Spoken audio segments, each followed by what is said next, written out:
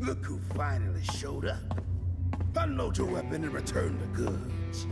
And if you ask nicely, I just might let it go.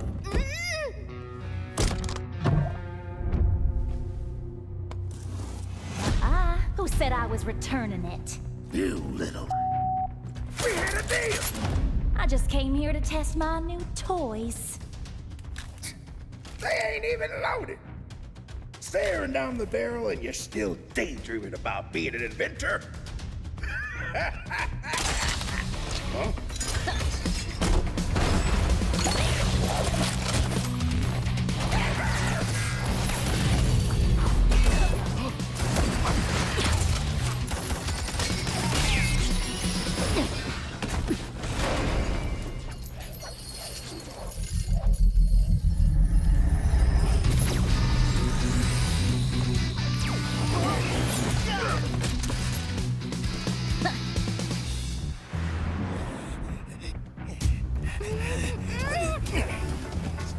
Or she gets it, then you'll have to answer to Erudicio.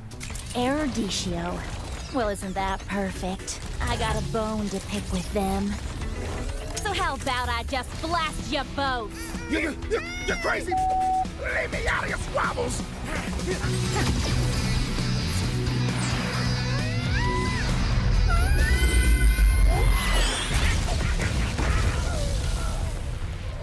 That was dirty.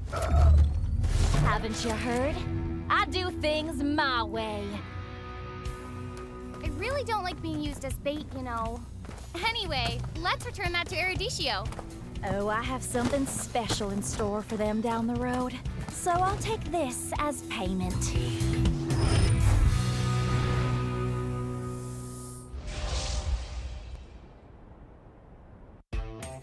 You have been slain.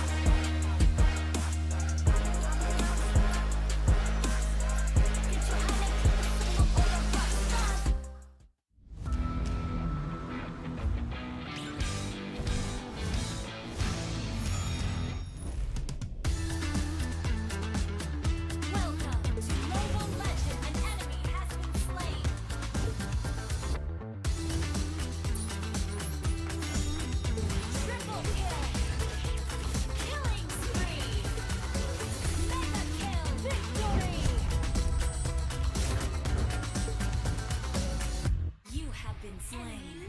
Enemy unstoppable. Defeat.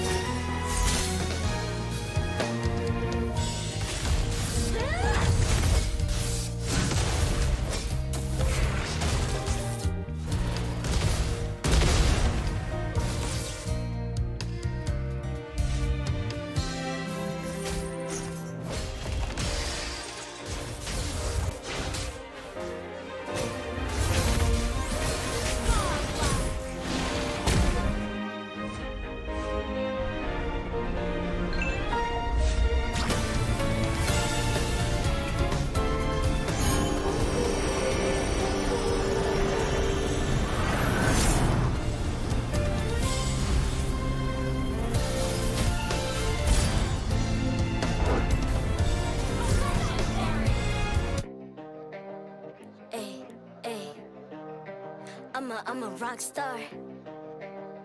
Yeah, Rock star? Ay, ay, ay. I'm a rock star, baby. I'm a rock star. I'm a rock star. I'm a rock star. I'm a rock star. Panggil aku rock star. Ini kejohanan kita semua orang rock star. Kita rockstar, kita buat saja gaya kita. Makin panas apinya sudah membara. Macam mana pun ku menempuh segala. Demi negara ku buat semua bangga. Step into my world, you know I'm always in my zone. You know I got my team, no I'm never alone. Bring out my best, buat yang terbaik. Jadi juara perlahan kita Get on my way, naik. aku nak push. Naik-naik jadi lebih bagus. Jadi hero, ku ada skill. Berapa banyak musuh aku dah kill. Ramai cuba mencabar, cause they envy me. Tiap game aku pasti jadi MVP. Easy. I'm a rockstar, baby, I'm a rockstar. I'm a rockstar, I'm a rockstar. I'm a rockstar, panggil aku rockstar. Ini kejohanan kita semua orang rockstar. I'm a rockstar, baby, I'm a rockstar. I'm a rockstar, I'm a rockstar. I'm a rockstar, panggil aku rockstar. Ini kejohanan kita semua orang rockstar. Tengok nanti siapa yang juara. Ni peluang kita bawa pulang piala. This is my game, this is my time. Menang semua, everything will be mine. Kalau jatuh kau pasti kembali. Bangun balik ku tegak berdiri. Kuatkanlah tenaga, ganjaran diperoleh. Ni kejohanan kita, Malaysia memang boleh. Rise up to the top, kita buat bersama. Semangat kita kuat di bawah satu bendera. Ay. I'ma go hard for the win. Win. On the battlefield till the end. I'm trying to beat the greatest anyone has ever seen. Stand by, I'm coming in for the win. I'm a rock star, baby, I'm a rock star. I'm a rock star, I'm a rock star. I'm a rock star, panggil aku rock star. Ini kejohanan kita semua orang rock star. I'm a rockstar, baby, I'm a rockstar. I'm a rockstar, I'm a rockstar. I'm a rockstar, panggil aku rockstar. Ini kejohanan kita semua orang rockstar.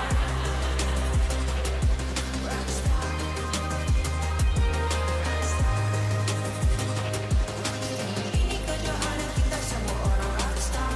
I'm a rockstar, baby, I'm a rockstar. I'm a rockstar, I'm a rockstar. I'm a rockstar,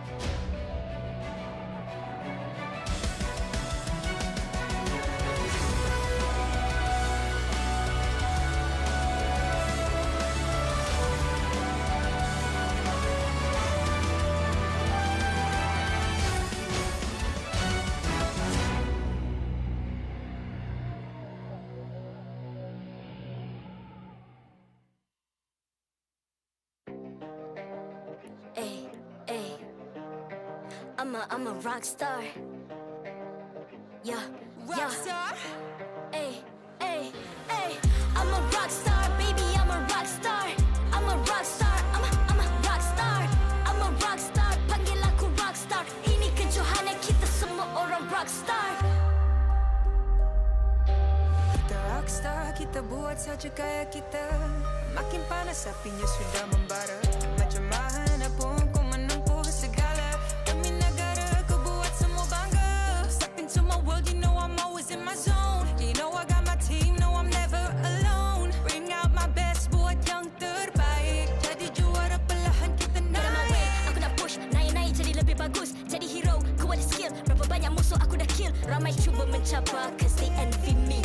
Tiap game aku pasti jadi MVP. Easy. I'm a rockstar, baby, I'm a rockstar. I'm a rockstar, I'm a rockstar. I'm a rockstar, panggil aku rockstar. Ini kejohanan kita semua orang rockstar. I'm a rock star, baby, I'm a rock star. I'm a rock star, I'm a rock star. I'm a rock star, panggil aku rock star. Ini kejohanan kita semua orang rock star. Tengok nanti siapa yang juara. Ni peluang kita bawa pulang piala. This is my game, this is my time. Menang semua, everything will be mine. Kalau jatuh kau pasti kembali. Bangun balik ku tegak berdiri. Kuatkanlah tenaga, ganjaran diperoleh. Ni kejohanan kita, Malaysia memang boleh. Rise up to the top, kita buat bersama. Semangat kita kuat di bawah satu bendera. Ay. I'ma go hard for the win. Win. On the battlefield till the end. I'm trying to beat the greatest anyone has ever seen. Stand by, I'm coming in for the win. I'm a rock star, baby, I'm a rock star. I'm a rock star, I'm a rock star. I'm a rock star, panggil aku rock star. Ini kejohanan kita semua orang rock star. I'm a rockstar, baby, I'm a rockstar. I'm a rockstar, I'm a rockstar. I'm a rockstar, panggil aku rockstar. Ini kejohanan kita semua orang rockstar.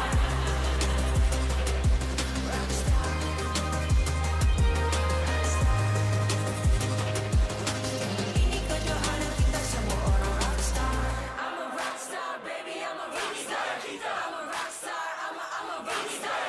I'm a rockstar, panggil aku rockstar. Ini kejohanan kita semua orang rockstar.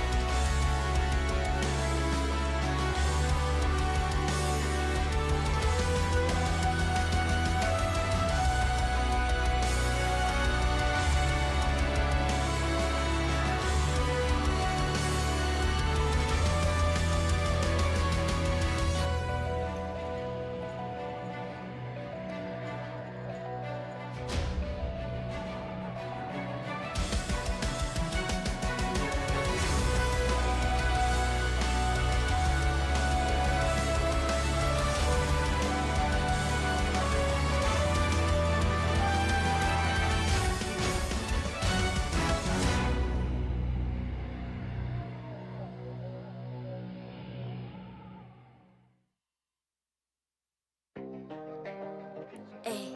Ay. I'm a rock star. Yeah. Rockstar. Ay. I'm a rock star, baby, I'm a rock star.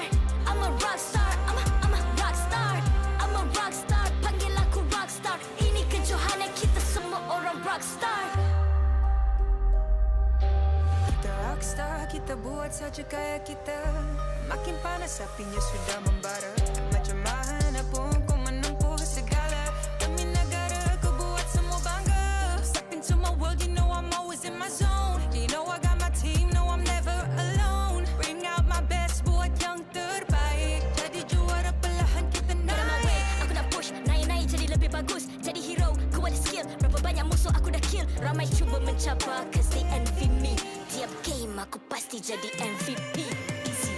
I'm a rock star, baby, I'm a rock star. I'm a rock star, I'm a rock star. I'm a rock star, panggil aku rock star. Ini kejohanan kita semua orang rock star.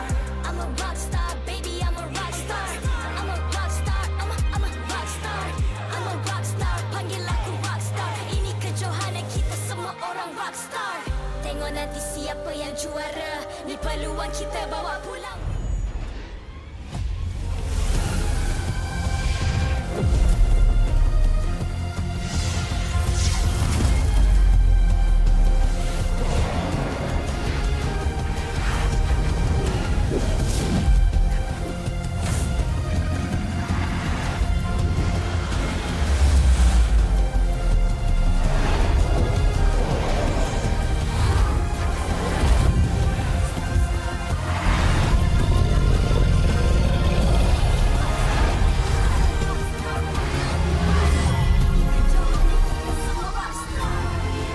MPL Malaysia Season 12 is powered by Muntong, official mobile internet Hotlink.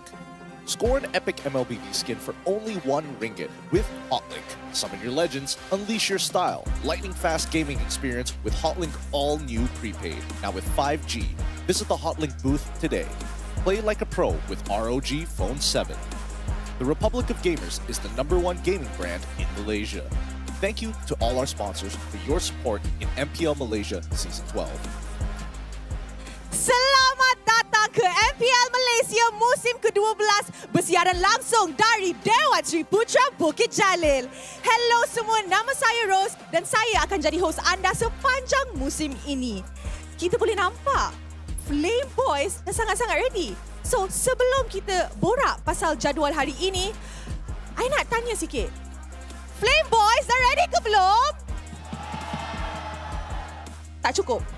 Tak cukup. Tengok players pun tak nak jalan. Sekali lagi. Flame Boys dah ready ke belum? Alright, side ni pula. Okay, side ni pula. Lunatix, are you guys ready? Semangat guys, come on. Sekali lagi tau. Lunatix, are you ready? Mantap. Alright, mari kita tengok schedule hari ini. Untuk match pembukaan kita akan saksikan perlawanan Homebois dan juga Team Lunatix. Pada pukul 3 petang nanti, kita akan saksikan Red Esports menentang Selangor Red Giants. Dan untuk last match kita hari ini, kita akan saksikan pula Team Secret yang akan lawan Todak. Game hari ini saya rasa semua panas. Tapi tak macam seseru semalam. Sebab semalam was seru Saturday. Alright. So, guys. Korang rasa untuk perlawanan ini, skor dia akan jadi 2-0 ke 2-1? Alright. Okay, diorang dah cakap 2-0. So, I think, mari kita ajak ke atas pentas Team Homebois. Keputusan positif telah diperoleh pasukan Homebois semalam. Raisel yang baru sahaja masuk telah berjaya menunjukkan chemistry apabila memperoleh MVP di perlawanan pertama bersama pasukan. Analyst antagonist dan Coach Pops berjaya membaca strategi dan mengalahkan RSG dengan kemenangan 2-1. Hari ini, berjayakah Homebois menundukkan serigala? We shall see! And for their opponents, the Wolves, please welcome Team Lunatix! Masih mencari kesisian line-up baru, pasukan ini masih laparkan kemenangan. Musim lalu mereka tewas di tangan Homebois di regular season. Adakah hari ini mereka bakal mendapatkan kemenangan pertama dan membalas dendam?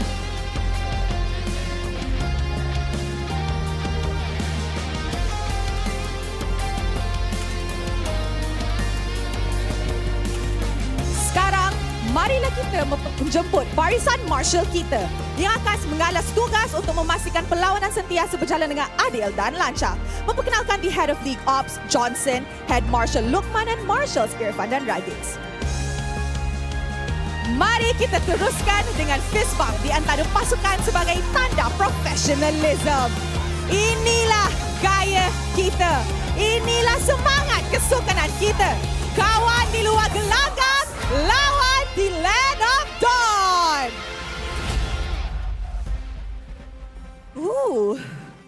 Kita boleh nampak Homebois tengah get ready. Lunatix is also tengah get ready. So guys, kita nak bagi semangat dekat pasukan kita. Okay? Alright? So when I say, are you ready? I want you guys full energy bagi kat dorang. Okay? Alright. Dewan Sri Putra, are you ready? Okay, alright. So I guess kita dah boleh throw it to the casters. And with that, teams, this is your moment. Game on.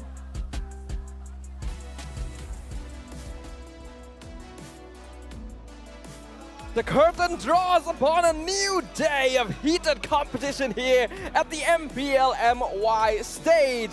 And we on the English desk welcome you back to the English broadcast of MPL MY Season 12, Week 1, Day 3. We've got 3 epic series lined up for all of you watching at home. So thank you very much for joining us today. My name is Stafa, alongside with Terrence, aka Icy Baby 12, bringing you all the action. It's great to be back again here, and of course we have seen amazing games thus far, and yesterday's performance in particular coming in from Homebois, defeating 2-1 against RSG. That was something that a lot of us were kind of shaking as well, because no one expected Homebois to make a very, very nice reverse sweep during game 1 and then somehow tie the series from RSG and then take the full series in total. So it was a nice rivalry between both Zorn as well as Repo. Unfortunately, there can only be one winner in the regular season, and we will not be seeing that matchup until possibly playoffs if both sides kind of make it towards the playoffs. However, the journey continues here. Homebois' second match for this week, it is going to be going up against Lunatix here. What are your thoughts on Lunatix? Ooh, Lunatix honestly has been performing, I think, better than a lot of us may have anticipated so far. Obviously, this is a brand new lineup. It's different from the Lunatix team that we saw in the regular season of Season 11. So, but despite that, they actually did put up a pretty solid fight against Selangor Red Giants, even if they weren't able to take a victory there. So hopefully we get to see more epic gameplay from them, just like the epic MLBB skin that you can get for only 1 ringgit with Hotlink. The easiest way to unleash your style and upgrade your heroes. Do you want to win your game with lightning fast internet speed? Well, all you gotta do is get the Hotlink all new 5G prepaid right now. Make sure you guys show our sponsors a little bit of love. Exactly, and of course for you guys who are interested in getting yourself the real experience here, you can always come down to the venue and then, you know, check out your favorite players, your favorite casters, or maybe our amazing sponsors as well, because they are giving some really, really interesting prizes as well. And did you know that you don't only get 1 ringgit for a special skin, you can actually get free skins and diamonds as well if you're at that event, at the Hotlink booth. I was there because yesterday that was there. I was like, what? Yeah, they're just giving it away for free. Oh my god. It seems like there was some interesting festivities happening yesterday. Unfortunately, I wasn't able to stop by for very long because, you know, I was on the desk, but it did seem very fun. And so if you guys have the time, make sure you come by the stadium. I think there'll be a lot to check out. But of course, the main story here, the main event is going to be our first series of the day, Homebois versus Team Lunatix. Yep, at the same time here, you know, we did catch a glimpse on the face of Pops just now, the coach coming in from Homebois here, recently from Team Hawk. Did you know that Pops actually helped Team Hawk win a title before 2 seasons ago? And this time, he's doing it not from Hawk, but for Homebois. And with the help of Antagonist, a brand new fresh face on analyst here. Hopefully with all this analyst that he's going to be providing, especially when he's been advertising it on TikTok, I feel like Homebois is going to take it further, whereas Lunatix recently had a little bit of a issue, you know. I don't want to get into the details about it here. They've had a very, very big bump before the season actually began, and what really surprised me was that even that happened, Lunatix was kind of able to put up a very good fight yesterday. Yeah, this is a brand new lineup. These are players, some of which we know their faces. They've been around the MPL, but a lot of them are new from Lunatix Academy as well. But of course, let's talk about these faces. Starting things off, we have the Homebois, consisting of Chibi, Zorn, Ryzel, Warlord, and Sepai. Okay, we know this, boys. We've seen them over the previous seasons as well. Warlord really stood out in his debut here, coming in from Indonesia's debut as an import. But Ryzel was something that really shocked us all, because yesterday he was the reason why Homebois was able to turn things around, made a comeback, and then won the first series. Because technically, if Ryzel wasn't able to clutch it for the team, things would have went south for Homebois, and most likely RSG would have taken a 2-0 against Homebois yesterday. So I like this adaptation coming from Homebois, and to be honest, it really surprised me. It really does, but I think Team Lunatix brought some surprises to the Land of Dawn as well, with Kian, Zakus, Yuna, Deto, as well as Esha. This is a lineup that is definitely not as experienced playing together as compared to many of the other MPL teams on the stage right now. And although they weren't able to take a game off of their match against Selangor Red Giants yesterday, they still showed some very promising potential, especially from some of the newer players here. I think Kian as well as Yuna were just starting to get a feel of things. They're starting to improve. I think Zakus especially has a lot to prove in this season and in this matchup specifically, because he was previously part of the Homebois roster. Agreed. He is also part of, well, he has a lot of experiences testing out, trying every other team's here, so he knows the ins and outs of each team's strengths and weaknesses here, and which also brings me to the point as well, because from Lunatix, because now they don't really have a proper coach here, the majority of the drafts coming in from Lunatix is centered around Dato as well as Asia and Zakus, kind of three heads compiling all the information to kind of draft according to our playstyle. And even though they didn't have good success yesterday, it wasn't that bad if you think about it. Yeah, Team Lunatix definitely in a bit of a situation that they would not have wanted, only having the analyst without having the voice of a coach on the stage. It does result in many things, not having that leadership, not having that voice to command the players and tell them what it is they need to achieve. Of course, these are all still very experienced players, and I'm pretty sure that Stingy is pretty accomplished as an analyst as well. So the mindset is there. They understand what needs to be done. It will just lack the depth that a draft may have compared to when a coach is drafting. For example, the players may be more focused on picking up stuff that will work well for them rather than maybe thinking about the big picture of things. So I'm very interested to see whether they'll be able to match up against a champion level coach like Pabs. Agreed, and at the same time as well, you can see the players, they are feeling very, very pumped up. And now from Lunatix here, this is going to be very, very important here. For me, the player that I really want to highlight here is going to be Dato, because he's played for Team Secret in the previous season. His debut wasn't exactly the strongest.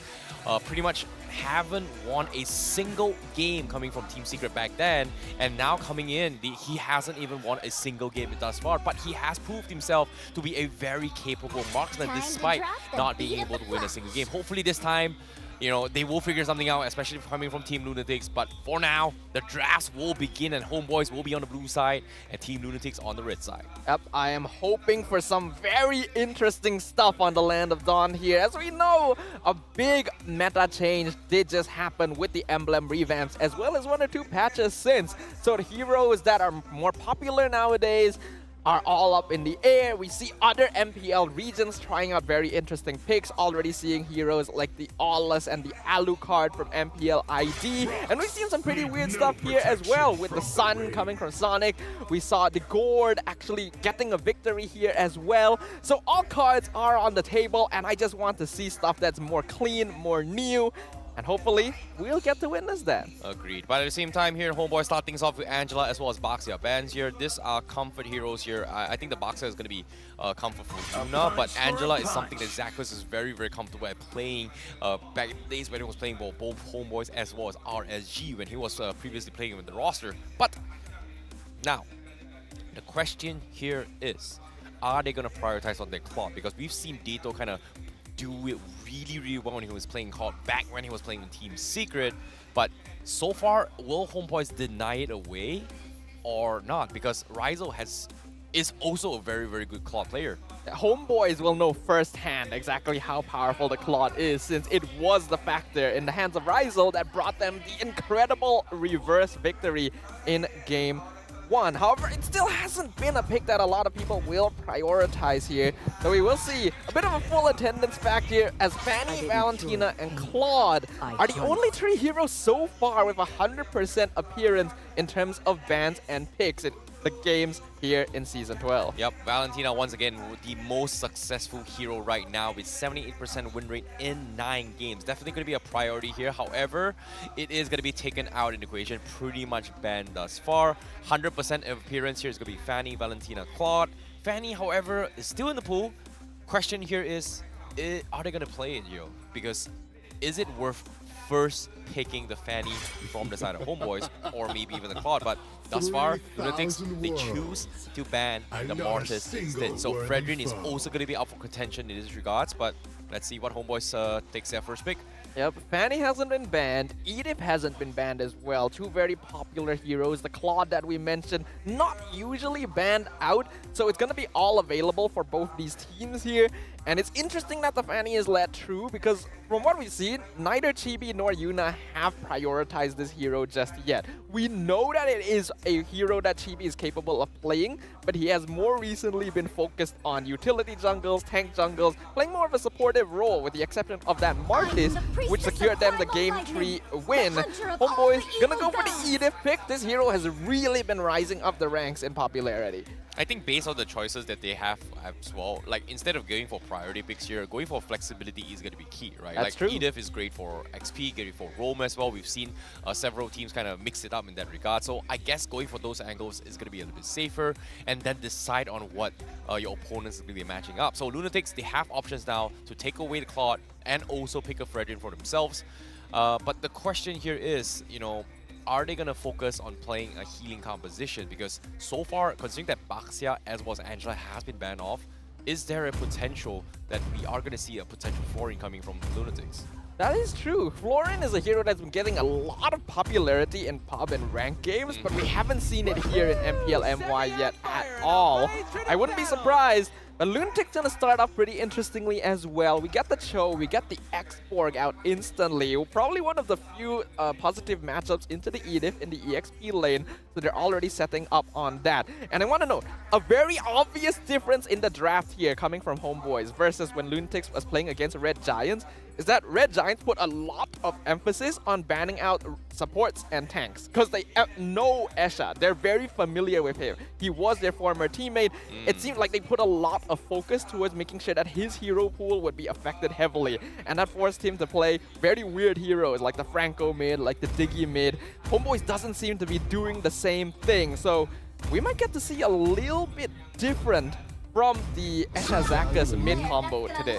Well, I want to see how that goes, but Homeboys, they secured a Fredrin for themselves as well as Beatrix, so no Fanny thus far from the side of Homeboys, and Team Lunatix still has the option here to flex both the Cho as well as the X-Borg. X-Borg potential XP, maybe jungle. Cho, maybe XP, maybe roam, but most likely it's going to be leaning on the roam here if we were to follow the trend of day number 1. 100% win rate on Cho on day 1 here in MPL MY.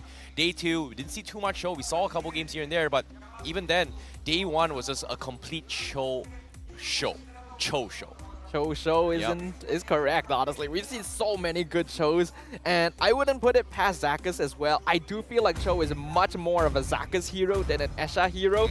It's something that sets up, it's something that's flashy, it's something that's aggressive, something that Lunatix wants to play around, especially if they are still going for a double support composition. And that seems to be the case here. We're seeing the Kaja, so that's going to be the Divine Judgment and the Way of Dragon available for Team Lunatix. 2 very powerful single target CC options, but they are definitely lacking in some damage as of right now. You know, 75% win rate on the Kaja, pretty good as well, because when I talk about Cho Show was day number 1. Kaja Show was literally day 2. That's crazy. And it's a dynamic shift here coming from Lunatix. They are, you know, learning from the other teams' mistakes and drafts based on game 1 and game 2. Day 1 and day 2. Now, with this composition, they've got a very clear objective on what they want to do, right? Which is pretty much isolate the target, pick them off, and then just one-shot them and get a kill. In this case, they are going to neglect a lot of frontline pressure in terms of soaking the front lines, and that's going to be a problem from side Team Lunatix, because if they don't get the right targets, everyone from side Homeboys, if they get on top of you, you're dead. Edith, extremely tanky. Frederick, extremely tanky. If you don't one-shot him, he is gonna turn the tides in their favor very, very quickly. Absolutely.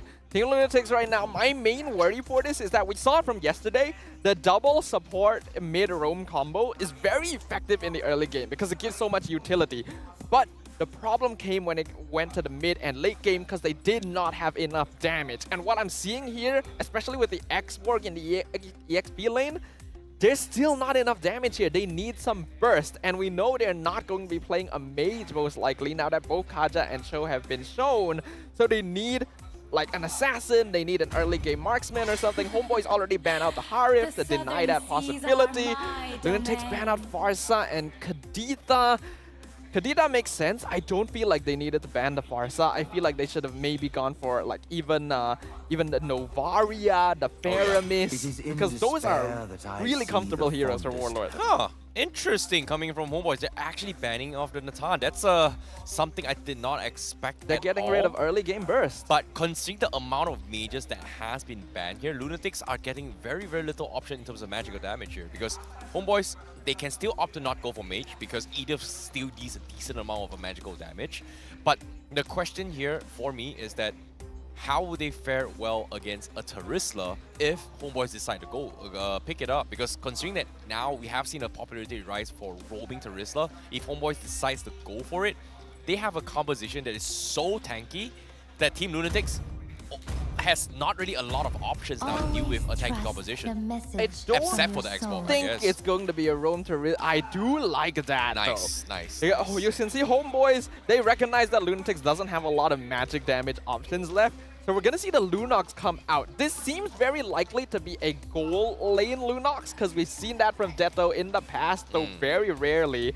I don't think it's a jungle Lunox because that's very much Todak tech. Homeboys, ooh, it's going to be the Warlords of Celion, secured them victory in game 3, and they're going to go for the Franco. I think they were definitely considering the Kufra before the Lunox came out, but now that that's here, they need more CC. So I do like this comp from the Homeboys. Yeah, Homeboys has a very, very scary composition as well. A lot of CCs, a lot of hook potential as well, kill potential. Alongside that as well, they're three very, very tanky. So the Lunox coming from Lunatix can somewhat deal with the tankiness, but at the same time, the Franco pickup forces Team Lunatix to be put in a situation where if they go for the Melissa, oh no, wait a minute, you know, Franco is a great way to deal with Melissa. Beatrix, yeah, sure, I don't really care. I'm just gonna go in, bite you, there's absolutely nothing you can do.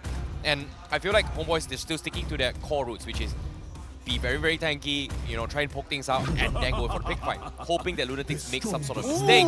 But this is a surprise factor because right now, Team Lunatix doesn't have the strongest frontline potential except for maybe the Cho or the Kaja to kind of do its own thing, but a Hanzo jungle to cut the backlines. I love it.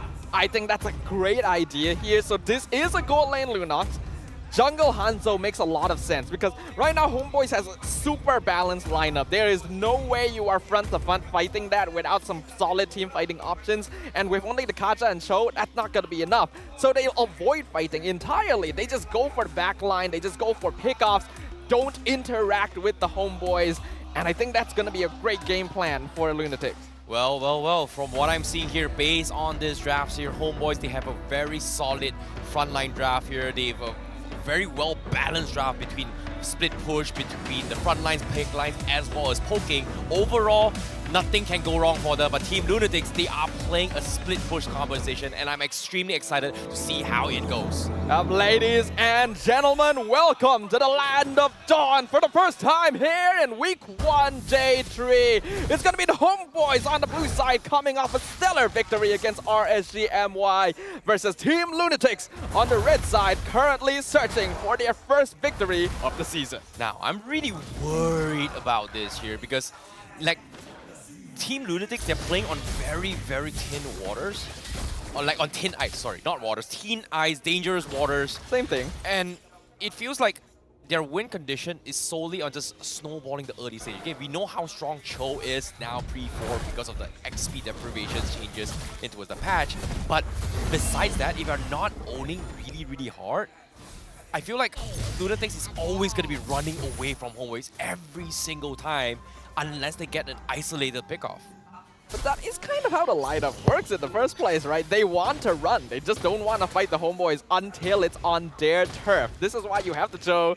This is why you have the Kaja. They just catch someone out, set up for Yuna to start getting kills, and it's going to be great. We already see Zakas being able to harass Chibi, force him to use the red tree kind of early, though I don't think it's going to matter too much since the turtle is going to be up very soon. This matchup in the EXP lane, not too ideal for Sabat as a X-Borg when you're dealing with these tankier, slower heroes. It's always going to be fun for you, so this will be a better testing ground for Kian as a new player. This is interesting considering that they are Hold on going though, to fight now. Kian in a lot of danger, gonna get flipped over the shoulder of Sabat, already drops his Spiraga armor, Chibi still in front of him, level 4, he's got it, that's the Appraiser's Wrath, smackdown, first blood for Chibi. Well, that was a very, very nice pick off here coming from Homebois. They understood that the turtle time is going to be coming here. We saw how Qian was trying to clear the creep waves here. Homebois was able to understand that, hey, his next move is going to be running down, caught him by surprise, and then just pick him apart. But now with turtle control in their favor, Lunatix, the only option here is they either force a fight or have Yuna trying to steal it away, but it looks like the steal is about to happen. Yep, the flicker, Zakas can't get the kick. Warlord going to secure the turtle somehow with 2 junglers in front of him. And that's going to be one objective going into the hands of the Homeboy Zakas, not able to find his pickoff. My goodness, that was a very interesting attempt, but still Warlord very, very hot on his head, on his feet here. His Sicilian has been really, really on point here, but now we are going to be taking a little bit of a short pause here to figure out what's going to be happening. But what I do know is that Team Lunatix has very, very clear game plans. They made a little bit of mistake. They tried to salvage the situation. They understood that this is the composition that we can play around with. Very, very clear objectives. But is it quick? Is it on point? Is it a little bit clean? I would say needs a little bit of improvement. So that is something that I think throughout the game, they will need to start to adapt and learn. And you can see that Homebois is also trying to adjust and try to pick a tell on what Lunatix is trying to do throughout this game. But based on historical data, though, we know that Homebois, the more mature team, the more experienced team, will usually adapt to these weird situations a lot more quickly compared to Team Lunatix. So understanding that, do you think it was a good idea for Lunatix to go in with a draft like this? Ooh, that's the thing, right? It's so risky. We've seen Lunatix kind of do it before. In the previous season when Jom and Uni was playing together, right? We have Fanny, we have a Beatrix composition. When they were playing that, they love playing this. They're very used to playing a 4-1 strategy. One on the other side, one on the other side. But in this case, this composition that they have right now is not 1-4 strategy. It's going to be like a 1-1-3 fight where you have either the Xbox kind of doing their own thing. But without further ado, looks like the game's about to go. We are going to be heading straight into the game once again. Problems has been resolved and we are jumping right in right now to see the action. Yep, thank you very much to our marshals for resolving the problem as quickly as possible. Probably one of the fastest pauses we've had yet, so we can jump straight back into the action. Like we saw, Homebois are currently 1 kill up, not a very big net worth lead, but Lunatix do have a composition that would ideally want to find more pickoffs earlier into the game. Now that I mention it as well, because Homebois, I'm surprised that Homebois is playing this defensively, but now it makes a little bit more sense because based on the XP tally just now, Chibi just hit his level 6, whereas Yuna has been 6 a little bit quicker because of his innate first skill, where he's able to just gobble up neutral creeps along the way. And the reason why Homebois is playing this defensively is they're afraid that Yuna might be stealing away XP from farm from Chibi. Yeah, they gotta make sure that the Hanzo isn't just coming in and gobbling stuff up from their side of jungle. TV though trying to make an engagement, sets up the stun into the hook, into the bloody hunt. Esha gonna be removed from the Land of Dawn before he has a chance to do anything. Yeah, that's the problem about Team Lunatix's composition. They're playing a 1-1-3 right from the get-go, means that early pressure is pretty hard to actually get some sort of pickoff, especially when Dato is going to be playing on the goal lane here. They need Dato to be a little bit more aggressive, and Aisha and Zakas hasn't been able to set up for this kind of plays, considering how difficult it is that based on Homebois' composition.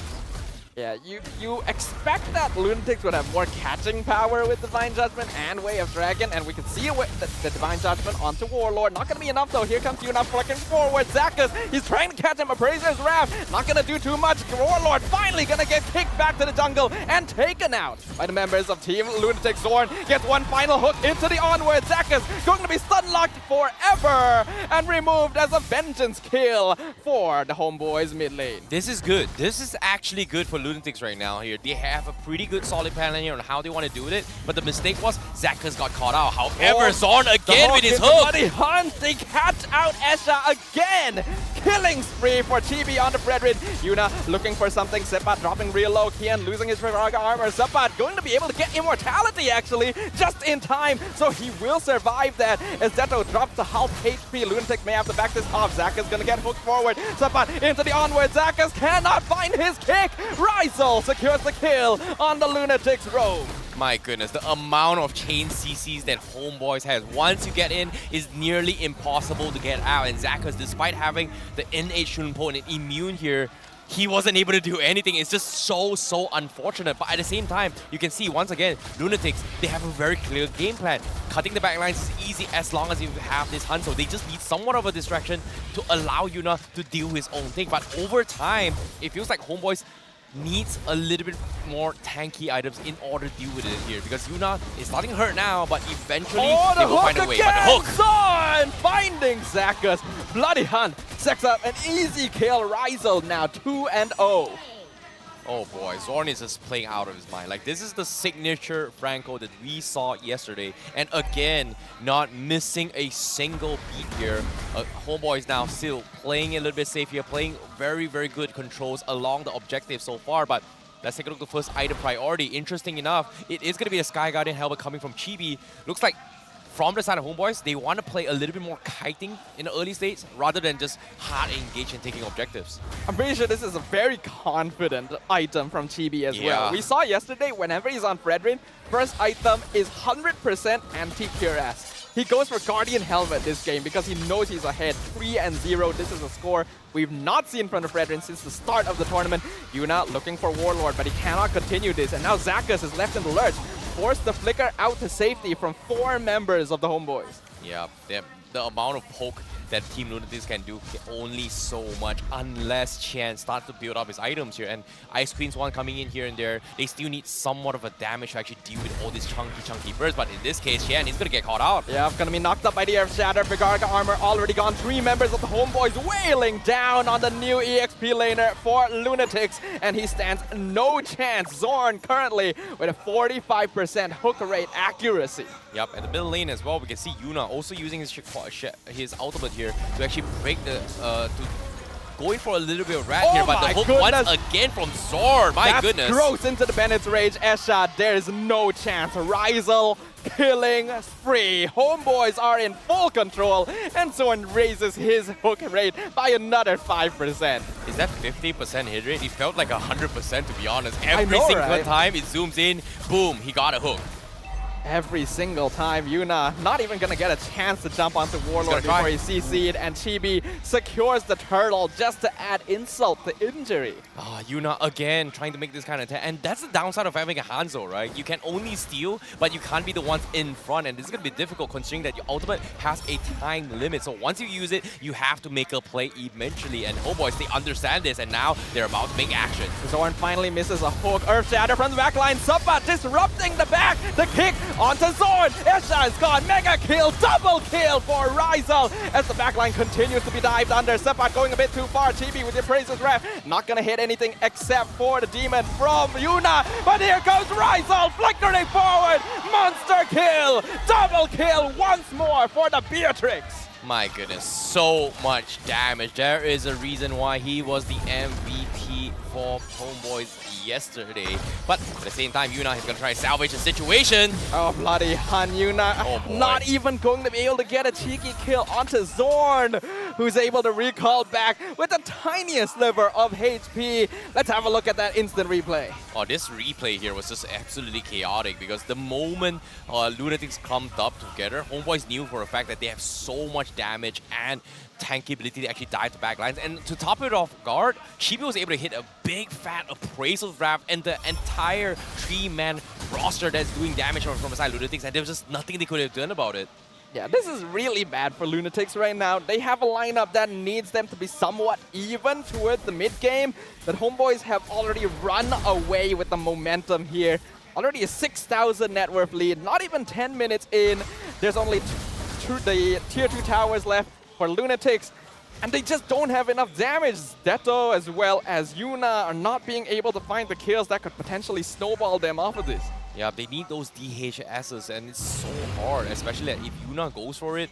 Who else can go besides Yuna? Because Dato eventually won't be able to do too much. Divine Glaive is not going to hit as hard as we expect, especially against 3 very, very beefy tank compositions here. And the Brilliance obviously is great, but if you go for the Darkness Pounds, means that you are going to forego your invincibility, and that's going to be a big problem here for Lunatix.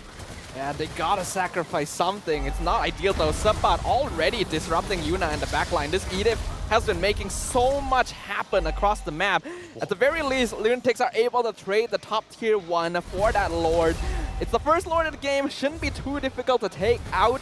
But Homebois are very strong right now. They could even use this to potentially threaten an inhibitor. Now the question here is, Team Lunatix, they've got so much pick-off potential, but who do they pick off? Because if you think about it here, if they try for Warlock once again, they have so much stopping capabilities from Homebois to stop that from happening. You've got the stuns from Edith, you've got the taunt from Chibi, you've got the Sanguine Claw, you've got the hook. There's just so much CC coming from Homebois. Yuna got very close actually, dropping to Rizal at 40%. Goes to show that Hanzo has damage as long as he's given enough time to do it. It's just that the rest of Lunatix are no longer tanky or durable enough to walk in front and buy time for this Hanzo. And that's proving to be a massive issue for Lunatix. Oh boy, look at how they dealt with the ult coming from the Yuna here. Every single time showing himself, he's doing damage, but what damage are you going to do if you're not able to move at all? And that's going to be the CC game that Homebois is going to try to do. And it's smart because they're just choking it out. They're just baiting out major important spells from Lunatix. And because of this, they're just losing so much map pressure because of this. Yeah, textbook gameplay from the Homebois. They understand Lunatix's weakness, doesn't allow them to take any control in the early game, and after that their comp falls off hard. Homebois make sure not to disrespect their opponents, plays it slow, plays it meticulous, but also with the signature Homebois aggression. Now, let's take a look at items as well. Raijo, he just got his Haskell, doesn't even need his Winds of Nature. That's pretty ballsy, but at the same time, considering that he's like a 3k net worth lead compared to Dato, why not, right? Why not? Why do I even need the Winds of Nature? Because the only physical damage here is gonna be Cho, Hanzo, and Export, but none of this tree can actually threaten him. Rizal does not feel the need to go for defensive itemization right now. Why would he? 7-0. Zorn, conceal play, going to whiff that iron hook there. Not sure if Lunatix didn't even see them or they were just slow to respawn. But the Homebois are completely out-tempoing their opponents. But that's the thing, right? Team Lunatix just needs one big good fight in order to turn the tide in their favor, and that's going to be picking off high-value targets. And that high-value target is going to be Raijo as well as Chibi. If they can get a single kill on 2 of those heroes, immediately it gives a little bit of hope towards Team Lunatix, but still, one fight is not going to be enough for them to actually even out the scores. Yeah, this is a really tall order for them right now. You can see just how much advantage Homebois were able to get with that last Lord push. These are crazy numbers. You expect this from an 18-minute Lord, not from the first Lord of the game. That's not even enhanced. Homebois have full control. Like you said, Terrence, I don't feel like even a single fight victory is going to be enough for Lunatix to claw this back.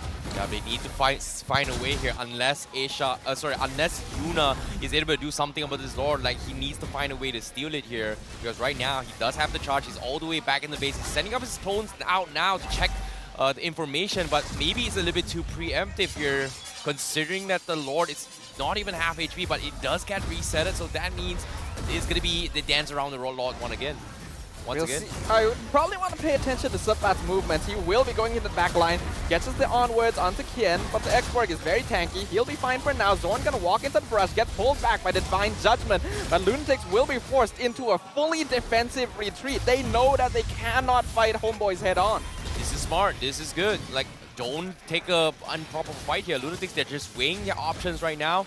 And if they're able to find a proper fight, that's going to be the way to go. But it seems like they are going to begin the fight. Yeah, Chibi in the front line. Zakas not able to get the kick angle. He still has Way of the Dragon. Chibi going to be jumping into the back. Zakas going to be pulled back, dropping a lot of HP, somehow escaping with a tiny sliver of HP. But Team Lunatix will just be forced to retreat once again. No chance of contesting this as Chibi secures it with the Appraiser's Wrath. Now Chen, oh my goodness, Chibi didn't even need to use the Retribution for the Lord.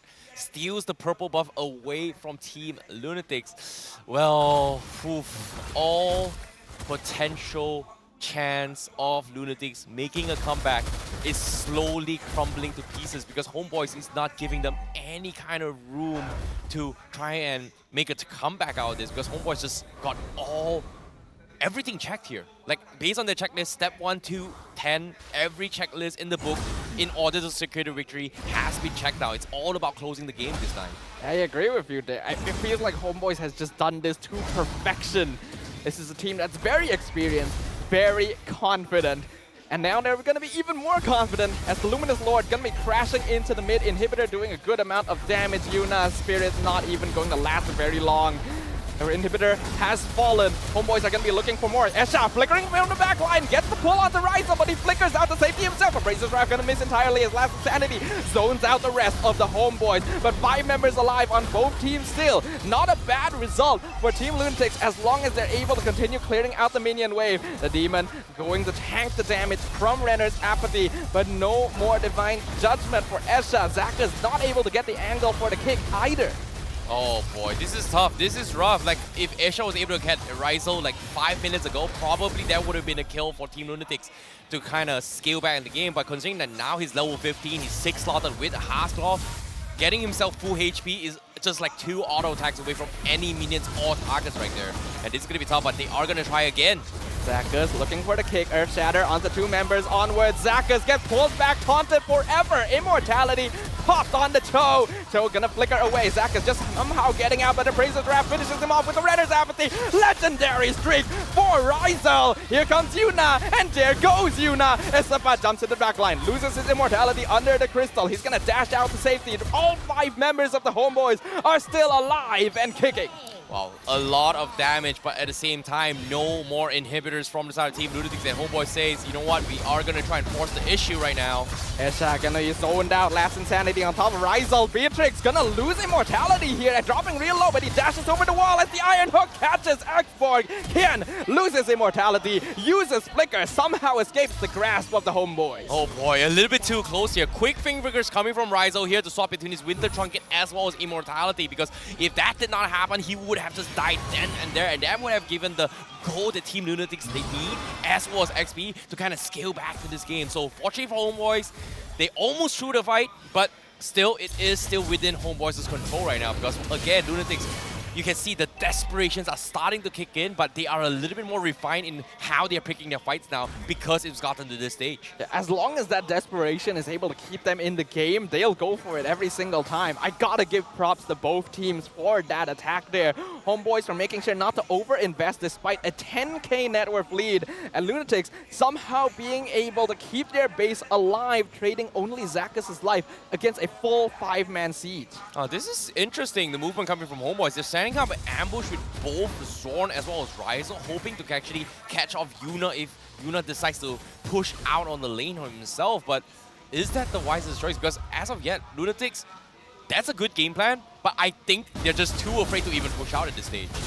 Yeah, they have to be. They have to be so wary, but I do like that there's still some aggression here. We can see how Esha and Zakas are positioned to potentially catch out any stragglers. Gonna be trying to scout out, provide vision. They know this next Lord will be a win condition for the Homeboys. Oh, there's gonna be a bloody hunt onto Zakas. Make sure that he cannot dash forward. Already taking a lot of damage, dropped to 60%. The Lord will fall, and Homeboys will instantly walk away, saying that their job is done. Oh my goodness, they got the good read on Asia as well. They knew for a fact that he is going to be flanking from the sidelines, going for the Divine Judgment, because that's happened just now against Rigel.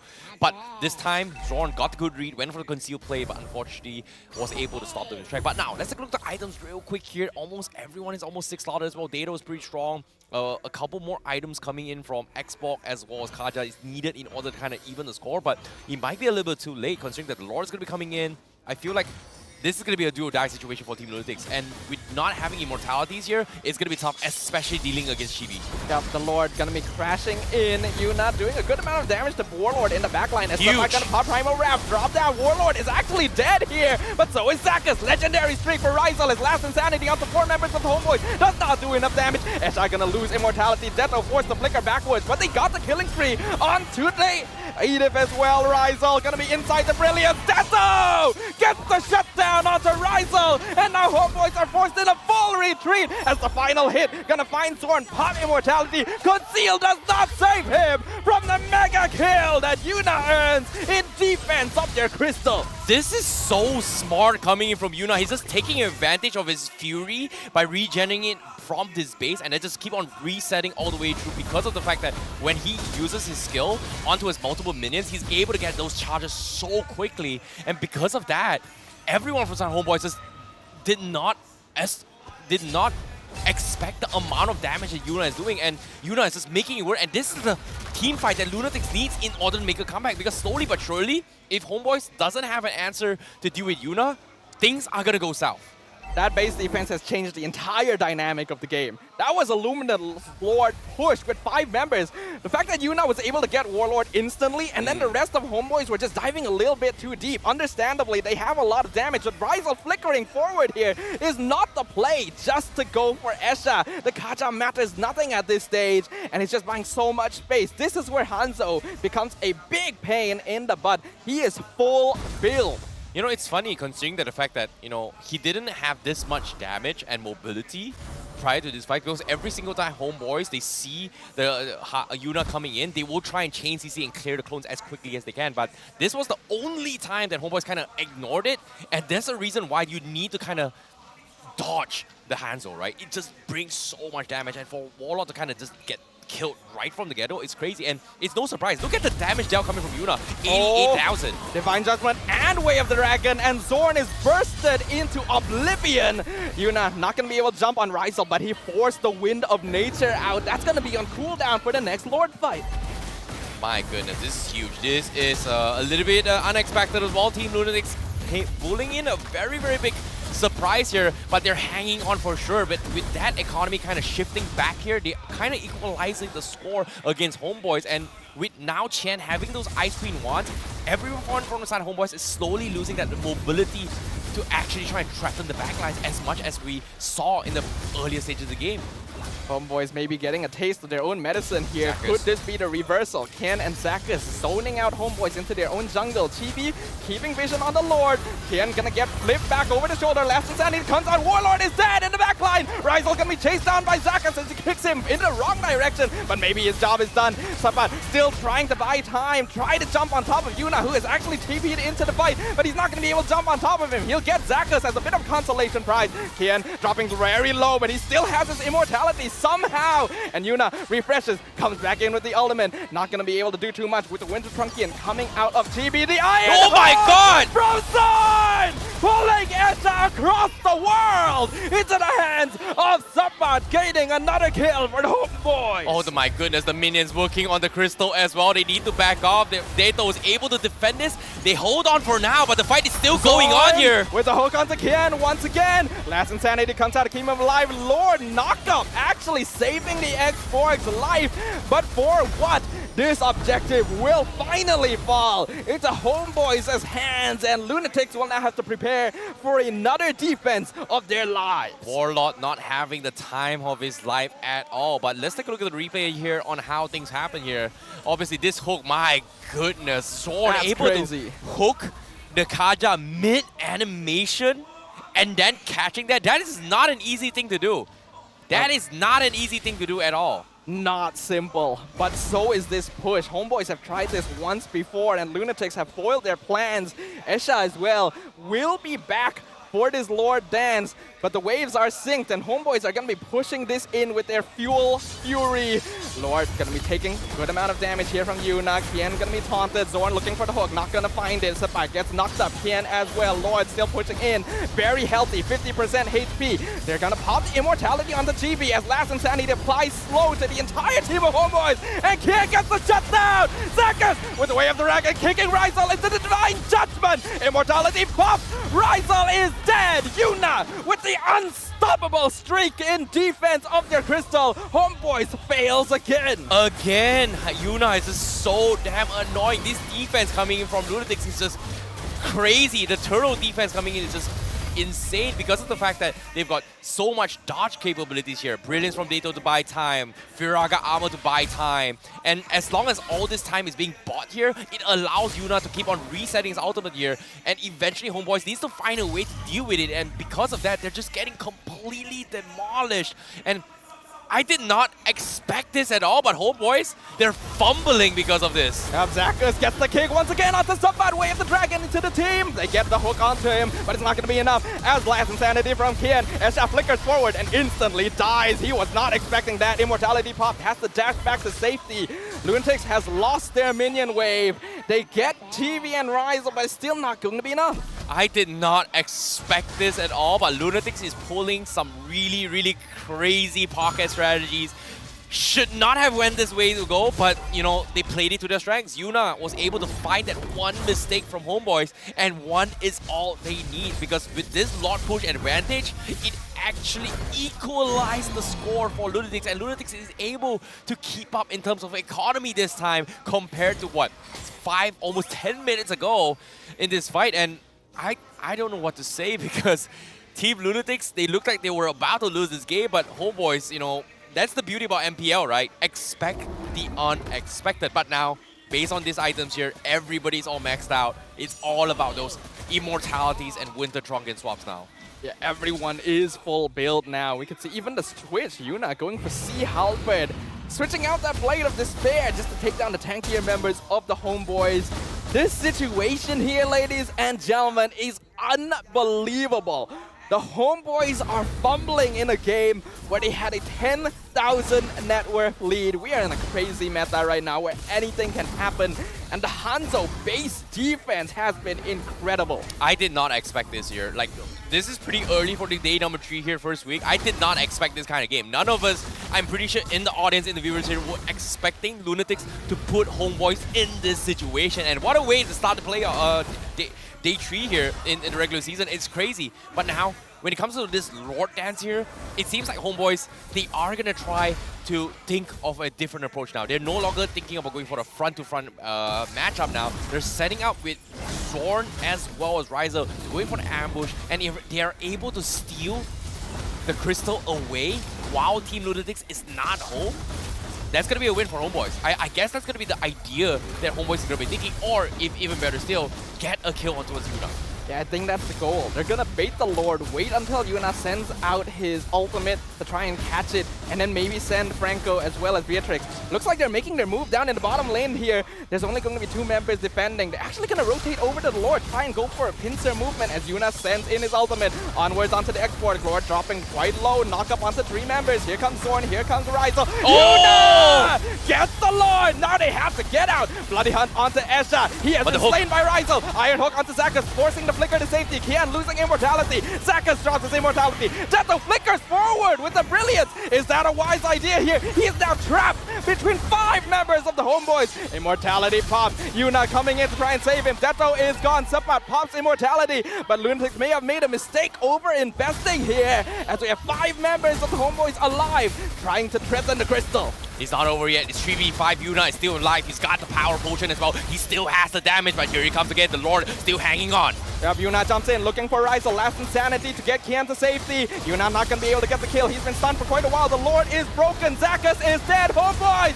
are pushing in. They're no trying. Ultimate from Kian. The minions. Rizal is on the crystal. Homebois defies the odds, denies the dreams and hopes of Lunatix, and ends Game 1 with a victory. You can see the sigh of relief coming from Daddy as well. And they did not expect this, but neither did us, because this is a pretty close match. And we talked about how Lunatix was, even though they've not won a game yet, they are giving their opponents a big fight. And Homebois, fortunately for them, they were able to secure the victory for now, courtesy of that play coming in from Rizal as well as Ron to take the crystal, but it's still too close to be called comfort. But nevertheless, a win is still a win. It was a very solid performance from Team Lunatix. Homebois are the ones who earned the victory here. But I think it's Lunatix who won the hearts of fans with a desperate performance that resulted in some incredible plays. And I cannot wait to see some of the clips from this Game 1. I feel like they had chances at victory here, Terrence. I feel like if they just took that, they got the Lord. Yuna got that last Lord. Yes, Esha is dead. Zakas may die as well. There was no reason for Deathlo to flicker forward. There was no reason to risk more of their members. They're not going to get kills. Survive. Wait for the Lord. You can delay this game. But what an incredible game it was. Well, a good defense is a good offense, but in this case, unfortunately for Lunatix, it wasn't enough. It was close, but it wasn't enough. But what I do agree with you is that even though Homebois was the favorites, Lunatix has earned our respect for their game. They have not given up despite the amount of stuff that has been happening here. But of course, we're going to be taking a look into the backstage on what things are going to be looking like here. And the MVP for that match is going to be none other than Rizal himself on that Beatrix. Things got pretty dicey there. We have to recall Rizal went 8-0 on this Beatrix. But then all of a sudden, his life became very difficult when Yuna started chasing him down. And despite all of that, he was still able to keep his distance, dish the damage that his team needed. And that's why he continues to be the MVP for the Homebois. Yep, I agree. And representing from Indonesia, he's definitely showed us what a capable marksman he is as well. And obviously, you know, he was just leading so much in itemizations to a point that he doesn't even need shoes, which is crazy. He just went all in damage. He needed necessary damage to actually burst him down quickly. And for him to get 12, 2, and 3, undeniably perfect early game, mid game. Late game, a little bit sloppy, but still, they still kind of got the job done here. But Rizal was the most consistent one. But I'm curious to see what Homebois has to say about that match in their mic check.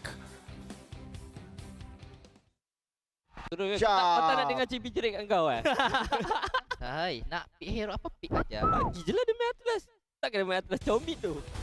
Baik ke? Nice! Bawa. Ada mic. Ayo. Kasih tahu you. Do you like that mic check? Do you like it? I love it.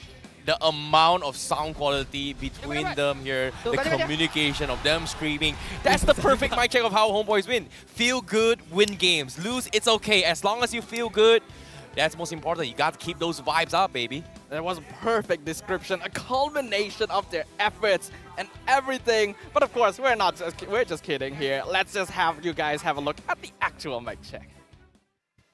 Kau tak nak dengar cipi-cirik kat kau eh? Hai, nak pick hero apa pick aja. Bagi je lah dia main Atlas. Tak kena main Atlas comit tu. Baik ke? Nice! Bawa. Ada mic. Ayo. Kasih tahu you. Masuk. Kating. Dapat. Tu kaca. Susah juga. Nice one guys. Nice one. You guys gotta have more faith in us. We're not gonna leave you guys out in the lurch like that. Of course, you're gonna get to see the mic check for such an incredible game. But now, let's talk about the items. A 28-minute match. I think this was the longest yet, right? I agree, but at the same time, please don't cancel us because I know we love trolling you guys, but it was a little bit unexpected, but we hope you guys had a little bit of fun with our little bit troll. But now, let's talk a little bit shop here and the itemizations that happened between these games here. Obviously, when it came down to Chibi, first item priority was the Sky Guardian helmet because of the fact that they were snowballing really hard in the game, which is very unique considering that usually, you know, the itemizations are changed because of the fact that how you are progressing in the stage of the game. Them going for a little bit greedy allowed them to go for the snowball, which was great because eventually it allowed them to take all the triple key inhibitors in the outer stage. But what really made them struggle was Warlord actually was the reason why Homebois was winning the games. Because every single time they decide to fight, Sanguine Claw is the follow-up to actually chain CC a particular hero. And when they started punishing Warlord, especially coming from Hanzo, knowing that he doesn't have those defensive items to keep him alive, this is where Warlord was struggling to actually contribute the most of the teamfights and enable Lunatix to make a comeback. Yeah, heroes that are more stationary and just pelt from with artillery from the back are always going to be super vulnerable to the Hanzo. And you could see that Warlord was struggling once Yuna got his items, once he became more confident to really start ambushing the back lines. Despite that though, it was still a stellar performance. And Lunatix here as well, considering how long the game went, they were also maxed out on items. You can see Detto not going for boots anymore. He wants to be the main DPS for the team. That is his role in this situation. Yuna being able to dish out a lot of damage here as well, going for that Trinity build that you usually see on Marksman. I actually kind of wonder, maybe he could have gone for a bit more burst, maybe go Heptases in that direction, you know? It's difficult considering that he's the only physical damage here coming from Lunatix. It makes a lot of sense why he had to do that, right? Like you need the DHS to deal with the Tankino once here as well, but there's only so much he can do. But nevertheless, it was still a very, very good attempt here. I like how Yuna played it. He's not died a single time. Makes sense. You're a Hanzo. If you're dying as a Hanzo, something is wrong with you. But nevertheless, now let's take a damage output as well. Obviously, you know, damage taker is going to be on towards Lunatix side. I'm really surprised they're able to hold on this long, considering technically how squishy their composition is with the Kaja, with the Cho. Not exactly the tankiest heroes, but fortunately for them, they were able to utilize two very, very important factors, and that is Qian's Virga armor as well as Dato's Brilliance timings. Yeah, those were clean. Honestly, I have to give so many props to Qian. His performance yesterday, not bad, but it felt like it could be better. Today, he really was the bulwark for Team Lunatix. And this game would have ended so much earlier if this expert wasn't there, tanking and soaking so much DPS from the side of the Homebois. The fact that the match dragged on this long is a testament to the efforts, to the skill that this new lineup has, and the potential that they can bring to this season. I'm just excited to see their growth. Agreed. You know, Warlord as well as Rizzo, definitely one of the strongest players here when it comes to damage output here. But now, let's talk about, because we are on this subject about the Hanzo, we obviously have to talk about the rotations of how the junglers has been playing here, especially in the 20 to 25 mark. Obviously, Chibi, two different junglers, right? One is a tank, one is an assassin. Obviously, Assassin is looking for the flank, but based on how the mechanics designed by Hanzo, you can't exactly do that. So you can see every single time Chibi moves forward, Yuna is always all the way back, trying to find the opportunities to actually show his clones and then cut the backlines. Whereas Chibi is always going to be in front, trying to open up the map. I do feel like Chibi was very comfortable this game, though. In the past, when he's been put on Fredrin, he hasn't had very good performances, but now he really gets to show his stuff. This is an aggressive star player for the Homebois, a personality that many of their fans have loved from the very beginning, and we'll get to watch his antics here in the highlights as he was able to get first blood and really good rotations as well from Zorn. His iron hooks on point the entire game, being able to set up repeated CC chains with the Edith, with the Fredrin taunt, and you can see just why Lunatix weren't able to move around the map at all in the first few minutes. You know, to be honest, everyone from Homebois actually played really, really well in early game, right? Like, no mistakes, nothing was done. Everything was done to the textbook. Cross the I's, cross the T's, everything was done perfectly as well. I even mentioned it as well. Step 1 to step 10, everything was checked. It's all about closing the game. Everything has been perfect in terms of Homebois. Of course, what they did not expect was actually Hanzo doing so much damage. So that was something that none of us kind of expected as well. And I think this was the turning point from the side of Lunatix, because Homebois, they were able to do a little bit more, but at the same time, they just couldn't close out the game because of the fact that, you know, Asia was a threat that they did not foresaw, because throughout the entire, 10 to 18-minute mark, yeah, Asia is kind of there, but every single time he shows his clones, we kill him off, they didn't exactly have this damage check to feel, and because of that, they underestimated him, forced to play a longer game. I do think that there's a lot of teams where when they have this kind of lead, will tend to underestimate some very important CC skills on the enemy side. But I actually don't think Homebois did that this game. I feel like they still gave Esha and Zakas more than enough respect towards that late game.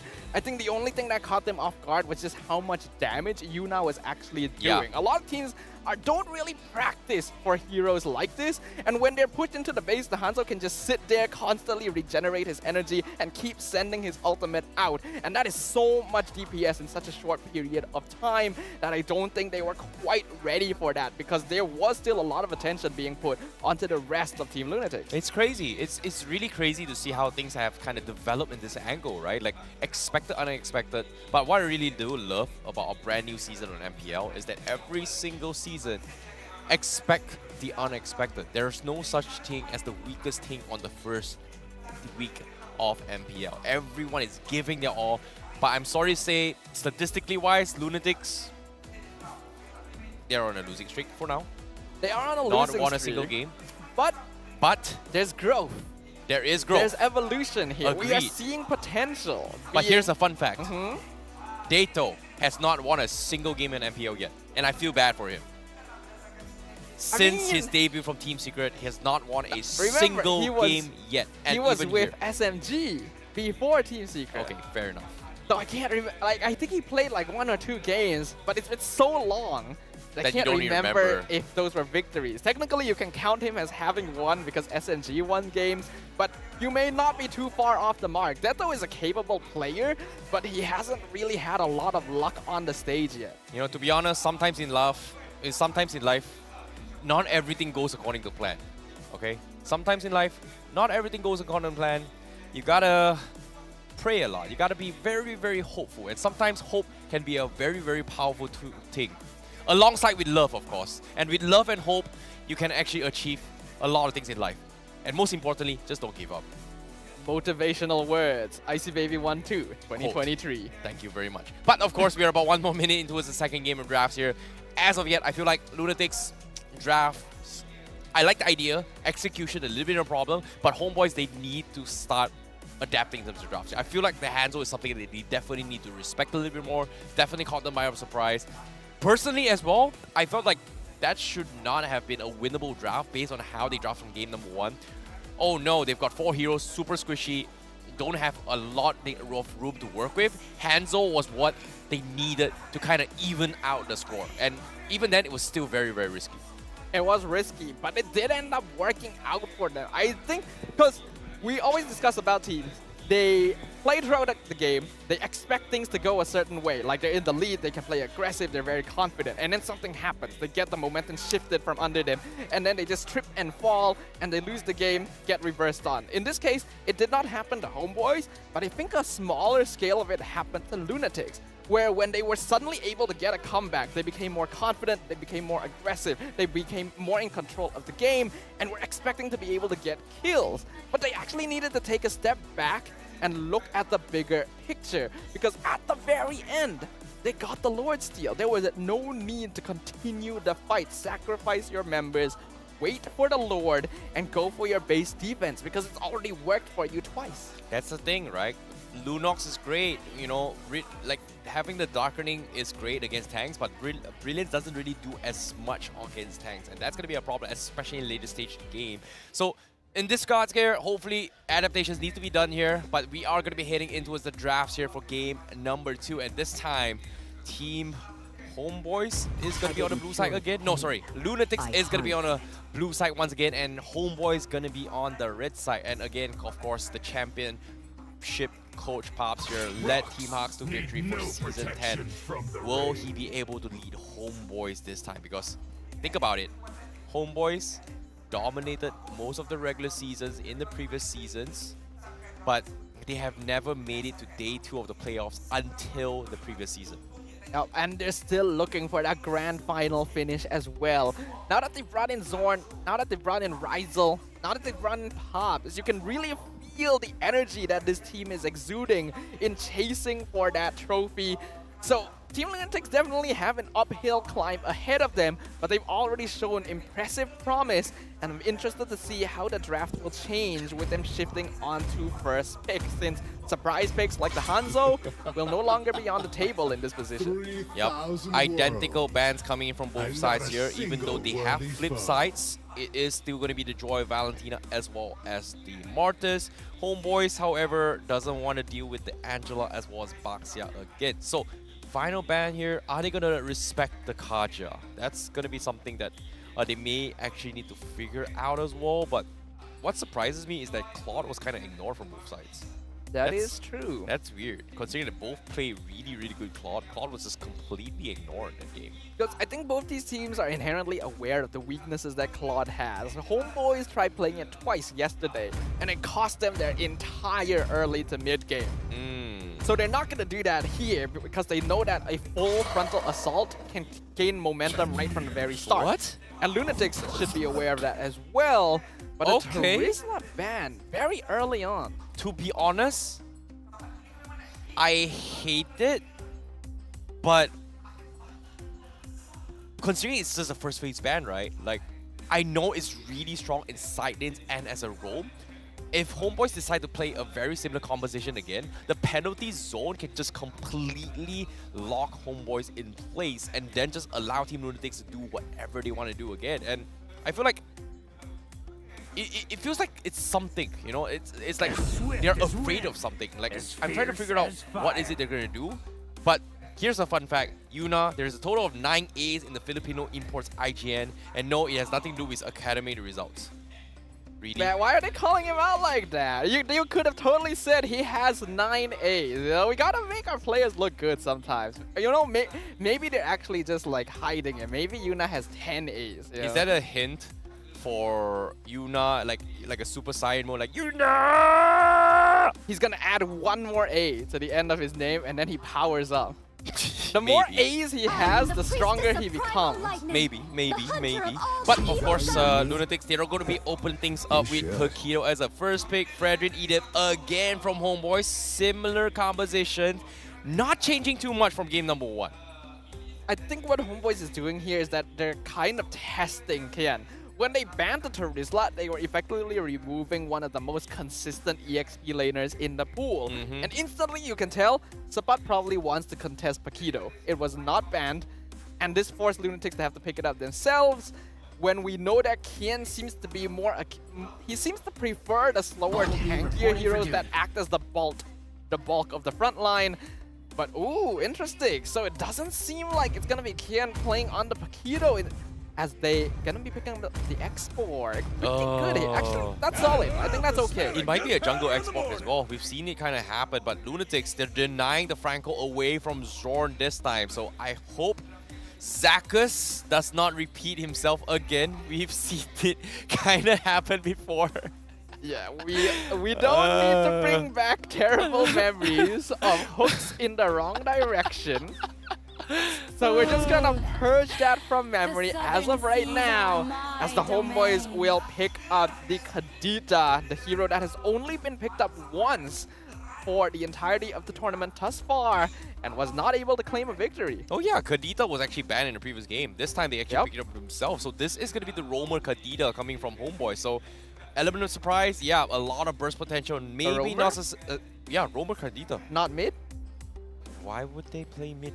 Oh, it's Warlord. I don't remember Zorn playing Kadita. Right? Okay. You poised a very, very good inquiry, but my mind tells me this is a roam Kadita. I think it's a mid Kadita. We'll see which of us is correct. Technically, I know why you're going that angle, because if it's a solo mage, they don't really have a lot of magical damage. Yeah, fine. But because there's an Edith, there is a lot of possibilities to actually play this as mid Kadita. So there's no deficit in terms of magical damage. So I guess from that angle, I can see where you're coming from. But I feel this is a roam Kadita. I'm still sticking to my guns here. We'll see which of us is right once we get into the game. But the bans have already proceeded quite quickly. Homeboys getting rid of Faramis and Harif. Quite interesting. And Lunatix will be banning out the Kaja. Yeah. Now, when it comes to the Kaja as well, obviously Zorn, if he picks it up, well, technically it's a pretty good one, so Lunatix technically can do that. in the world. But the problem here is that it feels like Lunatix, they're not afraid of Zorn playing the Kufra at all. Yes, his Kufra yesterday was a little bit disappointing. Knowing him, he has been a legendary Kufra player. The pioneer of Kufra in Malaysia, the reason how they got his first championship title ever since Kufra was introduced in this game. Yesterday was a little bit of a mess. So I guess Lunatix is just saying that, you know what, pick the Kufra. We don't really mind. They seem to be banning out heroes Zorn is more consistent on. The Kaja, which he's been playing a lot of, and of course his legendary Cho, which surprisingly we haven't seen a lot of in recent times. But we'll see how the Homebois do respond to this. From what we can tell, they are still going to be looking for that gold lane, looking for that potential mid or roam, depending on where the Kadita goes. The Beatrix going to be locked in, which I think is fine. Very flexible hero, one of the stronger marksmen universally in the meta. To be honest, double mage coming from Homebois isn't too bad. Fredrin is a pretty good frontliner. EDF is a pretty good frontliner as well. They don't need 3, considering that Team Lunatix doesn't have an answer to cut the back lines. But here, Grinders. Lunatix is involved in 2 longest games in MPL MY Season 12 right now versus Homebois 28 minutes and 15 seconds and versus RSG 27 minutes 46 seconds. Is it RSG or that's SMG? SRG. I know. SRG. It's Selangor Red Giants. Oh, my bad. Oops. You got very confused there, my friend. I thought it was a typo. It's understandable. We don't usually see it abbreviated as SRG, but it is the Red Giants. Lunatix gonna be bringing in the carry, only picked once, but 100% win rate, as well as the Novaria, just to make sure that that's not going to be picked up by Warlord if this is going to be a roam Kadita. How are your thoughts about Lunatix's lineup here? I think Lunatix's lineup is pretty solid right now. Like, it's a little bit more stable compared to game number 1, for sure. They have a lot of solutions here. And with this carry pickup, it forces Homebois to think about going for a triple tank composition again. And like I said, double mage here is going to be coming from Homebois. And if that happens, I feel that this Novaria coming from Warlord is not going to have a good time, because eventually the biggest threat from the side of Lunatix is going to be both the Novaria as well as carry. Export, yeah, man, he's a little bit annoying. He's poking here. He's a little bit hard to kill, but that should be all. But no, they bring in the Yu Zhong, so... Ooh, Edith roam. You are right. It is going to be Edith roam, Warlord mid. Ah, man, come on, man. I wanted to see Zorn play Kadita. Wait, did they just switch? Zorn is playing Kadita. So it is roam? Now this is weird. Okay, this is very weird. It's funny because you're saying this is Kadita mid. I'm saying roam. I'm right. But I was hoping it was a double mage right. So technically we're kind of both wrong, but we're both kind of right. I'll take it, you know. A tie, everyone wins, everyone loses, everything's fine. But I do You really like handouts, huh? Yeah. You know, free stuff. Free stuff is good, but either way, this is going to be an interesting match here, I feel. Herons, break it down for us. Yep, when it comes to these drafts as well, Lunatix definitely has a little bit more solid drafts here, but what's really interesting is that we're not seeing a Paquito jungle, but we are seeing an export jungle. Ooh. Regardless of the flexibilities coming in from Team Lunatix, they still have a very, very solid draft, whereas Homebois, they're bringing in the Yu Zhong as well to try and interrupt the phase, and I want to see how they're gonna do this right now.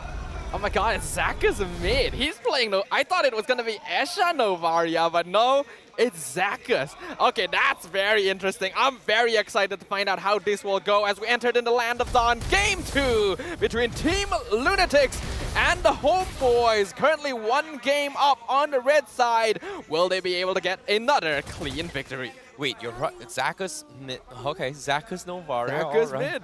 All right. Zakas Novaria, did not expect that at all, but I hope he's going to be able to do something about this, because he is going to be setting up a lot of plays here. But meanwhile, Homebois, they tried to cut the lanes. Qian was able to intercept this. So it seems like Paquito versus Yu Zhong matchup, it feels a little bit better compared to the Xbox versus Yu Zhong. That does actually nothing. Yeah, that definitely feels a lot better comparatively. The other matchup you mentioned would be a lot less interactive. And this is Zorn Kadita. I can't remember if we've seen this before. I get the feeling we have at some point, and so a lot of people are going to be saying, what am I talking about? Zorn plays Kadita. Apologies to those people. A Warlord on the Edith, I can guarantee, is something we have not seen before.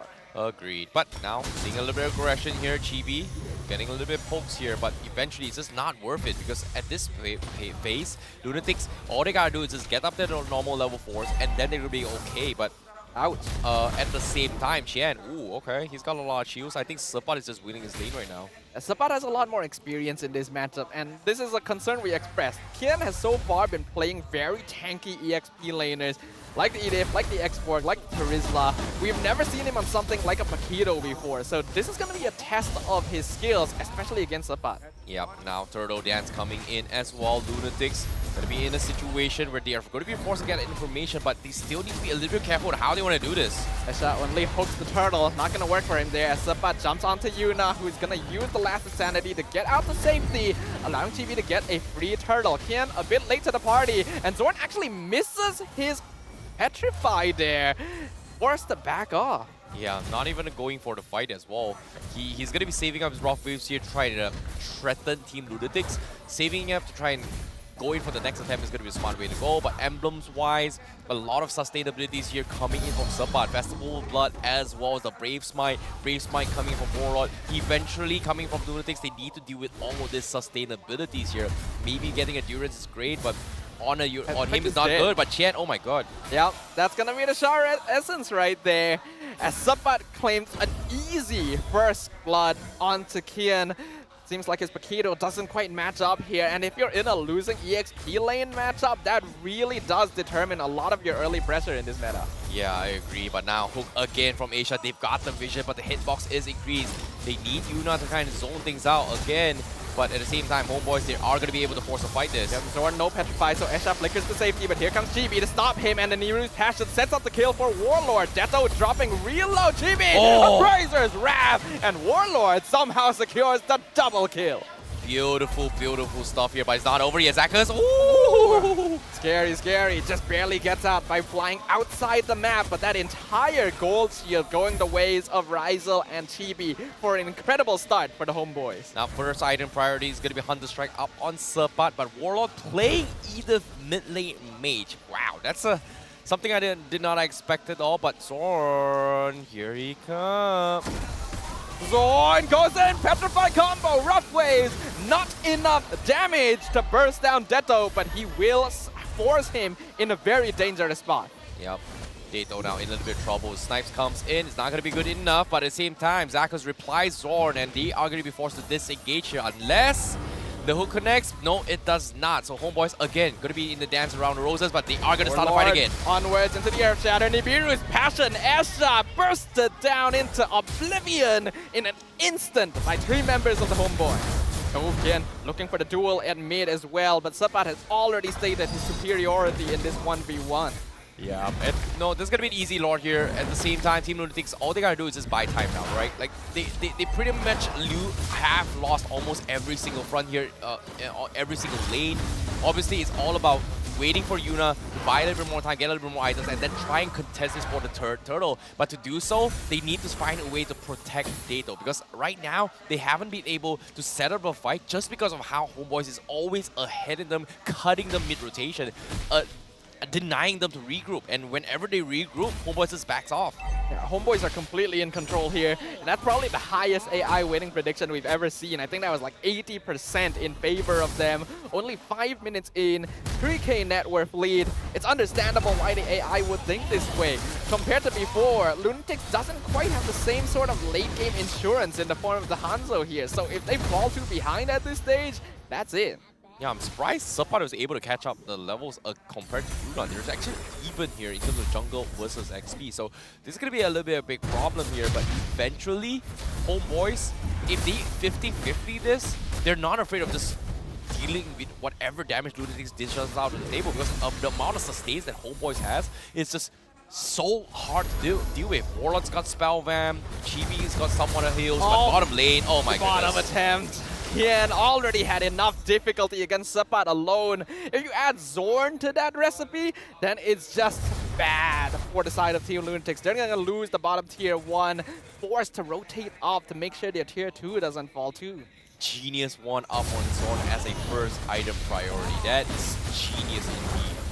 Yeah, we see Sepat, he's actually by himself here. Bloody Hunt gonna find him. 4 members of Lunatix finally getting vengeance for Kian as Sapat will fall. This is huge. This is what they needed. Like, they're finally able to find a pick-off like that, considering that Homebois is kind of overextended. That is huge for them. But at the same time, Chen is going to be left isolated here. Unfortunately, Warlord does not have Onward off cooldown, so he's not able to catch Kido, who is now going to be going on a journey across the world to try and make sure he doesn't meet his grave anytime soon. In the meantime, though, we can see in the mid lane a bit of an altercation. Chibi already trying to set up the wave push for the turtle. Yep.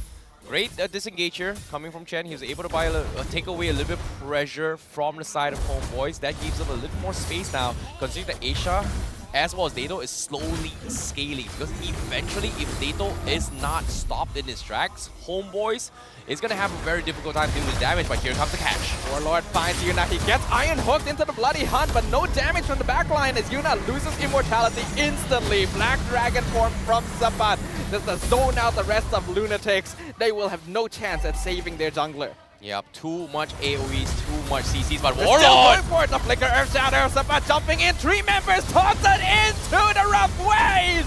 Homebois obliterates the lineup of Team Lunatix and wipes them off the face of the map. Beautiful layering coming from Homebois here. Like, to start things off, who would have thought that Warlord's Earth Shatter chained into the taunt, chained into the Terrify, chained into the knockup coming from Zorn, and then killing him off. Because if any of that was stacked together for that CC, Dato might have lived right there. That's just insane. Homebois are so perfectly harmonized right now. It's a symphony. As Chibi gonna taunt Yuna again. Rizel's in the area, but this may be a bad position as Kian jumps into the backline, forces the flicker from the Beatrix. Last Insanity a bit too late. Zac is not going to find the snipe. No casualties here.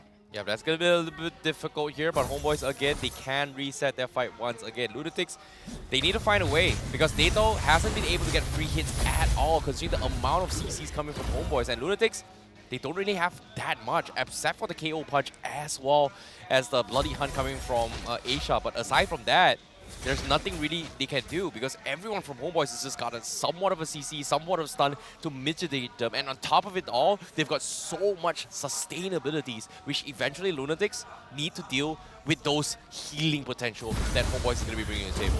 Yeah, there's a lot of value in having Warlord in the mid position as well. And as we can see from his items, he's got those roam boots. That's going to be a dire hit on the Edith along with the conceal on Zorn. So a lot of utility here as well as extra damage.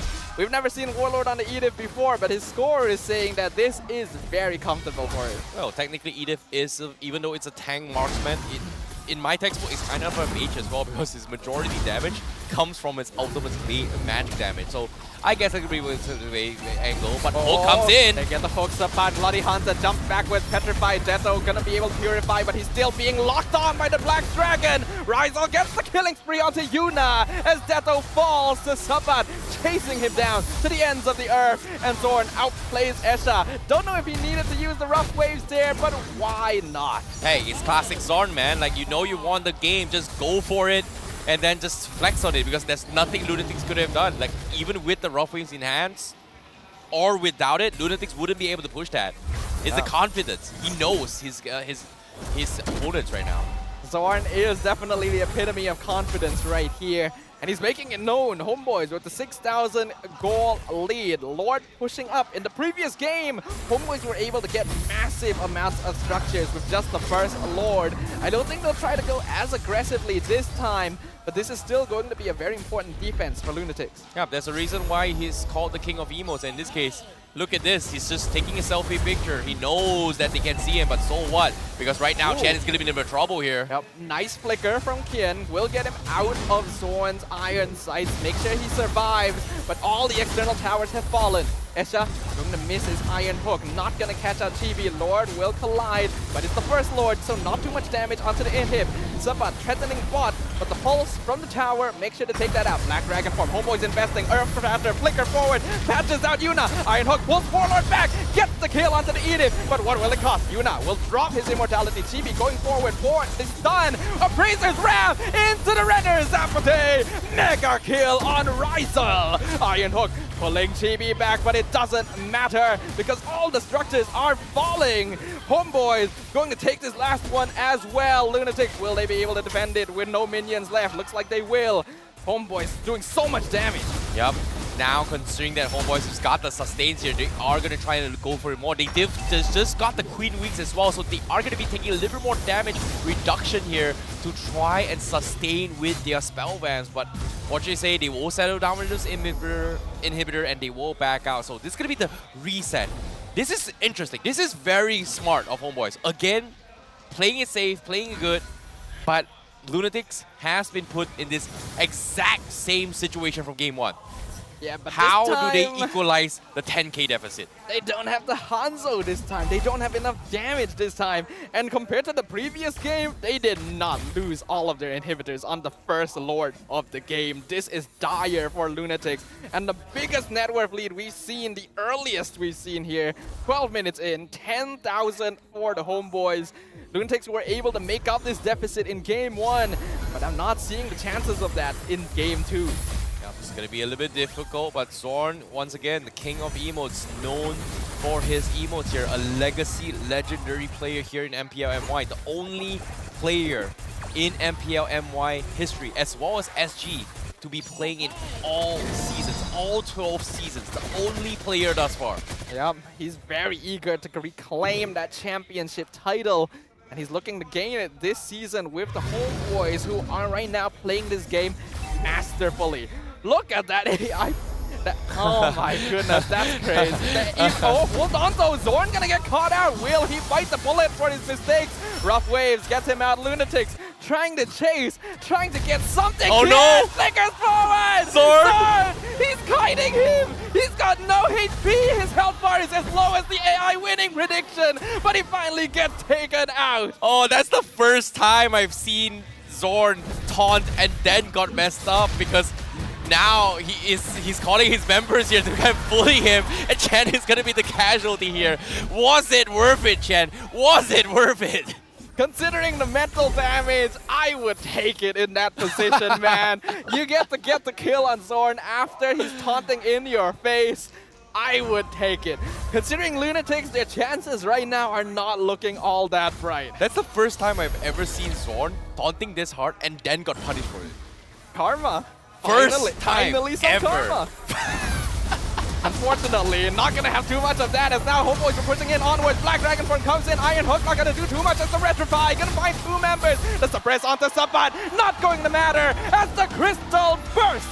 And Homeboys secures a clean sweep against Team Lunatix. Very, very convincing game 2 here.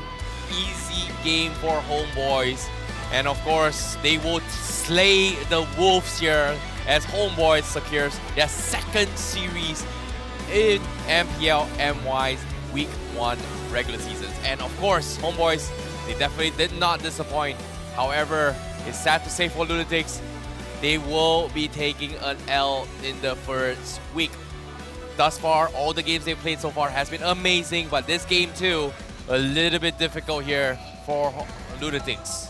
Can't blame him though. Lunatix really had the deck stacked against him, having to start off the season against Red Giants, against Homeboys. These are not easy teams to fight, and they put up a really solid game here. But it's the Homeboys who get the victory, and from the Slayer of Demons, they become the Slayer of Wolves. They're gonna be sitting very pretty near the top of the charts and are eager to rise to the top as the weeks continue. So let's see what they have to say about the occasion, throwing it over to our host on stage. Dan itu dia Flame Boys, make some noise for Homeboys! Alright, ini adalah kemenangan kedua untuk pasukan Homeboys. Chibi, I nak tanya dulu. First game tu, dia macam Homeboys susah sikit nak close game. Tapi, masa korang close game tu, korang rasa lega tak? Lega lah sebab kita orang rasa sebab tak late end sebab ada Esports orang kuat sangat untuk late game, so kita orang kena disiplin lagi lah insyaAllah. So pada second game tu korang step up on discipline ke? Yang kedua tu kita orang betul-betul tutup dorang macam mana tak nak bagi dorang farm apa semua. So kita orang tutup dengan close game awal lah. Alright, okay, very good. Next. Rizal. MVP kita pada game pertama, MVP kita kedua-dua game semalam. Rizal, apa secret Rizal actually? Makan ayam gunting. Makan ayam gunting. Hari ni makan ayam gunting ke tak, Anip? Belum? Oh, so nanti Anip belanja? Nanti. Alright, okay. Thank you very much. Zorn. Okay. The legendary Zorn. Okay. Kita tahu next match Homebois adalah against SMG, which is your ex-team. Apa yang Zorn nak cakap dekat SMG dan juga Sasa? SMG rasanya saya pun dah keluar dah kat tim SMG. Jadi setakat SMG rasanya sepanjang saya dengan SMG saya rasa diorang tak adalah kot mana. Sebab itulah saya keluar kot. Saya masuk Homebois. Homebois adalah tim yang akan M5 tahun ni. Alright. I'm not gonna say anything else. We'll let the match do the talking, okay? Alright, guys. Audience, Dewan Sri Putra. Antagonis, okey? Sekejap. I nak announce MVP dulu. Alright, boleh? Boleh. MVP ya. Dewan Sri Putra, siapakah MVP anda? Zon! Alright, count with me. 3, 2, 1. MVP kita adalah Warlord!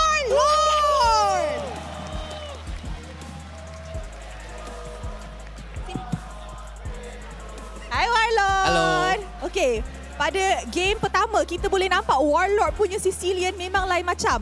Adakah Sicilian ialah satu kunci kemenangan untuk Homebois? Semua hero boleh bagi kemenangan. Apa favourite mid laner atau mage Warlord? ODT. Oh, okay. Are we gonna see Odette soon, Coach? Odette, boleh nampak tak? Coach nak jawab.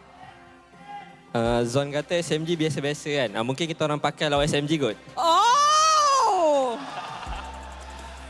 Okay.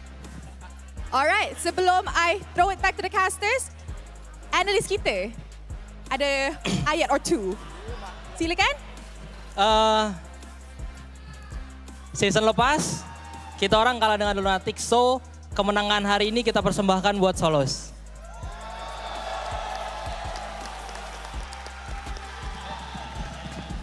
Okay. Okay, kalau untuk player Lunatix actually untuk Zakus rasanya tak payah comeback kot sebab kalah juga kan. Oh my gosh. Homebois is hot today, but Homebois did win. So guys, once again, congratulations kepada pasukan Homebois. Thank you so much, boys. Congratulations. And mari, let's show it back to the casters to wrap up what happened in this best of 2 series. Caster, silakan. Ooh, we just had to do some serious dodging there because there were so many shots fired by the Homebois. This is a team that knows how to rile up the crowd. And of course, their MVP of the match, Warlord, being able to secure so many great rotations on that game as Ide. Yeah, and obviously, you know, his game 2 was really good. His game 1 was very consistent as well. Even though he died in the later stage of the game, he kind of prolonged the fight, but he was very consistent in just following up with his fights thus far. So obviously, he is going to be the MVP of the match, and he's played really well. And obviously, Edith, mid, unheard of, pulled off. He's died 4 times, but the amount of setups he's been doing for the team, phenomenal. Never ever seen it before, but beautifully done. So let's see what they have to say about it themselves as we throw it over to the mic check. Senyum sekali. Senyum.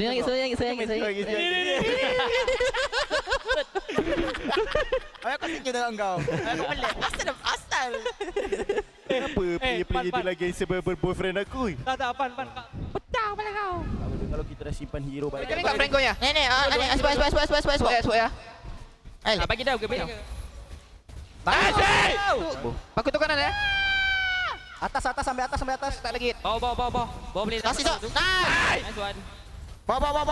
Ya, kau boleh buat. Langsung Kasih. Buat ni ya. Tak ada minion tu. Spot ya. Dapat. Kasih. Nice.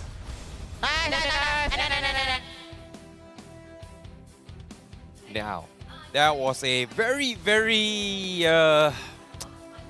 calculated mic check, I'd say. I'm actually surprised. It speaks to the amount of experience, the maturity that Homebois have been able to achieve. Because we remember this to be a very loud team, a very aggressive team. They love being up on stage. They love getting those kills. But now there's a quality to it. They understand what it is they need to do. And they're able to hold back some of their primal instincts to make sure that at the end of the day, they see that victory screen.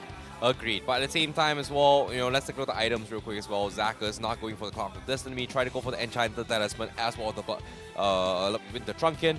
Didn't see too much damage coming from him here. So before we get into the damage department, I want to take a look on how the Homebois actually won this game. And the amount of sustains they had. Brave Smite, Festival of Blood, Brave Smite from Edith as well, Tenacity, very, very tanky ones. But to top it off, they've also gotten a Queen Wing for Chibi to kind of sustain through the damage. And it feels like even though Queen Wing is not necessarily the greatest against a composition against a carry, but considering how far ahead they are, carry hasn't been able to reach that power spike. And this Queen Wing is so beneficial when they're tanking against the Paquito, Export, as well as the Novara to a certain degree. And it feels like it's just straight up a flex and just taking advantage of the cooldown reduction ability on the item itself. Yeah, Queen's Wings has a lot of inherent synergy with Red Rin, but you don't see it very often because it is a bit greedy. It only takes a factor when you're low on HP, and if you're behind, you're usually dead by then. But it works out here because you can see that Team Lunatix were not able to get a foothold in this game. Like you mentioned earlier, no Clock of Destiny here. Zaka still went for that Enchanted Talisman, and I gotta be honest, I don't feel like he needed to do that. He's already got Impure Rage. Maybe he could have even chosen to go for, say, the Common Emblem to get a bit more regen, pump up the magic damage. I don't really know. Yeah, but even Dato as well, he's gotten like 5 item power spike. He just doesn't have the capabilities to actually do the damage because considering the amount of stuns and CCs that Homebois bring to the table, he hasn't been able to do free hits. And to top it off, look at the damage output as well. Like Zaka's not doing a lot as well, but Ryzel, consistent GPM, 924 gold per minute on his Beatrix again. He's just farming like a machine. Isn't that like the highest GPM we've seen so far this season? It could be, I don't think we've seen anyone break 900 yet. I actually thought it wouldn't be possible in this meta because things are getting more active, the farming is slowing down, but leave it to Ryzel. He's really making waves here ever since he came from ID. Yeah, he is definitely someone to be watching out for as well. Look at him, he's the carry as well, doing the most amount of damage throughout this entire team fight. Forgotten one is Chibi. Obviously, damage taker is going to be sent back from Chibi. But need I remind you as well, Serpat has been playing really well in his first laning phase on his Yuzhong. That is something that we kind of missed out a little bit here. But both of the damage dealt, despite all this, I'm surprised that it's pretty 50-50. It's just that Homebois has more CCs to actually finish off their fights. And because of this, very, very nice game coming from Homebois. But of course, in case we missed out on action here, let's take a look at the highlights on how they actually win this game. Because during this fight here, Serpat kind of opened things up to slow out progression down the bottom lane. And ever since that kind of happened, Lunatix hasn't been able to group up with the rest of the team to kind of force a fight. And every single time this happens, Homebois is always pushing the pressure to try and force a fight. And even here as well, look at them. They're always group up in 5. Lunatix just couldn't even find an opportunity to force a fight because of all these little things and housekeeping that Homebois is just so far ahead. I think just from game 1, Homebois have already understood what it is that makes Team Lunatix tick. And a lot of their compositions tend to end up with a lack of crowd control. Yep. You mentioned there's so much crowd control on the Homebois. Look at Lunatix side. They're depending wholly on Esha. They have a little bit on the Paquito, but other than that, they're just sitting ducks a lot of the time, which is why Homebois felt so comfortable of just running them down right from the very beginning, diving towers, going for kills, snowballing, because they understand that now without the Hanzo they have to deal with, even with the X-Borg, which is being put in a jungle position, it's going to be very difficult for them to mount the same kind of comeback we saw. Agreed. It's very, very difficult indeed here. But nevertheless here, good attempt coming from Lunatix here. However, their journey will end for this week for now, obviously. They are going to be playing in the following weeks to come, but they will definitely need to rethink their strategy. It is the first week, you know. It's all about proving themselves, making a statement, introduction, debut match here in MPL Season 12. And we've seen a very, very strong showing coming from Homebois. We've seen a very, very strong showing coming from Selangor Red Giants as well, which is something that I'm excited to see, considering that Lunatix didn't exactly do too well against them, but they definitely put on a fight against them. So that's something that I'm looking forward to see later on, because if I do recall, Selangor Red Giants is going to be playing up next edge. Yeah, actually, just some really intense matches that are going to be coming up very soon for the rest of the day. But before we move on to the second match, we got to see what happens from the results of the first match to the MPL MY Season 12 standings. As we can see that Homebois gonna be sitting pretty now at the top of the charts. Gonna be tying up with Team Hag, actually keeping it very tight with their 4-1 game win-loss, 80% win percentage, getting 5 points. Unfortunately, with that loss, we can see that Lunatix still not able to get a victory, and their score remains at 0. Of course, Selangor Red Giants is going to be on the 3rd place here as well, on 3rd place. And that's something that I'm looking forward to as well, because their opponents is going to be against Red Esports, where they are going to be making their first appearance later on. So that's something that I think a lot of us are curious to see how far and how well Red Esports is going to be playing in these upcoming matches. That's true. They're the only team so far that hasn't shown their faces on the Season 12 stage yet. And I feel like we've heard some very promising things about this team. They improved really heavily in the previous season, growing throughout the regular season to the playoffs. And I feel like we're going to see something even more. Can I leak something? Leak something? Yeah. Yeah? What you got? Kim, the child prodigy, might not be playing. Ooh. But you know what? I want to leak some more? And that is actually the Kagura Beyond the Cloud skin. And from 8th of August all the way to the 4th of September, Beyond the Clouds Elven Scroll event is actually happening right now. And there are discounts where you can actually do quests and side missions every single day to limit it down until 1,068 diamonds of deduction. So technically, you can almost get it for free. And of course, if you have weekly diamond pass active, you can also stand a chance to win the skin for absolutely free. So be sure to join the Clouds Draw event as well on the 12th of August for a chance to get the Edith as well as the Xavier skin. We see, honestly, the effects of this skin are really clean. They're very pretty, and I'm looking forward to getting it. That's why I'm working real hard to get those points, get those discounts. But these teams are working just as hard as well, and we're going to see all their blood, sweat, and tears on the stage again for a second match of the day. Like you mentioned, it is going to be Red Esports versus the Selangor Red Giants. Now, this is going to be a very interesting one here, because we've seen Selangor Red Giants, you know, before coming to the MPL in the SPS series, right? They were doing really well. They didn't exactly make it that far, but coming into here, you know, they starting things off with a very, very clean 2-0. And of course, here's another hint one again. You know, Red Giants might be bringing something new to the table as well. I heard a rumor that the coach might not be Wacky this time. Ooh, is that so? I heard. That's quite interesting. We got some spicy stuff to discuss. But before then, we're gonna take a short break, make sure that everything is set up and all of the players are ready for what is going to be probably the highlight match of the day, as we did see Selangor Red Giants perform incredibly well. So the only team left in the season that hasn't shown their gameplay. We'll get to see that after this. My name's Staffa, alongside Ice Baby 12 on the English desk. We'll see you in a few moments as we go on this break. When we come back, it's gonna be Red versus Red.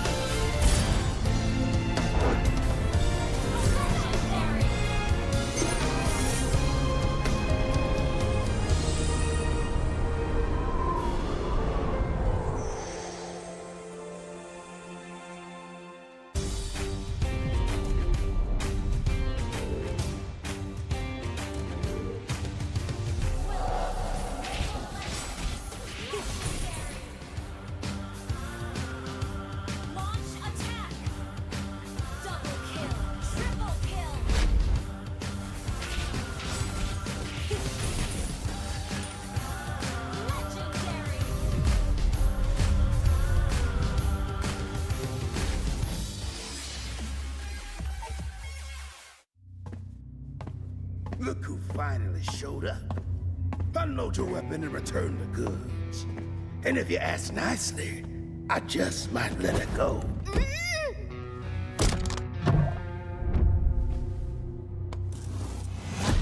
Who said I was returning it? You little... We had a deal! I just came here to test my new toys. They ain't even loaded. Staring down the barrel and you're still daydreaming about being an inventor? Huh?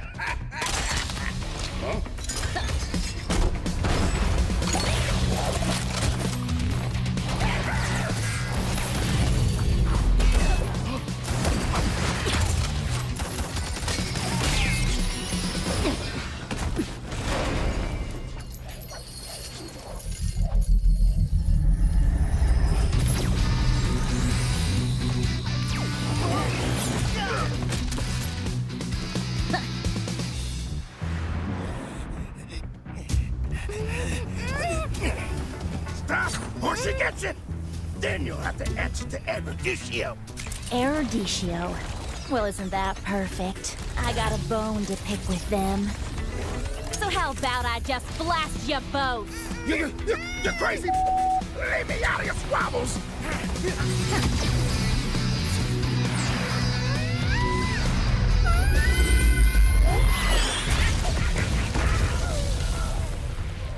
That was dirty. Haven't you heard? I do things my way. I really don't like being used as bait, you know. Anyway, let's return that to Erudicio. Oh, I have something special in store for them down the road. So I'll take this as payment.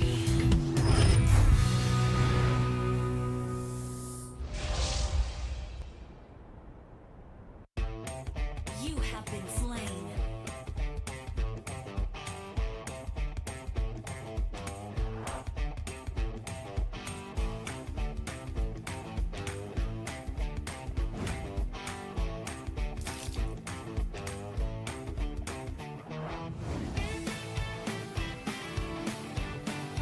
An enemy has been slain. Double kill. Legendary. Victory.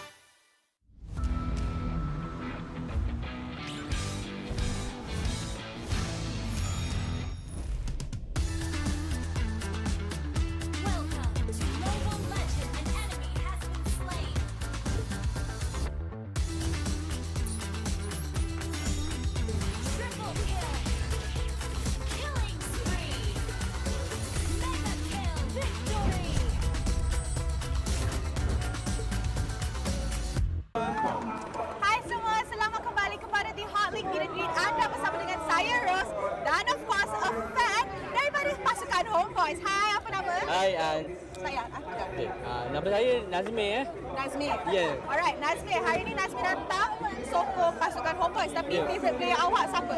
John. Zon. Yeah. Kenapa awak suka Zon? Sebab dia sama role dengan saya, Roma. Oh, so you suka Roma? Yeah. Nak jumpa Zon tak? Nak. Alright, jom. Alright. Jaga Hi. Sorry kacau, Zorn. There's a fan that wants to meet you. Alright.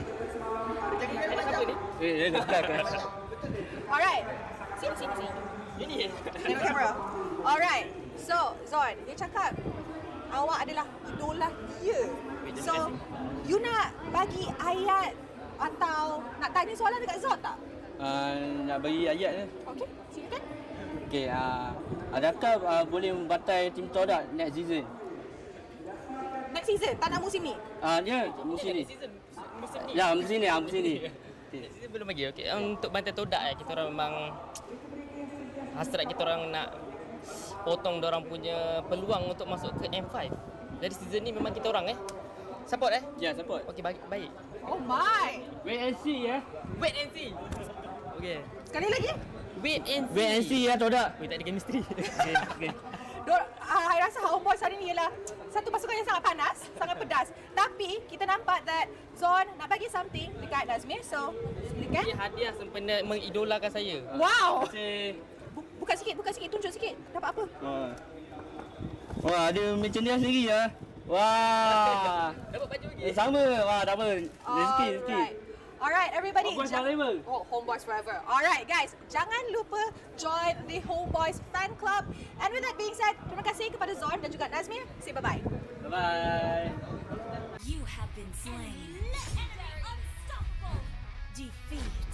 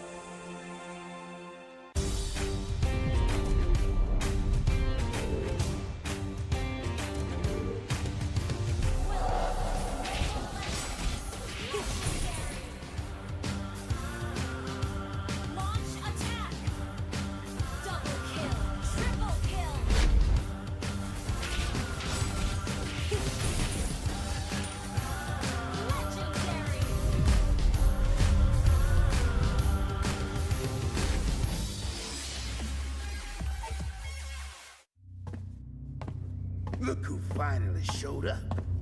Unload your weapon and return the goods. And if you ask nicely, I just might let it go.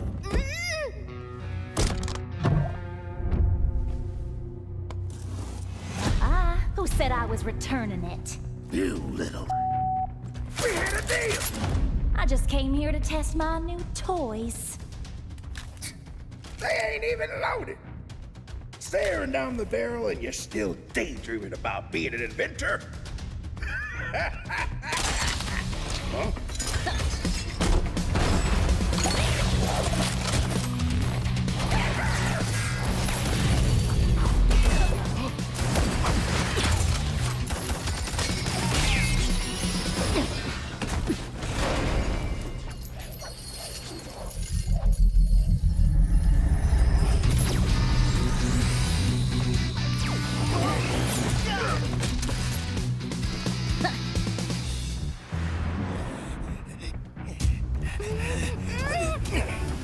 Stop, or she gets it! Then you'll have to answer to Erudicio. Erudicio? Well, isn't that perfect? I got a bone to pick with them. So how about I just blast you both? You're crazy! Leave me out of your squabbles!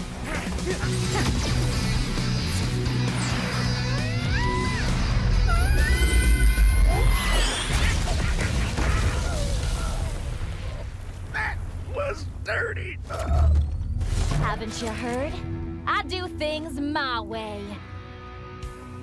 I really don't like being used as bait, you know. Anyway, let's return that to Erudicio. Oh, I have something special in store for them down the road. So I'll take this as payment.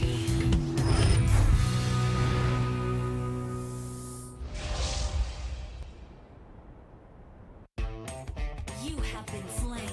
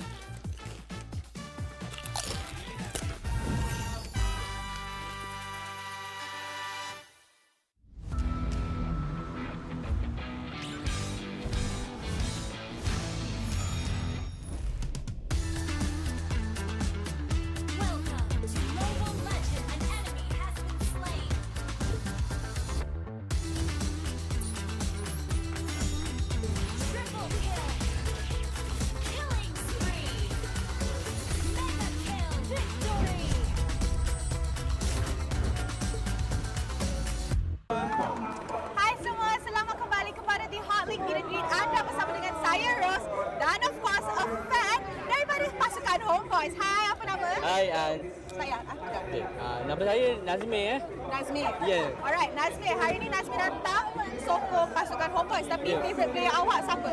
John. Zon? Ya. Kenapa awak suka Zon? Sebab dia sama role dengan saya, Roma. Oh, so you suka Roma? Ya. Nak jumpa Zon tak? Nak. Alright, jom. Alright. Jaga Hi. Sorry kacau, Zorn. There's a fan that wants to meet you. Alright. Alright. Sini. Tengok kamera. Alright. So, Zorn, dia cakap awak adalah idola dia. So, you nak bagi ayat atau nak tanya soalan dekat Zon tak? Nak bagi ayat ni. Okey, silakan. Okey, adakah boleh membatai tim Todak next season? Next season, tak nak musim ni? Ya, musim ni. Musim ni. Ya, musim ni. Season belum lagi. Okey, untuk bantai Todak kita orang memang hasrat kita orang nak potong dorang punya peluang untuk masuk ke M5. Jadi season ni memang kita orang support Ya, support. Okey, baik. Oh my. Wait and see ya. Wait and see. Okey. Sekali lagi. Wait and see ya Todak. Wait, tak ada chemistry. Okey. Saya rasa Homebois hari ni ialah satu pasukan yang sangat panas, sangat pedas. Tapi kita nampak that Zon nak bagi something dekat Nazmir. So, silakan. Ini hadiah sempena mengidolakan saya. Wow. Buka sikit, tunjuk sikit. Dapat apa? Wah, ada merchandise sendiri ya. Wah. Dapat baju lagi? Sama. Wah, tak apa. Rezeki. Alright, everybody. Homebois forever. Oh, Homebois forever. Alright, guys. Jangan lupa join the Homebois fan club. And with that being said, terima kasih kepada Zon dan juga Nazmir. Say bye-bye. Bye-bye. You have been slain. Unstoppable. Defeat.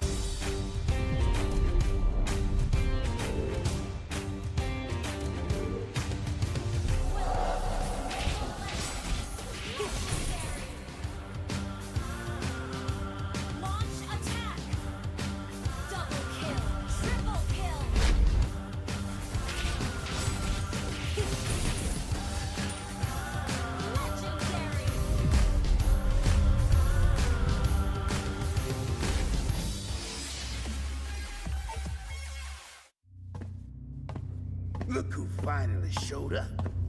Unload your weapon and return the goods. And if you ask nicely, I just might let it go.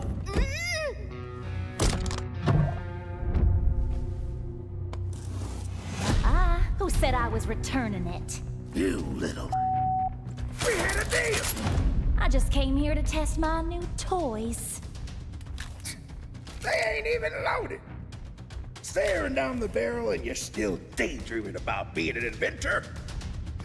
Huh?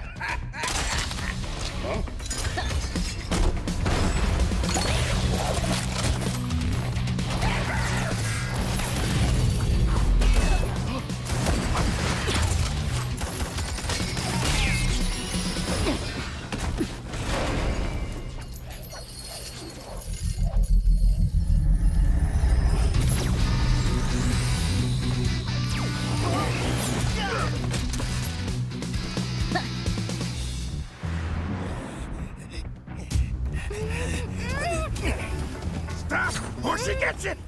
Then you'll have to answer to Erudicio. Erudicio? Well, isn't that perfect? I got a bone to pick with them. So how about I just blast you both? You're crazy! Leave me out of your squabbles!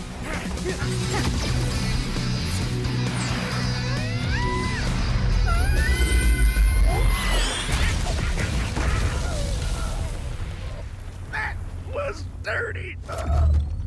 Haven't you heard? I do things my way. I really don't like being used as bait, you know. Anyway, let's return that to Erudicio. Oh, I have something special in store for them down the road. So I'll take this as payment.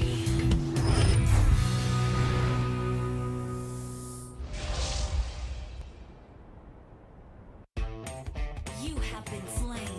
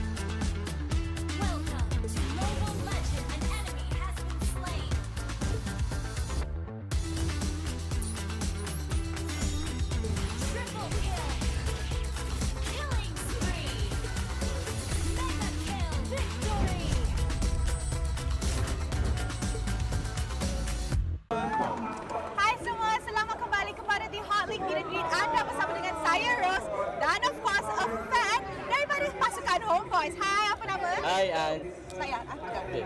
Nama saya Nazmi Nazmi. Yeah. Alright, Nazmi. Hari ni Nazmi datang sokong pasukan Homebois. Tapi favorite player awak siapa? John. Zon? Yeah. Kenapa awak suka Zon? Sebab dia apa sama role dengan saya, Roma. Oh, so you suka Roma? Yeah. Nak jumpa Zon tak? Nak. Alright, jom. Alright. Jaga Hai. Sorry Sorry kacau. Zorn, there's a fan that wants to meet you. Alright. Alright. Sini. Tengok kamera.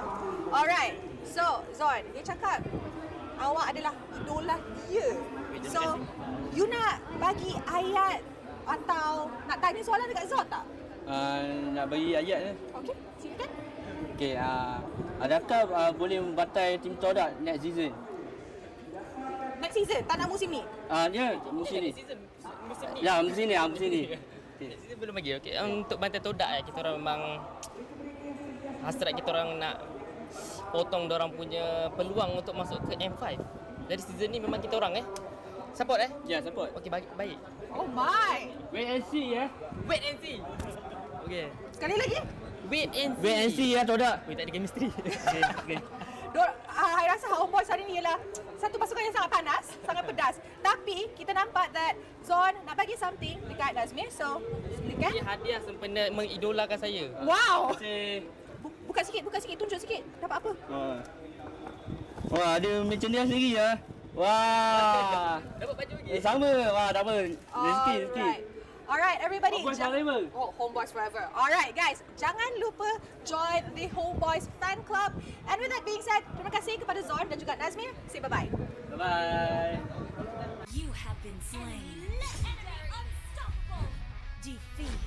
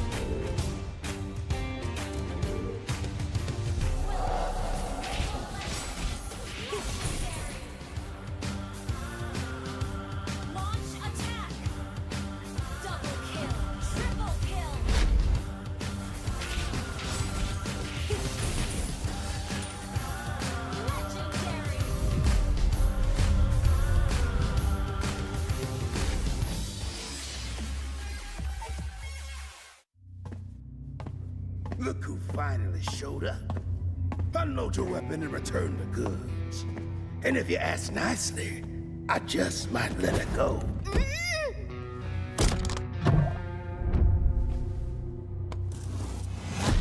Who said I was returning it? You little... We had a deal! I just came here to test my new toys. They ain't even loaded. Staring down the barrel and you're still daydreaming about being an inventor? Huh?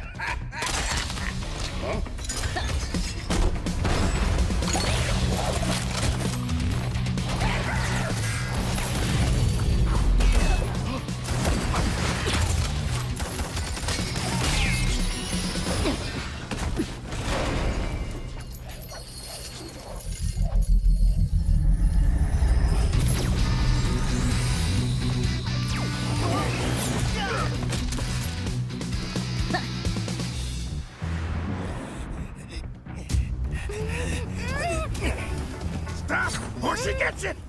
Then you'll have to answer to Eruditio. Eruditio? Well, isn't that perfect? I got a bone to pick with them. So how about I just blast you both? You're crazy! Leave me out of your squabbles!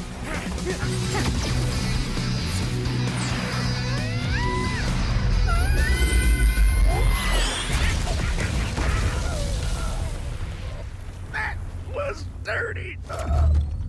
Haven't you heard? I do things my way. I really don't like being used as bait, you know. Anyway, let's return that to Eruditio. Oh, I have something special in store for them down the road. So I'll take this as payment.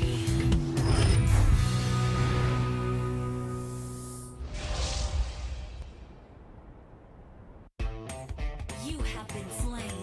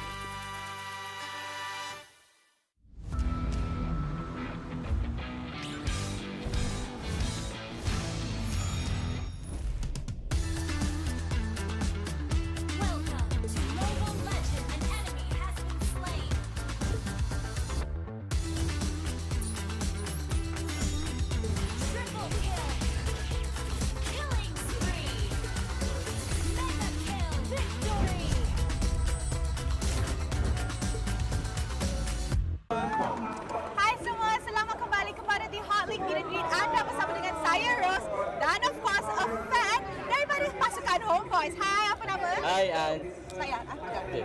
Nama saya Nazmi Nazmi. Yeah. Alright, Nazmi. Hari ni Nazmi datang sokong pasukan Homebois. Tapi favorite player awak siapa? John.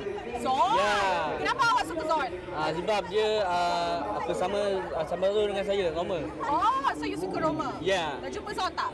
Nak. Alright, jom. Alright. Jaga Hi. Sorry kacau, Zorn. There's a fan that wants to meet you. Alright. Alright. Sini. Ini. Tengok kamera. Alright. So, Zorn, dia cakap awak adalah idola dia. So, You nak bagi ayat atau nak tanya soalan dekat Zod tak? Nak bagi ayat ni. Okey, silakan. Okey, adakah boleh membantai tim Todak next season? Next season, tak nak musim ni? Dia musim ni.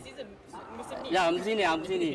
Season belum lagi. Okey, untuk bantai Todak kita orang memang hasrat kita orang nak potong orang punya peluang untuk masuk ke M5.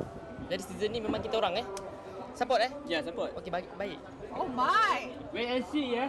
Wait and see. Okey. Sekali lagi? Wait and see. Wait and see ya Todak. Wait, tak ada chemistry. Okey. I rasa Homebois hari ni ialah satu pasukan yang sangat panas, sangat pedas. Tapi kita nampak that Zon nak bagi something dekat Nazmir. So, silakan. Dia hadiah sempena mengidolakan saya. Wow! Terima kasih. Buka sikit, tunjuk sikit. Dapat apa? Wah, ada merchandise lagi ya. Wah. Dapat baju lagi. Sama. Wah, tak apa. Rezeki. Alright, everybody. Homebois forever. Oh, Homebois forever. Alright, guys. Jangan lupa join the Homebois fan club. And with that being said, terima kasih kepada Zon dan juga Nazmir. Say bye-bye. Bye-bye. You have been slain. Unstoppable. Defeat.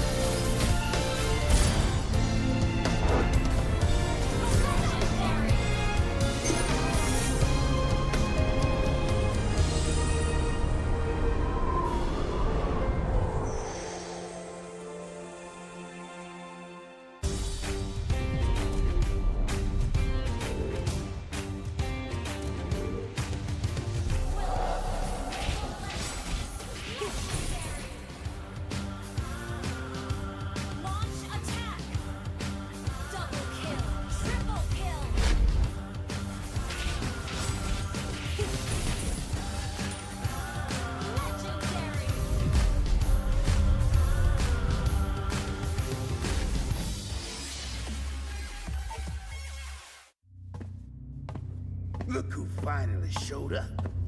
Unload your weapon and return the goods. And if you ask nicely, I just might let it go.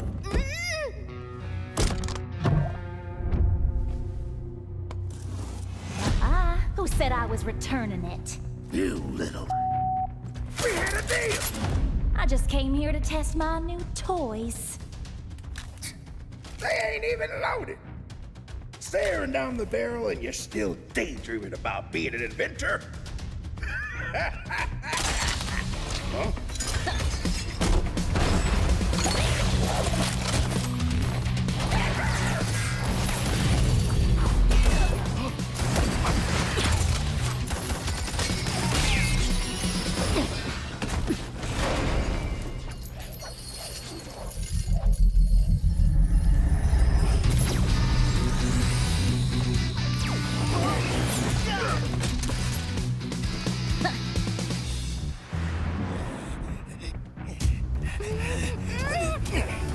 Stop, or she gets it! Then you'll have to answer to Eruditio. Eruditio? Well, isn't that perfect? I got a bone to pick with them. So how about I just blast you both? You're crazy! Leave me out of your squabbles!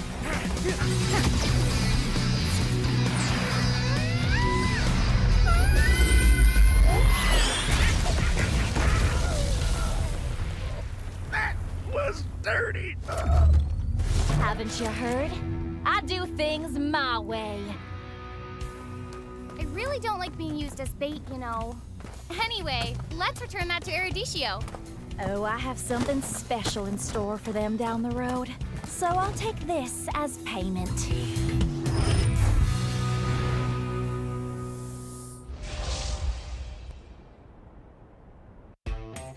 You have been slain.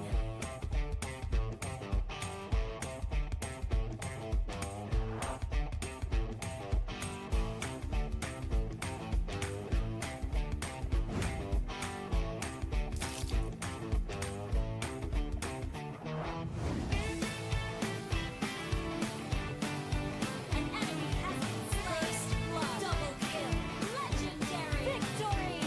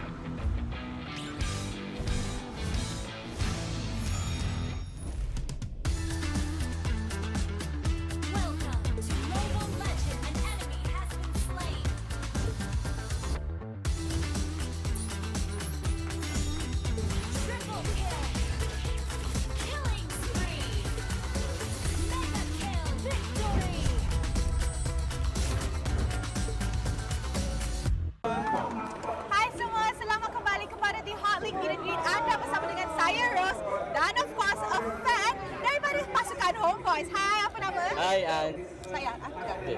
Nama saya Nazmi Nazmi. Ya. Alright, Nazmi. Hari ni Nazmi datang sokong pasukan Homebois. Tapi favorite player awak siapa? John. Zon? Ya.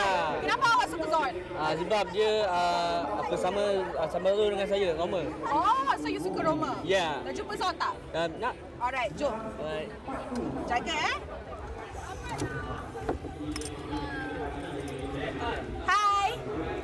Sorry kacau, Zorn. There's a fan that wants to meet you. Alright. Alright. Sini. Tengok kamera.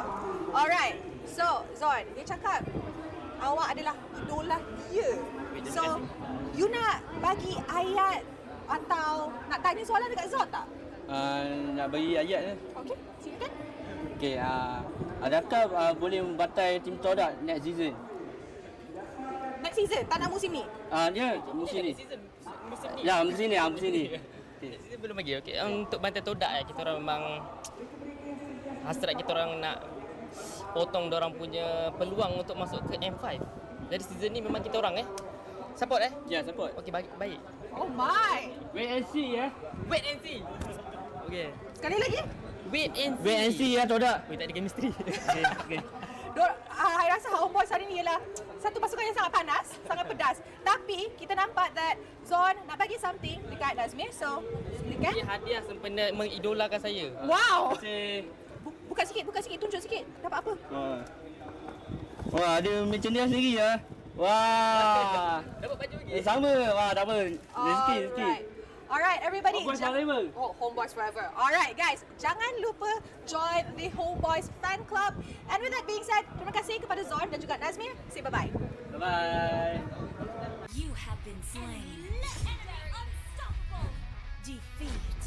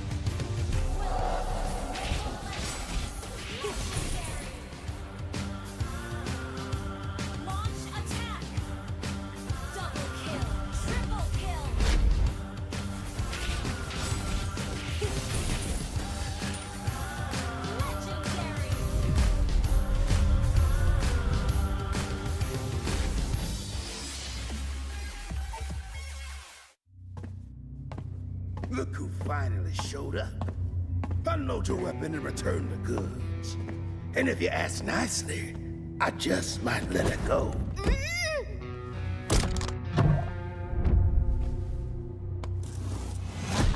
Who said I was returning it? You little... We had a deal! I just came here to test my new toys. They ain't even loaded. Staring down the barrel and you're still daydreaming about being an inventor? Huh?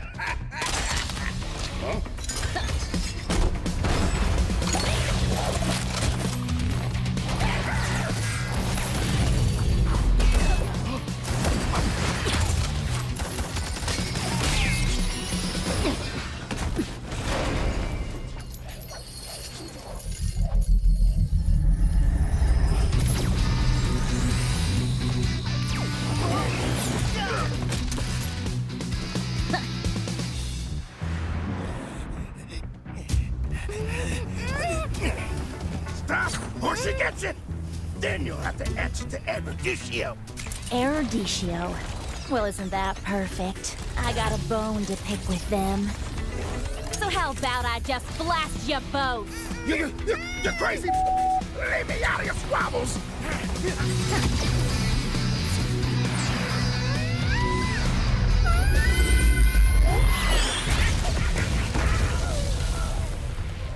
That was dirty! Haven't you heard? I do things my way. I really don't like being used as bait, you know. Anyway, let's return that to Erudicio. Oh, I have something special in store for them down the road. So I'll take this as payment.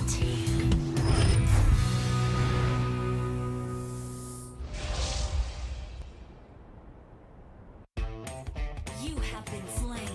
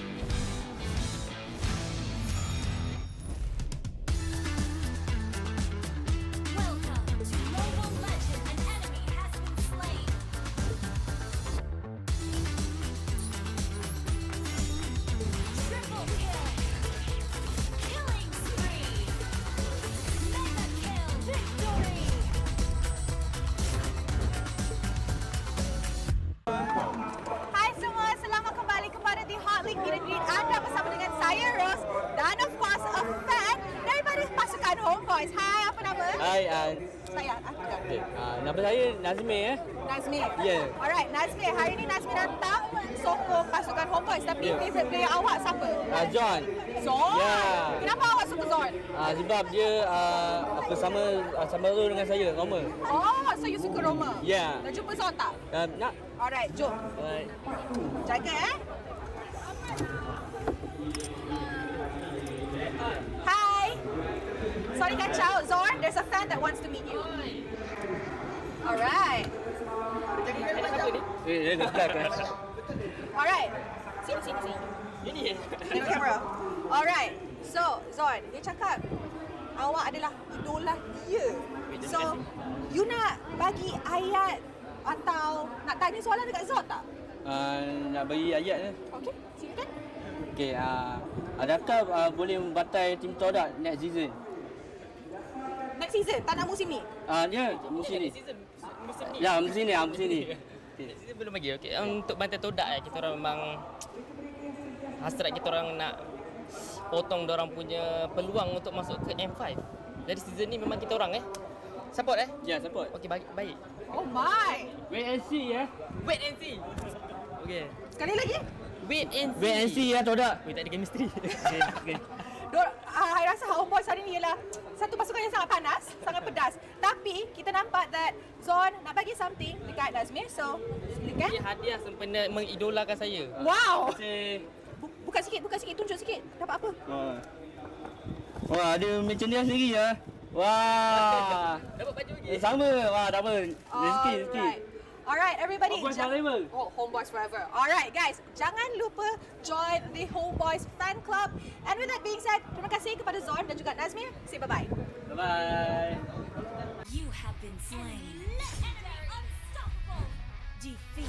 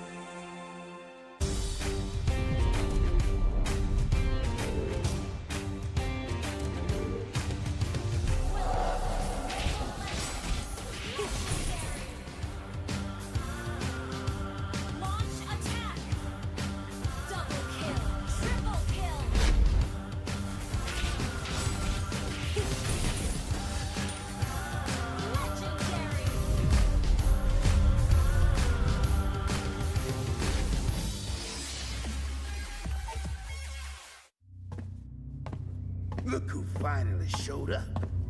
Unload your weapon and return the goods. And if you ask nicely, I just might let it go.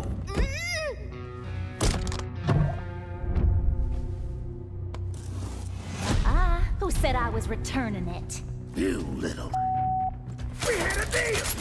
I just came here to test my new toys. They ain't even loaded. Staring down the barrel and you're still daydreaming about being an inventor? Huh?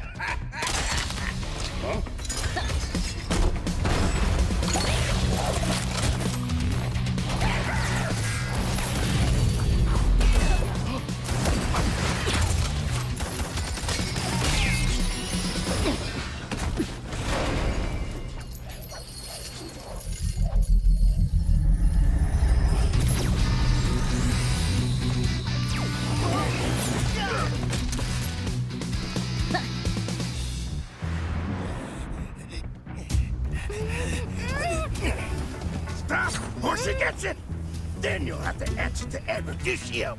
Erudicio? Well, isn't that perfect? I got a bone to pick with them. So how about I just blast you both? You're crazy! Leave me out of your squabbles!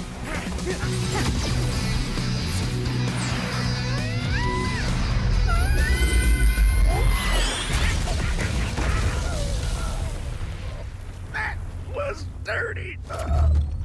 Haven't you heard? I do things my way. I really don't like being used as bait, you know. Anyway, let's return that to Erudicio. Oh, I have something special in store for them down the road. So I'll take this as payment.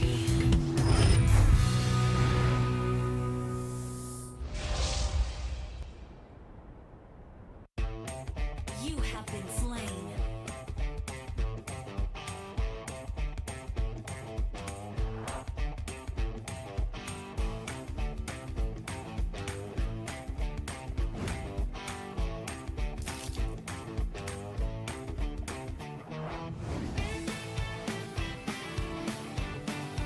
An enemy has been slain. Double kill. Legendary. Victory.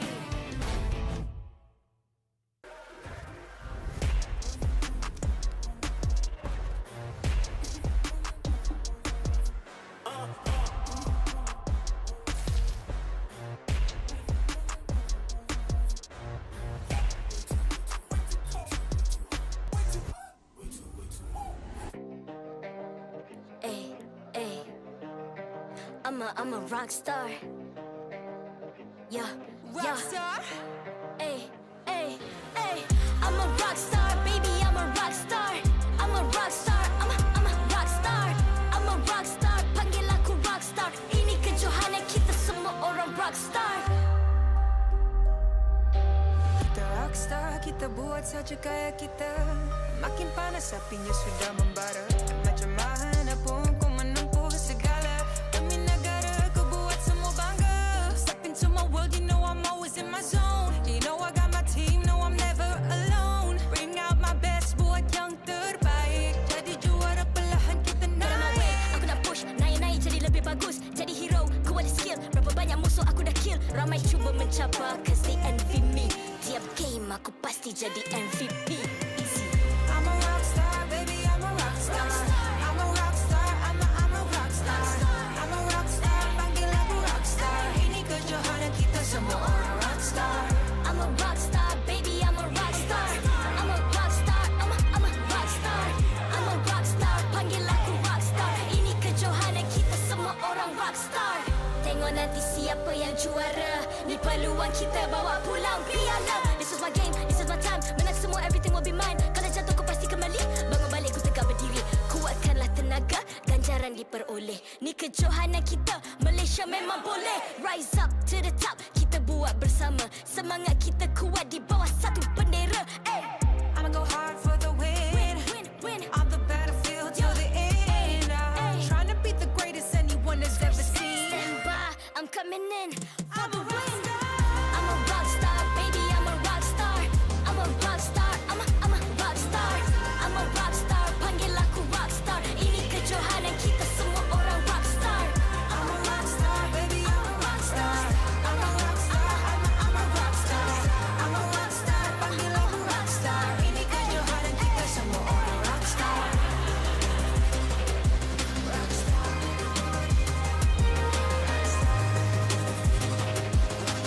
Ini kejohanan kita semua orang rockstar. I'm a rockstar, baby, I'm a rockstar.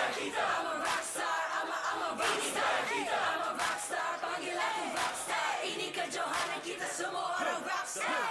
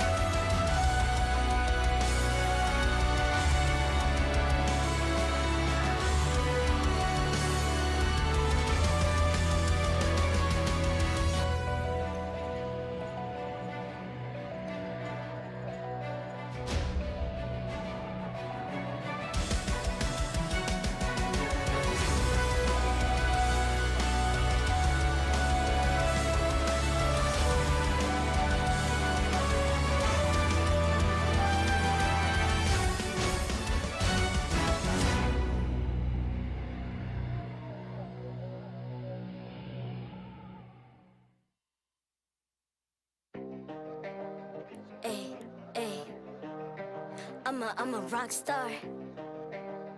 Yeah, Rockstar. Ay, ay, ay. I'm a rock star, baby, I'm a rock star. I'm a rock star, I'm a rock star. I'm a rock star, panggil aku rock star. Ini kejohanan kita semua orang rock star. Kita rockstar, kita buat saja gaya kita. Makin panas apinya sudah membara. Macam mana pun kau menempuh segala. Demi negara kau buat semua bangga. Step into my world, you know I'm always in my zone. You know I got my team, no I'm never alone. Bring out my best, buat yang terbaik. Jadi juara perlahan kita naik. Get on my way, aku nak push, naik-naik jadi lebih bagus. Jadi hero, ku ada skill. Berapa banyak musuh aku dah kill. Ramai cuba mencapai, cause they envy me. Tiap game aku pasti jadi MVP. Easy. I'm a rockstar, baby, I'm a rockstar. I'm a rockstar, I'm a rockstar. I'm a rockstar, panggil aku rockstar. Ini kejohanan kita semua orang rockstar. I'm a rockstar, baby, I'm a rockstar. I'm a rockstar, I'm a rockstar. I'm a rockstar, panggil aku rockstar. Ini kejohanan kita semua orang rockstar. Tengok nanti siapa yang juara. Ni peluang kita bawa pulang piala. This is my game, this is my time. Menang semua, everything will be mine. Kalau jatuh kau pasti kembali. Bangun balik ku tegak berdiri. Kuatkanlah tenaga, ganjaran diperoleh. Ni kejohanan kita, Malaysia memang boleh. Rise up to the top, kita buat bersama. Semangat kita kuat di bawah satu bendera. Ay. I'ma go hard for the win. Win. On the battlefield till the end. Trying to beat the greatest anyone has ever seen. Stand by, I'm coming in for I'm the a win. rockstar. I'm a rockstar, baby, I'm a rockstar. I'm a rockstar, I'm a rockstar. I'm a rockstar, panggil aku rockstar. Ini kejohanan kita semua orang rockstar. I'm a rockstar, baby, I'm a rockstar. I'm a rockstar, I'm a rockstar. I'm a rockstar, panggil aku rockstar. Ini kejohanan kita semua orang rockstar.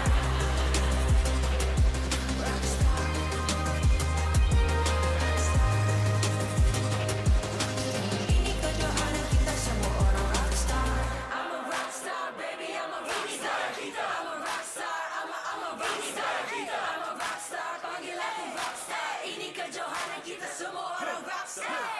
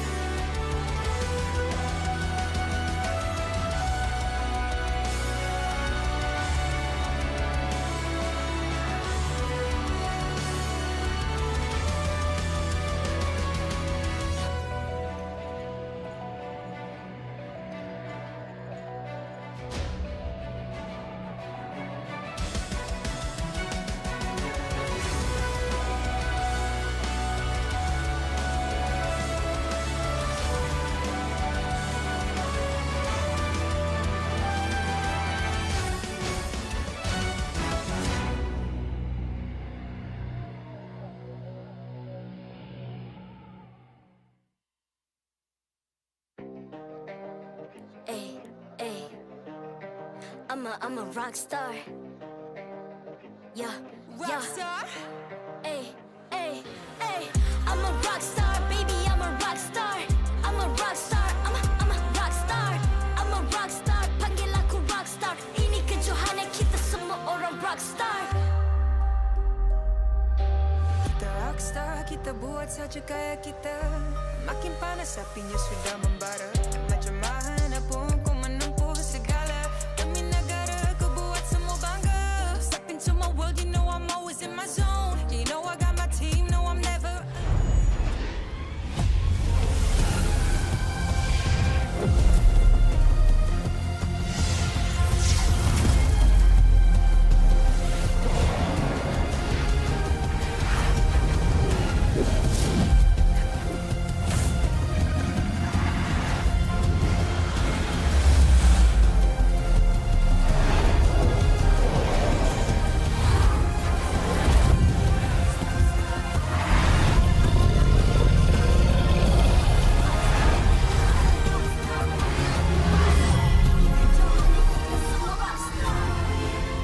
MPL Malaysia Season 12 is powered by Munton, official mobile internet hotlink.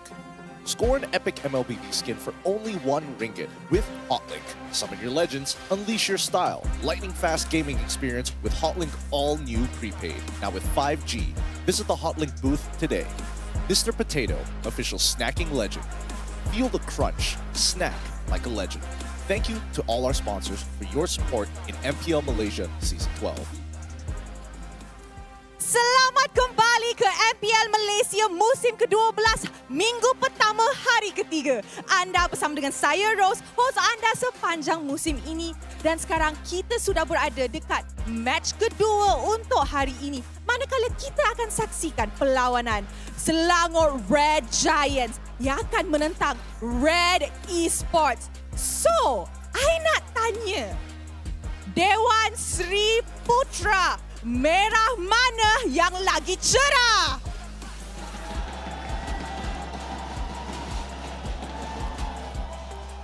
Alright.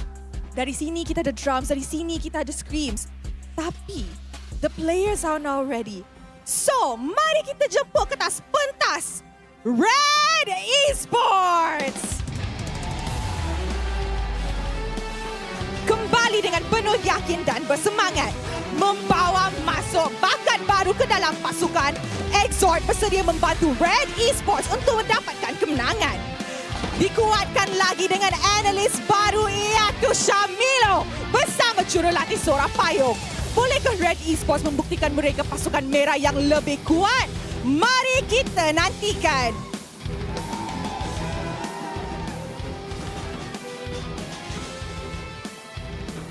And now, let us welcome up on stage Selangor Red Giants.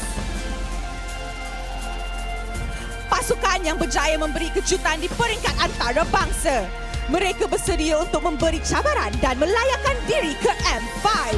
Setelah mendominasi perlawanan semalam dengan kemenangan 2-0, bolehkah Selangor Red Giants mengekalkan momentum hari ini?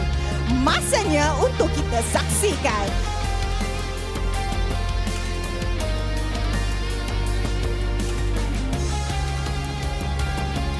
Sekarang, marilah kita menjemput barisan marshal kita yang akan mengalas tugas untuk memastikan perlawanan sentiasa berjalan dengan adil dan lancar. Memperkenalkan the Head of League Ops, Johnson, Head Marshal Lukman dan Marshals Anis dan Irfan. Mari kita teruskan dengan fist bump di antara pasukan sebagai tanda profesionalism. Inilah gaya kita. Inilah semangat kesukanan kita. Kawan di luar gelaga, lawan di Land of God. Alright guys, kita ada dua-dua merah atas pentas sekali lagi. Last season kita dah nampak merah mana yang lebih cerah. Tapi musim kali ini confirm it might be a different red. So, one last time. Dewan Sri Putra, are you ready?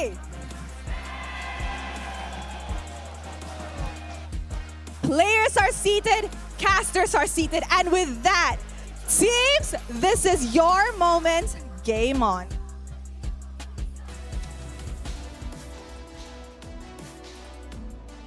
Ladies and gentlemen, hopefully we haven't left you on red for too long because we are now ready to paint the stage red with the flames of battle and the blood of our enemies. Here for our second series of Week 1, Day 3, you are watching the English cast with me, Staffa, alongside Terrence, aka Icy Baby 1-2. It's gonna be Red Esports versus the Selangor Red Giants. Glad to be at service here. Hope you guys are enjoying a beautiful Sunday here because now in MPL Malaysia, this is going to be a very, very important match coming from both of these teams here. We have Red Esports debuting their first ever match here in the regular seasons, where Selangor Red Giants is trying to rack up some of their points considering that they've gotten their first 2-0 of this week.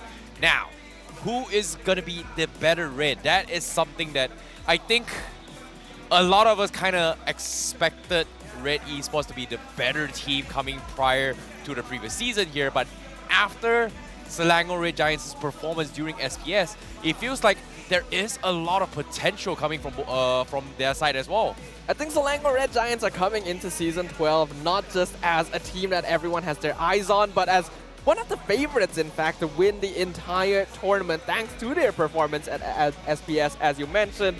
And there were definitely more stonks towards Red Esports previously because they are the original Red after all, the much older team, and yet these rookies have something to show. So it's going to be interesting. We do have a veteran coach on the side of Red Esports, Sora Payung, joined by a familiar face of ours, Shamilo, as the analyst. Who's that? I don't think I know him. He looks kind of familiar though. Very familiar. Yeah, I've never seen him on the English broadcast though. That's true. Huh. Maybe he should come over sometime. Maybe I think he's on the other side, the not so famous broadcast. Yeah, absolutely. We have way more popularity over here than they do. And of course their opponents, let's not take credit where it's due. Their opponents, we have Arcadia as the coach coming in for Selangor Red Giants. And now this is going to be an interesting one here because we have two very, very intelligent minds coming from Selangor Red Giants. One being Arcadia, and of course Ozora Becky no longer in his suit. This time he's going to be taking a backseat here and supporting Arcadia as the analyst. And of course, when we talk about Selangor Red Giants here, before SPS and before that, the previous season here, we've seen a lot of growth coming from Selangor Red Giants. And this time they're coming in no longer as rookies, but as a veteran now. Yep, they're coming in hot. When they debuted in Season 11 under the helm of Azora Vecchi as the head coach, they did really well. They surprised a lot of us considering this is a Tier 2 team making their debut at the MPL. And then after picking up Super Red and Pancake, their presence on the international stage has been felt. So the veterans on the side of Red Esports are not eager to fall behind. They brought in some new faces as well. This is going to be the Red Esports lineup consisting of Amal, Exort, Melboy, Mal, and Ren Cutie. This is interesting because of the fact that, we've seen how Kim kind of solidified how strong Red Esports, and that was pretty much the end of the last regular season. During the end of the regular season and during the playoffs as well was where we saw the brightness of how strong Red Esports is with Kim. But now, seeing Exort kind of replace Kim here and Kim being forced to play in the sub role here, I don't know if it's a good thing. But I've heard a lot of rumors here coming from Milo. They're saying that, hey, Exort has brought so much value for the team, and there's a reason why they started with this roster. However, from the side of Selangor Red Giants here, we have Super Zack, Super Red, Super Gojes, Pancake, as well as Super Sekis. Now, here's an interesting fact for you. Okay. Did you know that between these two teams here, both Melboy as well as Gojes were in contention for the rookie MVP for the previous season? The best rookie of Season 11, yes. Mel QT, back then he was known as well as Gojes, were both contenders and very strong ones at that for Rookie of the Season. Previously, Gojes ended up winning, but I did hear that Melboy had the highest MVP points just collected across the week. So we can imagine that the point values were actually very close. And I think both of them are eager to show who truly is the better player now that they're no longer under the rookie title. Exactly. Hopefully, we are going to be able to take a look at that here. However, I'm curious to see what they have to be bringing it out to the table here, because for now, both Super Red as well as Red Esports here have shown themselves that they are very, very serious in trying to compete for the best spot. But instead of us talking about them here, what about you guys? Why do you guys predict and let us know who do you think the MVP for the match is? Because with your votes, we will be able to select a winner for you guys. And what I mean by that is that if you guys successfully, correctly guess who the MVP of every single match is, you might be one of the winners by the end of today to be walking away with potentially skins on diamonds coming from MLB. Yeah, there's going to be a limited MPL skin up for grabs. Hopefully you caught the QR code. Blink and you'll miss it. Make sure you guys tell us who your predicted MVP of this intense match is going to be, as well as why you think they're going to be MVP. But without further ado, I think it's about time for us to jump into the land of Dawn as we enter the draft phase, brought to you by Mr. Potato between Red Esports and the Selangor Red Giants. Yep, Selangor Red Giants will be starting things off with first pick here. Kadita, Kaja, as well as Fredrin will be taken out. Red Esports going to be taking away the Valentina as well as the Claude.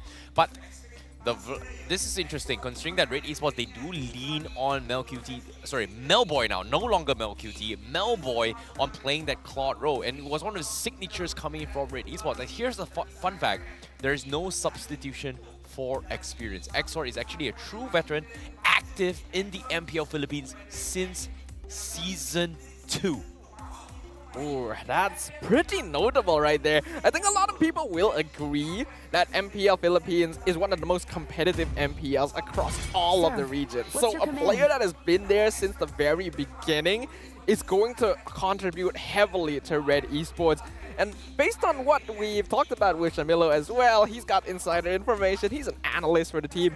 He has told us that despite the fact that Exort was a new player in the lineup, when they first played together in some scrims, he fit in like glue. It was as if he had been playing with this team for ages. So perhaps the mark of a veteran, of an experienced player. We'll see how it does on stage though against a team that has been together for a little bit longer, the Red Giants. Now we've seen a lot of familiar fans here supporting on towards Pancake, and of course when it comes to Pancake, we are going to be taking a look at his matchup against Mao, because from Red Esports' perspective, they do tend to have to play around Mao, setting it up for Melboy to kind of close out the games. That is pretty much the identity of how Red Esports played throughout the entire Season 11. But from the side of Selangor Red Giants, it's a little bit different, because from SPS days, no one kind of expected them to made it that far. Because technically, you know, when it comes to, I'm sorry to say, when we compete to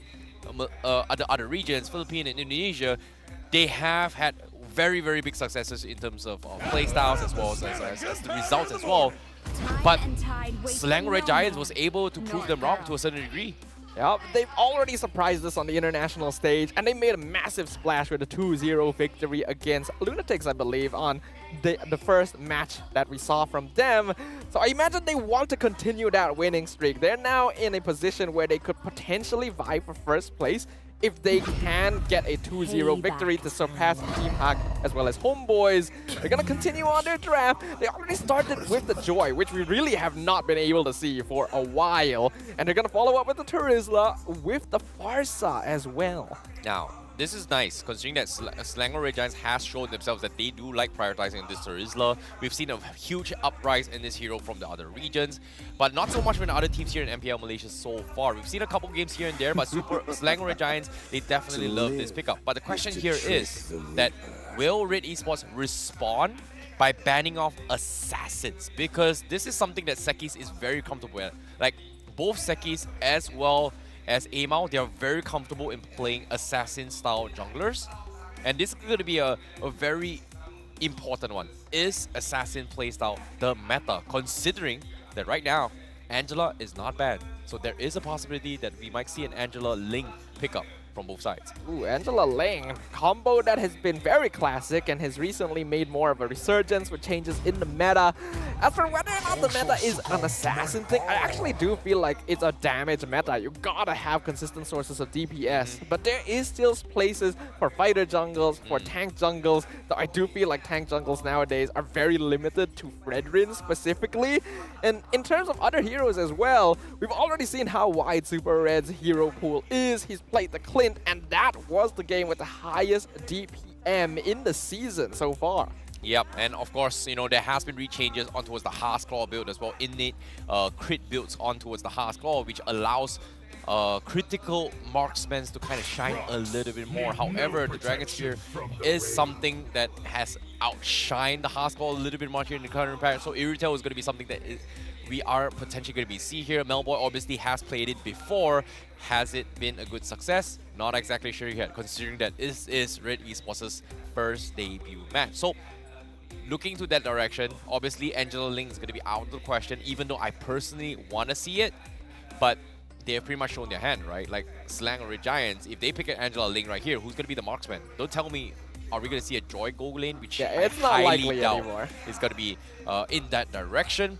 But Selangor Red Giants, they're banning off the box here, so I assume that they're still hinting in a way where they still want to play either sustained build playstyles or maybe a healing composition. But knowing Shamilo as an analyst, he has always hated Enchanter roamers. Ooh, honestly, I understand. I kind of share a little bit of that sentiment, but a lot more of it is focused towards Estes specifically, because I feel like he's a little bit dumb sometimes. But of course, we don't have to consider that. I don't really think the heroes in the meta nowadays. We do see a lot of focus towards Pancake's hero pool with the Kufra and the Grok removal. Understandable as well, since there's a lot of AoE built into these heroes' kits. And if Red Esports are already showing their hand with the Faramis, they want to make sure that not much AoE will go towards the Red Giants, even though there already is that penalty zone to deal with. As long as they're able to avoid heavy aggression from the side of Red Giants, they should be okay. Yep, at the same time as well, Hayabusa also going to be banned as well. Selangor Red Giants, they don't really want to deal with a potential backline dive as well. But considering that we did see a Hanzo pick earlier on, I don't think Red Esports might bring this up. But if they do, it will be a little bit of a wow factor, because so far we've seen 2 Hanzo games. Both have like one being played by Sonic as well, one being played from a previous game. But aside from those 2 teams that does have the capability to play Hanzo, I don't see any other teams kind of lead towards that I don't direction. think so. And in terms of heroes, there's surprisingly still stuff there, like the Edith, which has been so heavily contested until now, the Paquito somehow making it through to the second phase of the draft, even though it was basically must-pick first phase in the previous series, shows that these teams are already varying in their priorities. The same hero that could be gold for one team is basically just trash for another. Now, I like that you actually brought up the point just now as well. Targeting towards Pancake's heroes, because as of now, 3 of Pancake's heroes has pretty much been contested so far. The Kufra, Franco is being contested, then only one left is pretty much the Cho. I feel like Selangor Giants, do they want to lean on him playing the Cho this game? Because if he actually goes for this, is this viable? I think it's not too bad if you think about it, especially for 3-4 matchup. So if they decide to go for it, it's too bad. But looks like it's not going to be the case here. Yeah, the Edith. But is this a roam Edith or a roam Terizla? I think it's more likely going to be a roam Edith. I understand where you're coming from with the roam Terizla, but Edith is more flexible in that position. So I believe that will be the case. And again, another hero that was very consistently picked early in the previous series, now left as a last pick for Red Giants. They get the Irritel, which we mentioned earlier. Super Red does seem to like these more aggressive style of marksmen. The Clint, highest DPM, probably going to grab things like the Haas Claws, like the Great Dragon Spear as well, show us exactly how much value is in that itemization. And a lot of AoE built into this hero as well to try and deal with the Cult Altar, as Red Esports will bring in the Martis, which is a comfort pick for Amal. Yep, and looks like we are going to be seeing Amal playing the Mortis on the jungle. Ren Kitui obviously going to be playing the Paquito matchup against the Edith, or maybe even Terizla, but yeah, most likely it's going to be the Terizla matchup. I'm excited to see this here. Joy playing jungle coming in from Selangor Red Giants. However, it seems like both sides have very, very clear win conditions, right? And that win condition is pretty much playing around their jungler's snowballing. And in this case, whether or not Red Esports is able to take control with the Martis to kind of allow Amal to kind of take advantage of his level lead to punish them and then cut the back lines, or Selangor Red Giants is going to be able to do so, because as of yet, I feel like they don't really have a strong front wall, but if they are able to hold on to the middle stage game, this is where Selangor Red Giants will have the strongest AoE control to deal with Red Esports. And we can confirm that this will be a jungle Joy in the hands of Super Skies as well. So as we open the curtains on the land of Dawn, it's going to be game 1. Selangor Red Giants on the blue side, Red Esports on the red side. Who shall be the brighter red today? Yep, and I'm looking forward to see how it goes as well, but looks like they are going to be starting with a mid lane roamer to try and soak up the XP for the first wave here. So they are both teams are going to be in contention to prep up their roamers for level 4 for the first turtle clash. So very, very important stuff coming from both sides, but looks like we are going to be setting up an ambush here. Exort might be in a little bit of trouble here. Oh, nice awareness there from Exort. He definitely could realize something was weird when they instantly left the EXP lane and then didn't show up anywhere else on the map. A mirror on both teams to get that level 2 on 3 heroes as fast as possible. Ren Cutie forced the flicker very early. Now, that was a very, very smart setup coming from Selangor Red Giants. Unfortunately, it didn't happen, but knowing that because the meta has kind of shifted where mages are going to be leaning on XP lane to soak up the first wave, tendency you kind of want to rush back to the middle lane in terms of soaking up the next wave, right? Selangor Red Giants anticipated that, but I'm surprised. Exort was able to take the read on that, which is crazy. That's experience right there. He hasn't been in MPL PH since Season 2 for no reason. And I really like what Homebois is doing here. He is freezing that wave right outside his tower. It will put him slightly behind in terms of gold because you can see that there's 2 gold minions being grouped up there. But it means that it's going to make it a bit more difficult for Red Giants to try and make an attempt on the gold lane. Yep, we've got 2 Little Connection coming in from Selangor Red Giants, Super Sekis as well as Zac here. So they are going to be dealing a lot of damage in terms of combo damage-wise. But that's the thing, right? If Red Esports, they get caught out with this combo from both Sekis as well as Zac, they are going to lose members left, right, center, especially this early on. But looks like the contention is going to happen right now. Iron Hook onto the far side, pulls Super Zac back, and Amal will secure the turtle. A nice penalty zone, but Gorgeous maybe a bit too far out as guys try to run in. Decimate going to miss, and Gorgeous survives, getting the first blood onto Amal. The beauty of Terisla is just so strong, but it's not over yet. Pancake going forward, onwards, combos into the air shatter. Oh, what? An airstrike doesn't land quick enough. Not sure if Super Zac may have mispressed that. No, Zac, he did not go for the prediction aim. He actually tapped it and missed his shot. But fortunately for Exort, he was able to survive it. Things would have gotten a little bit disastrous for Red Esports, but fortunately for them, they are able to hold on. But good plays coming from Selangor Red Giants, taking advantage of that earlier lead. But a big clutch coming from Sekis, though, to leave himself up with 1 HP and aim out, just losing out in trade-off. Yeah, they do end up losing the turtle, but I think trading for Amal's life there is not bad at all. And being able to keep Gorgeous alive is going to help a lot. And we already mentioned how nowadays the EXP lane matters a lot towards that early and mid game. So it's important to keep things even. And we can see that in terms of evenness, both EXP laners are cutting the wave on the opposite side of their lane. Yep, so far back tier 2 as well. Not even taking advantage of the gold plating soak there when the minions actually finish him off. So that's something that I guess they want to try and prioritize lane control so that they can actually rotate S5, but here comes the engagement. With the Bloody Hunt, misses the Iron Hook. Pancake pops the Primal Wrath, but won't survive as the Decimate catches him out. And Amal, with the movement speed, easily weaves around the Feather Airstrike. Yep, nicely done coming in from Red Esports. This is exactly what they need, right? They lost a little bit of deficit here. They need to find some sort of trade-off, but now Red QT might be in trouble. Super Skies trying to chase him down. Not going to commit the electrifying beats here. Probably doesn't have enough damage to kill. But this pressure means that Super Red is getting bullied quite hard in the gold lane. 3 members of Red Esports, will they make an attempt? Yep. At the same time here, you know, Red Esports, they finally gathered their bearings, right? Like, this is where they finally have a little bit more damage control and abilities to actually contest against Selangor Red Giants before pre-4. But the question here remains is that, can they take advantage of the counter to allow Exort to pick up this fight? Because so far Red Esports, they haven't been able to group up as 5 to take a front-to-front head fight. Because if they do that, Super Gorgeous is going to take advantage of penalty zone and just completely shut them down. So they have to pick their fights very, very carefully here coming from Red Esports. And I like that that's what they're doing. Red Esports are giving proper respect to their opponents. They're making sure not to dive too deep, because even though they have heroes like Namartis with the killing spree, they understand that Terisla is always going to be a massive threat. And as long as Super Zac and Super Skies are nearby, there's a lot of setup for a strong team fight. And speaking of that, Ren QT, he may be caught out here. Pincer, Super Zac trying to cut him off. Super Red here as well. They feed the kill to the Irritel.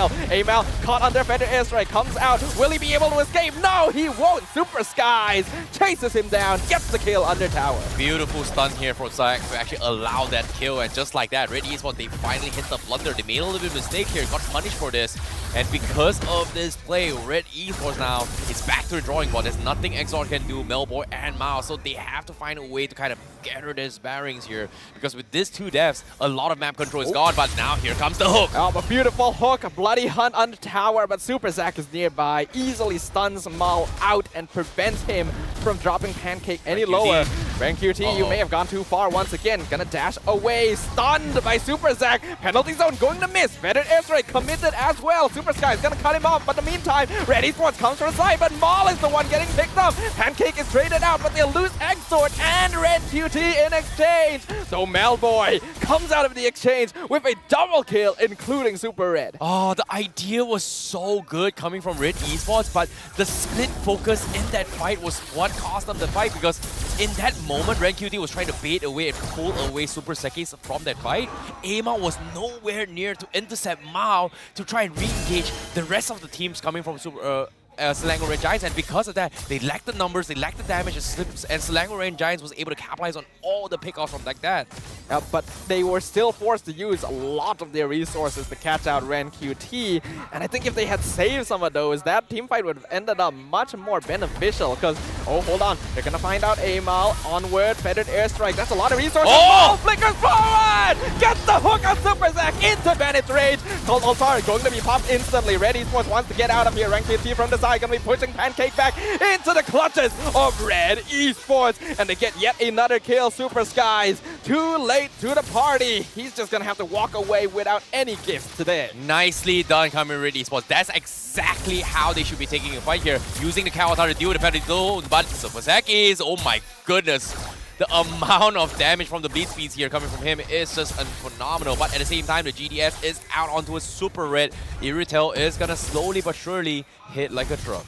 That's so much trigger finger coming out of Skies there. I would have really wanted to go further into that, but we can see an instant replay. Mal, he's really settled into the tanker role here, being able to get a beautiful flicker hook. Penalty zone only catches one, and then Pancake is just too far out. Ren QT, oh, hold on, instantly into another fight. Turtle gonna be secured by Amal. Bandit's Rage comes out to zone out the rest of the Selangor Red Giants. No casualties this time, but this is a close game so far. Yeah, but that was a very, very nice fight as well. Yeah, and prior to the highlights, well, not to mention as well, Red Esports, I don't know if that's luck or skill, but right now, Red QT, okay. That's a little bit of scary points here, but once again, he's going to be the distraction for Red Esports though. Yeah, that was kind of weird. I don't know why Pancake would flicker forward without charging Earth Shatter up first, but onwards, gonna find out Ren QT. Call Altar, penalty zone onto two members. Mal trying to look for a hook, but it's Ren QT who's gonna be taking a lot of damage. He's still alive. Gorgeous gets the final hit, but Mal finds the hook in the back line, but there's no one to back him up. Melboy gonna be caught out by Super Skies on the other side of the map somehow, as Mal will be able to escape, but what does it cost? Again, another time. This is Red Esports just feeling a little bit disconnected here, as everyone is making the calls, but the calls seems very, very split in all these fights, and there's nothing that kind of collapse together. And this is a big problem, because twice now Red Esports hasn't been able to find the right kills, and Selangor Red Giants is able to capitalize on this. It feels like they're playing around the wrong targets. They should be playing around Mao, or maybe even just focus on one, but here comes the hook. The iron hook. Bloody Hunt Gojes under the tower. Feathered airstrike though picks off Mal, and Gojes is able to flicker out to safety. Mal setting up the fight, but getting picked off himself. My goodness, Gojes is just an absolute monster. He's unkillable at this stage here. This Terisla just doing so much work, and because of this, Red Esports is just losing members left, right, front, and center. Now, Red Esports, they need to get their bearings later. But however, despite how everything looks, right? Everything looks like Selangor Red Giants is losing out a lot in terms of all these skirmishes. But economy-wise, I'm surprised it's not that far apart. No, honestly, not at all. And I think that the Red Giants have been doing an amazing job of just playing the map around and counter-engaging. There's a reason why teams are starting to ban out this Terisla, because of the value that he's offering. Every single time Gojes gets caught out, he somehow makes it out, and the rest of his team is there to back him up and get a kill in return. Yep, look at his setup right now. Look at Ren QT's positioning. He's thinking about trying to split push and try and take the tier 2 down bottom, but at the same time, he's looking for a flank. However, the rest of his team is not going to help Amal right now. Penalty zone not going to lock down Amal. He's got that Mortal Coil, but Feather Airstrike will find him, and he's taken out. Ren QT too late. He's looking for Super Zack, but he flickers away from his clutches. Mal concealed play gets cancelled by the Lord. Goges still forming the front line, and Red Esports are getting effectively zoned out by both Super Goges and Pancake.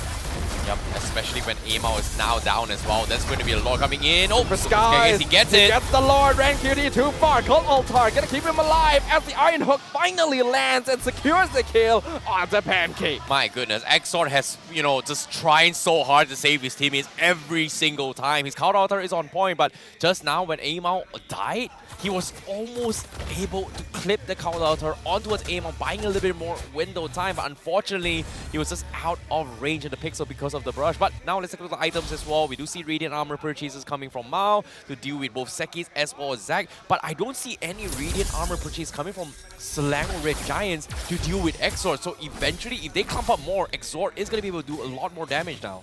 But it doesn't seem like they're worried about Exort as of yet here. So it seems like they're quite confident that as long as they're able to build enough physical defense, they'll be fine, since a lot more of it is going to be coming from Melboy, from Amal. You can already see the concealed play. Pancake going to miss. Mortal Coil. Super Goges into the backline. Flicker penalty zone. Finds 3. He will get shut down, but Skies in the backline causing havoc. Winter Trunkin keeps him alive, just barely. Electrifying beats as well to get out, and may have been a bit too far invested by the Red Giants. You know, it was a very flashy play coming from Selangor Red Giants. However, Red Esports was able to zone involved because, not to mention as well, they were able to bait out Super Seki's Winter Trunkin, and on top of it all, they almost lost their life. So I would say it was a pretty sketchy play coming from Selangor Red Giants, but good defense coming from Red Esports. But all things considered, it seems like Red Giants may have been willing to just make that play. I'm pretty sure Goges knows that there's a death sentence jumping in like that, and he was hoping to probably set up a few more kills with it, but being able to clear out all the external towers is probably a sufficient enough trade. Because now Red Giants, the Lord not going to be coming up very soon, so they may try to make something happen on the other side. Yep, at the same time, they're making an attack. Pancake, he missed the Pancake angle. messes up his combo. Exort and Melboy will get out. Mal has to flicker away from the clutches. He will drop a lot of HP as RenQT cuts off the backline. Oh, RenQT! And kills Super Zac. The hook onto Super Red. Mal will trade his life for a kill onto the enemy marksman. As RenQT flickers forward, he's looking for the joy. Goges there to bolster the defense and make sure his jungler will get out. I don't know what's up, but Mao is just playing an absolute perfect Franco game, and because of this, he's set up so many plays. He's able to open up the plays coming in from Red Esports to actually capitalize on all this space here. Selangor Red Giants, they have to start focusing on the right targets now. RenQT is just extremely distracting, but the big threat here is not him so far. I would say that depends on which perspective you're looking at, because for Super Zac, this Paquito is the ultimate threat on the map. He's been able to find him every single time, and without that feathered airstrike, Red Giants is lacking a little bit of damage. And the fact that Maul was able to find Super Red out of everyone in that pile of Red Giants instantly secured a fight win. Now the Lord going to be contested by the Selangor Red Giants. Pancake not going to be able to find RenQT. Yep, now Winds of Nature purchase out on Melboy as well. Hopefully he's going to be able to do with Super Red, but they need to find the right opportunity because the rest of the teams, they're pretty far off, and now they are going to try and rush this. Hey, Mal going to be dealing with 3 members. Super Red still working on the Lord. Mal going to finally miss that Iron Hook. Lord with the knockout. Super Sky is going to get the Lord as Polotar comes out. Better is right, going to be clearing up Mal. Melboy going to be able to set up the kill for Amal as he slays Super Goges. He gets Super Red as well. Double kill for the Martis as Melboy gets the shutdown onto Super Sky. Beautiful plays coming in from the rest of Red Esports here. They may have lost the Lord, but Amal was able to salvage the fight, taking down Super Red as well as Super Sky all by himself with the decimation there. That was a big play coming from Amal. However, Melboy as well, he almost got taken down, but he did his job good. He was making sure that RenQT survived, and he's using his ultimate to actually zone them out. So nicely done coming from Red Esports, but this equalized the score once again. But now, we are slowly treading into the late game territory here. Selangor Red Giants, they are going to lose out a lot of this power spike coming from Super Sekis, but it's not over yet because eventually they need to kind of transition in a way where Super Sekis will be playing a role similar to how RenQT is, being very distracting to allow Super Red to get free hits all the way through. Yeah.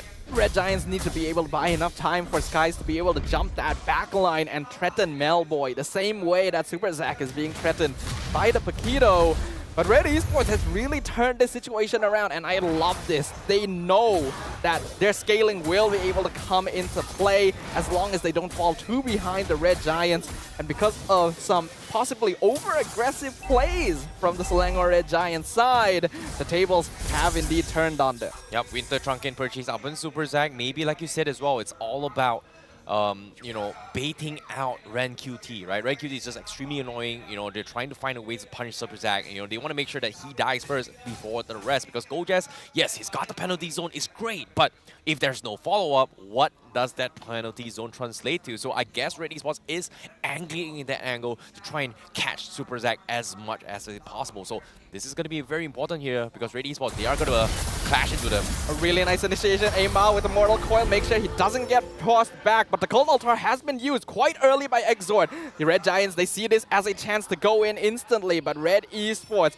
with a great disengage, using a conceal of their own and not going to let the Red Giants take advantage of their cooldowns. Hey, split push is the name of the game. Red Esports is going to be doing that angle as well. Once again, Ren QT always pressuring the other side of the map, while the rest of his teammates are going to be playing a little bit more defense. Super Red Giants, they topped up as 5. They're a little bit disconnected now because of the fact that right now, they're more focused on taking a team fight with Red Esports rather than play the macro game. And because of that, Red Esports is just slowly chipping away at all the outer turrets and getting some sort of a map control. And this is worrisome because Red Esports, they are trying to force Selangor Red Giants to commit to them to buy time. That's exactly what they're doing right now because they recognize that Red Giants have a lineup that will generally need most of their team to be together to be at its full strength. While Red Esports are quite content to split the map, having the Cult Altar as defensive utility, Ren QT being able to take care of himself. And speaking of, he finds Super Zack, tries to go for the 1-2 punch, but Super Zack has enough health to survive that, so he's not going to get a cheeky kill for now. Yeah, interesting as well. Like Red QT is trying to pressure the top lanes as well, but the immunity Shoseki's up top means that right now it's disconnected. The Lord's half HP, but the bottom lane is also shelved in. Selangor Red Giants, they've sent in Super Zack to defend on bottom lane, while the rest of Red Esports, they're still thinking. They're using this Lord to actually go in for a hostage to deal with Selangor Red Giants. Wow, Homebois potentially looking to punish the bottom lane here, but no. Selangor Red Giants, they tried to make on Red QT, it didn't work out. Yep, did not work out for him there at all. Lord at 40% HP. Amal has been working on it the entire time. Mal and Homebois still on the opposite side of the map. They're waiting for Red Giants to invest so they can go for full dive split push into their base.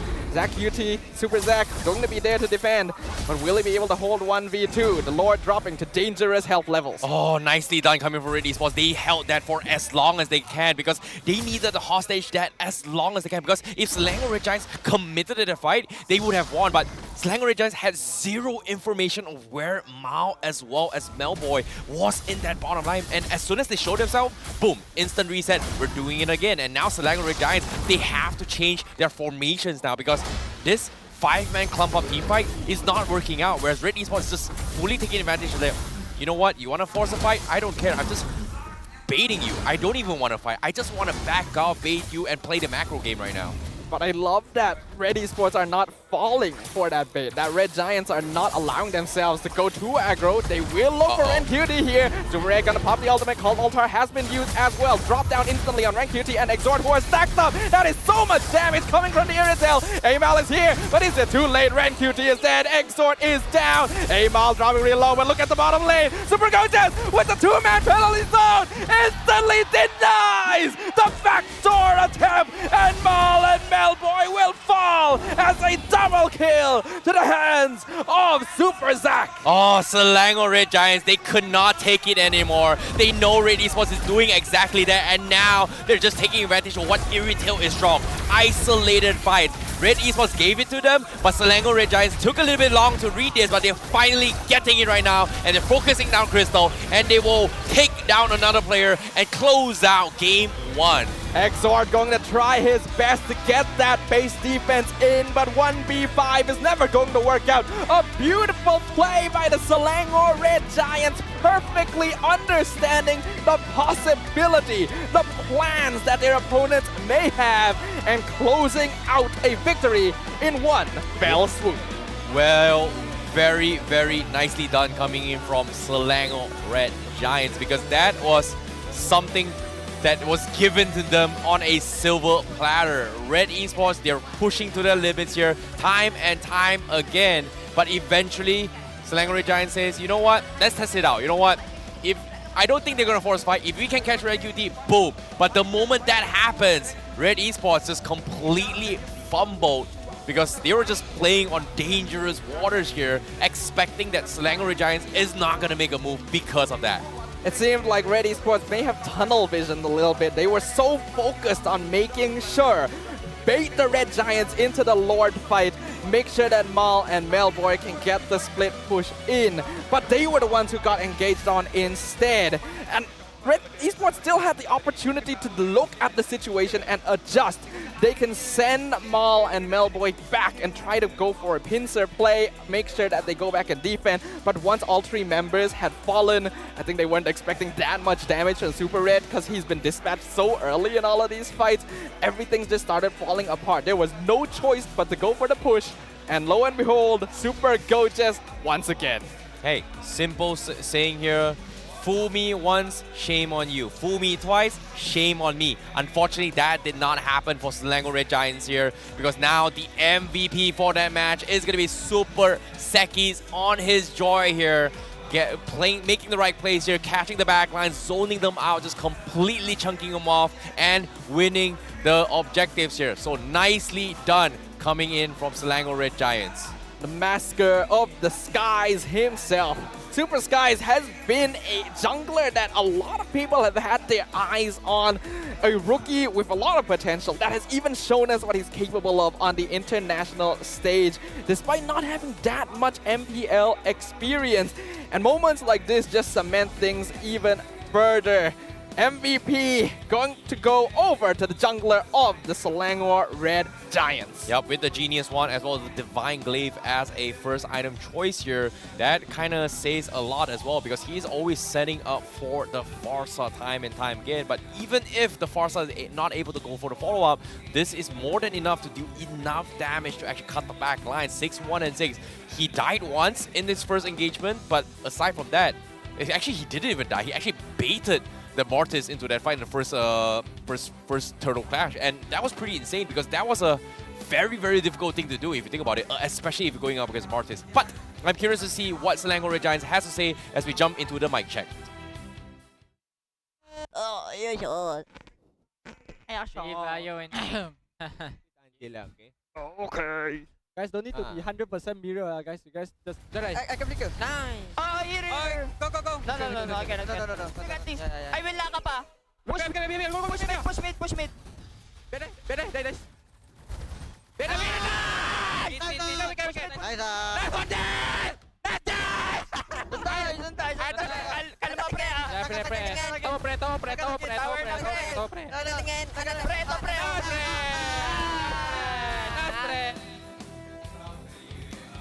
Well, very interesting calls coming from Ozoro Veki. Don't need to 100% mirror. That seems to be the call coming in from them. And guess what? They were mirroring Red Esports for so long. At the moment they jumped the gun and say, you know what, let's not mirror, let's just jump the gun. And guess what? That's what won them the game. They're not falling for the usual Lord Dan shenanigans. I think Selangor Red Giants have a lot of experience here. The players, despite their supposed inexperience, have so much maturity. They seem to understand exactly what their limits are and even what their opponents may be planning. We saw so many times that it seemed like an obvious time for Red Giants to go in for an engagement, but they hold back. They wait and see whether the situation calls for it. We saw that moment where Skies went in, did massive damage to 3 members all at once, but he didn't try and pursue it because he knew there was a risk. Now, when we talk about the items here, you know, Super Gorgeous definitely stood out for me as a Terizla. Why is he so darn tanky? His emblems here, he went for agility, tenacity, as well as the Brave Smite to actually take advantage of that. But most importantly, pay attention to the items here. He didn't even bother to go for magic defense at all. It's pretty much Blade Armor, Anti-Cuirass, as well as Dominant Knights to deal with the entire lineup coming for Red Esports, because the only magic that's coming in here, which is a Faramis, but does the Faramis hurt as much as before? I don't think so, but I might be a little bit wrong because we will see the actual calculations here coming from Exort later on. But so far, the entire fight has been Exort playing on a supporting role. that can be kind of the risk when you're going for a lineup like this, where your only source of magic damage is also someone who has to make sure they stay alive to keep your team alive in the first place. I don't think Exort quite got unlocked into a role where he could act as a secondary DPS, because the way that the Red Giants were moving were way too fast. In terms of itemization, it's not as if he was very far behind as well. A lot of damage there, even getting the Holy Crystal as a 4th item, which very much indicates he wants to get in there. He wants to do DPS, which could be great since there's not that much magic defense, but there was never a chance to do so. Yeah, it was very, very difficult. Every time Exor is trying to play a little bit more supportive role, trying to save his buddy. In particular, that's going to be Ren QT. But even so, let's take a look at the damage here. He still did a decent amount. It's still 66,000 damage being dealt from Exor. So I'm really surprised that he's doing this much. But it seems like the rest of the Esports just couldn't find the right kills to force the fight. And who could blame him considering how mobile Selangor Red Giants is in all these fights? Like, Super Sekis, extremely threatening.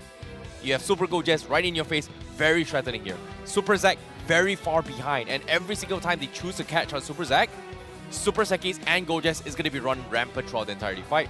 But not to mention about all these 3 players, Super Red was the one that is also another that is terrifying, because if you are split off, I'm getting free hits all the way through. Iritel is such a scary hero once you're able to get those 3 items, once you get a bit more of an EXP lead. And as we can see in the highlights here, when this game started, we really had no idea which way it was going to go, because both of these red teams were at each other's throats right from the very beginning. At one moment, Red Giants was making amazing plays, getting huge pickoffs. Another moment, Red Esports was setting up and controlling the map and getting these amazing iron hooks. Yeah, Mao, that's the thing about Red Esports' composition, right? Like, they have a very strong lineup designed to play around pickoffs as well as just, you know, one-shotting people.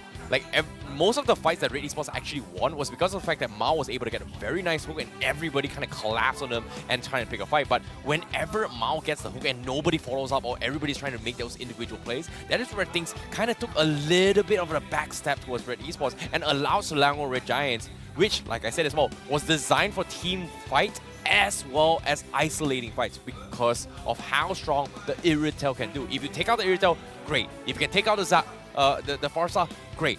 But what about the other 3? I think in the end, what contributed a lot to the downfall of Red Esports was the fact that they may have hovered a little bit too long on their plan. Like, it's a great plan, don't get me wrong. Buy time, get the split push, get the backdoor victory.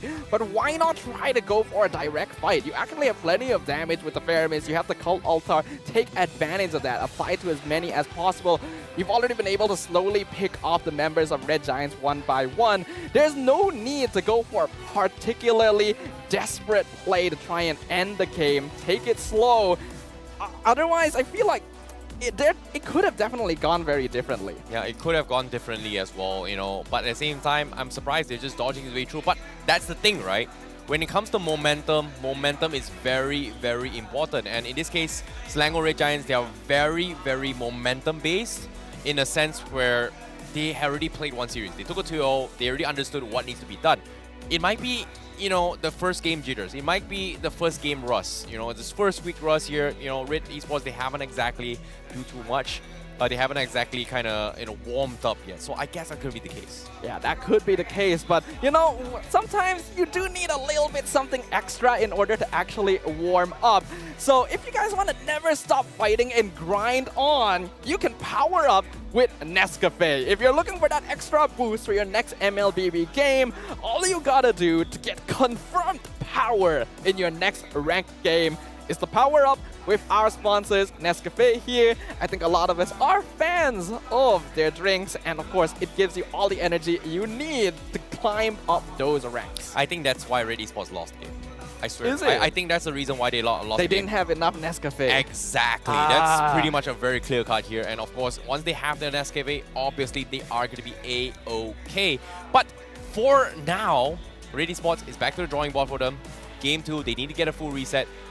In terms of communication and the ideas they want to play, they were able to kind of execute it, but it feels like Red Esports, they just got a little bit greedy, hoping that Selangor Red Giants is not going to be able to respond.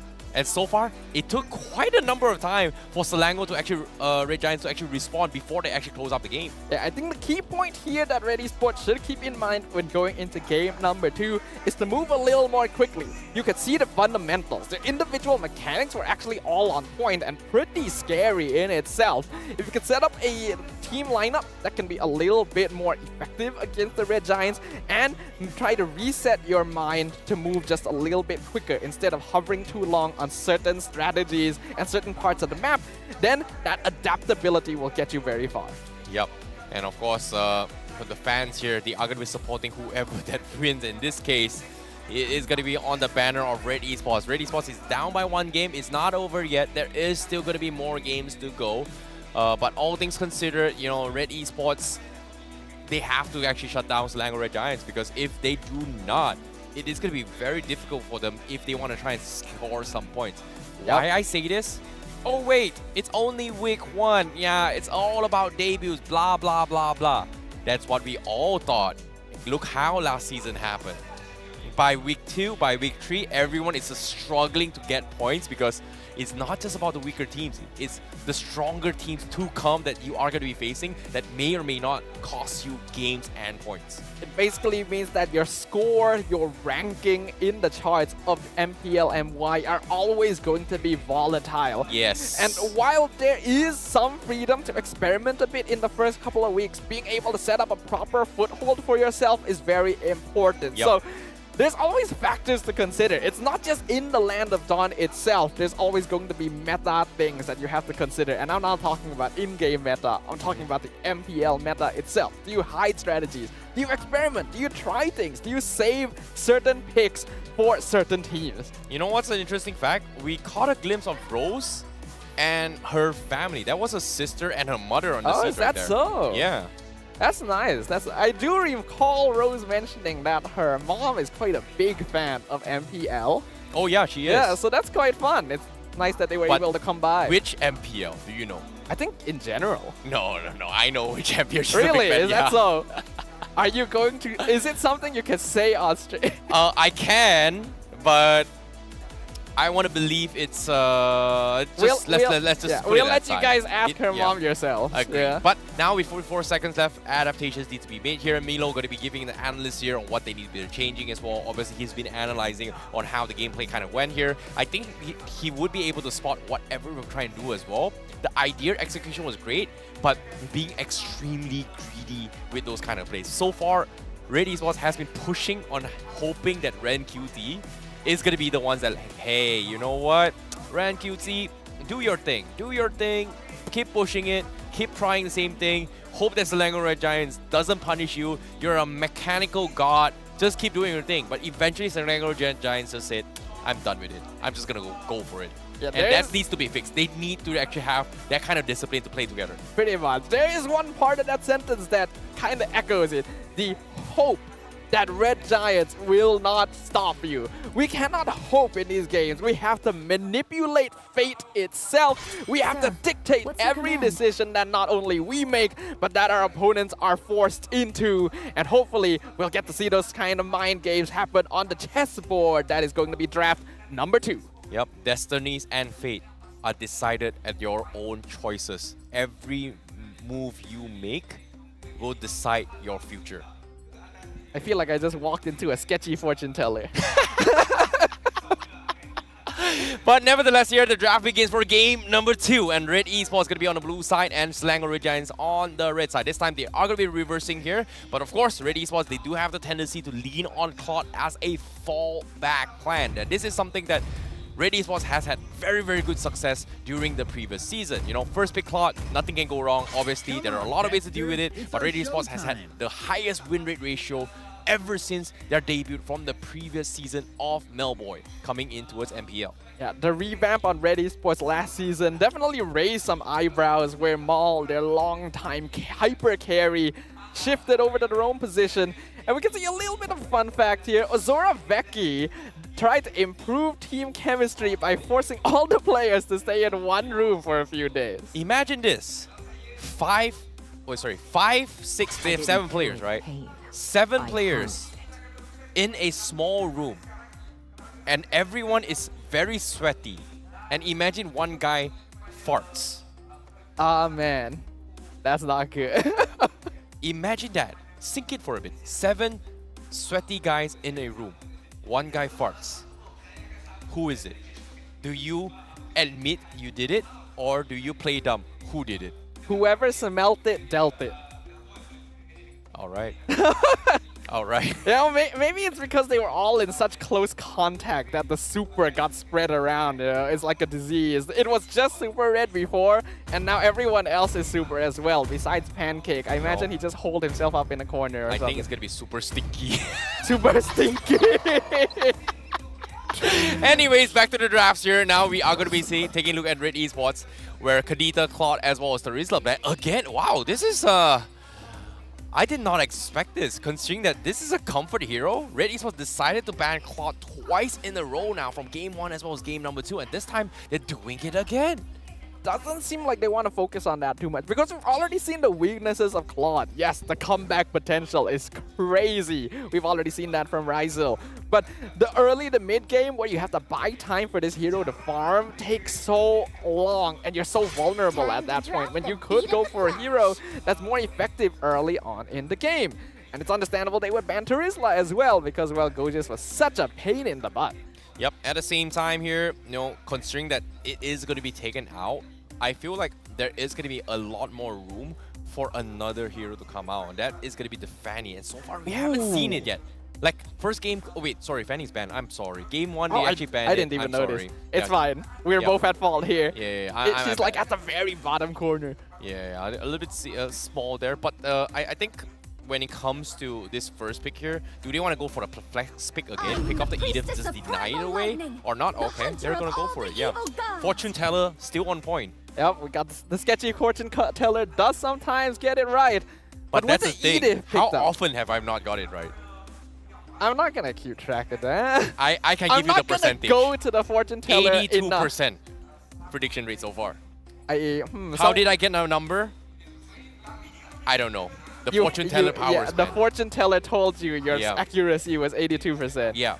But now that the Edith has come out, will we see the Paquito again on the opposite side this time? I don't think they should go for the Paquito. Like, because of the fact that Red Esports, they lean on the Paquito, but so far, the Paquito isn't exactly the greatest XP laner in the current meta. Yes, it's got the flexibility, but okay, looks like the fortune teller is, you know, just drop a percentage right now, so 80%. I can breathe. 80%. I think it's 56%. The win rate for Paquito right now, not too bad considering how often he has been picked up. But I actually kind of thought maybe they might go for Martis instead. Still a very solid hero overall. The fact that they didn't go for that will leave it open for Red Esports, but I'm wondering whether or not they'll go for a bit of a shift in approach. Do they still want to pick up the Franco? Very good counter to the Farsa. We'll have to find out. Personally, I don't really like the Paquito in the current patch. Yeah, really? People is like, oh no, it's great and strong and all, blah, blah, blah. But that's the thing, right? The reason why I hate it is that... exists the equilibrium. Is that? Was made for. If you don't hit your combos, if you don't do enough damage, your only other option is to run. Like, if you were compared to another hero like Uranus, like, hey, it's boring, blah, blah, blah, I can be in your face to soak damage and still do some decent amount of damage. To actually buy time and do the same thing Paquito does. And the only difference is that it's safer to play it on Uranus compared to a Paquito, where if you get caught, you're dead. So you're basically being the opposite of Gideon right now. Yes. You're being the antithesis He hates the wet noodle fight, but I love it. Anti-Uranus caster here. Interesting. Gideon would be rolling, not in his grave, probably in his bed, back at home hearing this. But with the Fredrin and the Eve locked in, Red Esports has a very solid front line, as well as some interesting options. And I did wonder about the Martis earlier. Red Giants going to lock it in now. Okay. Very, very...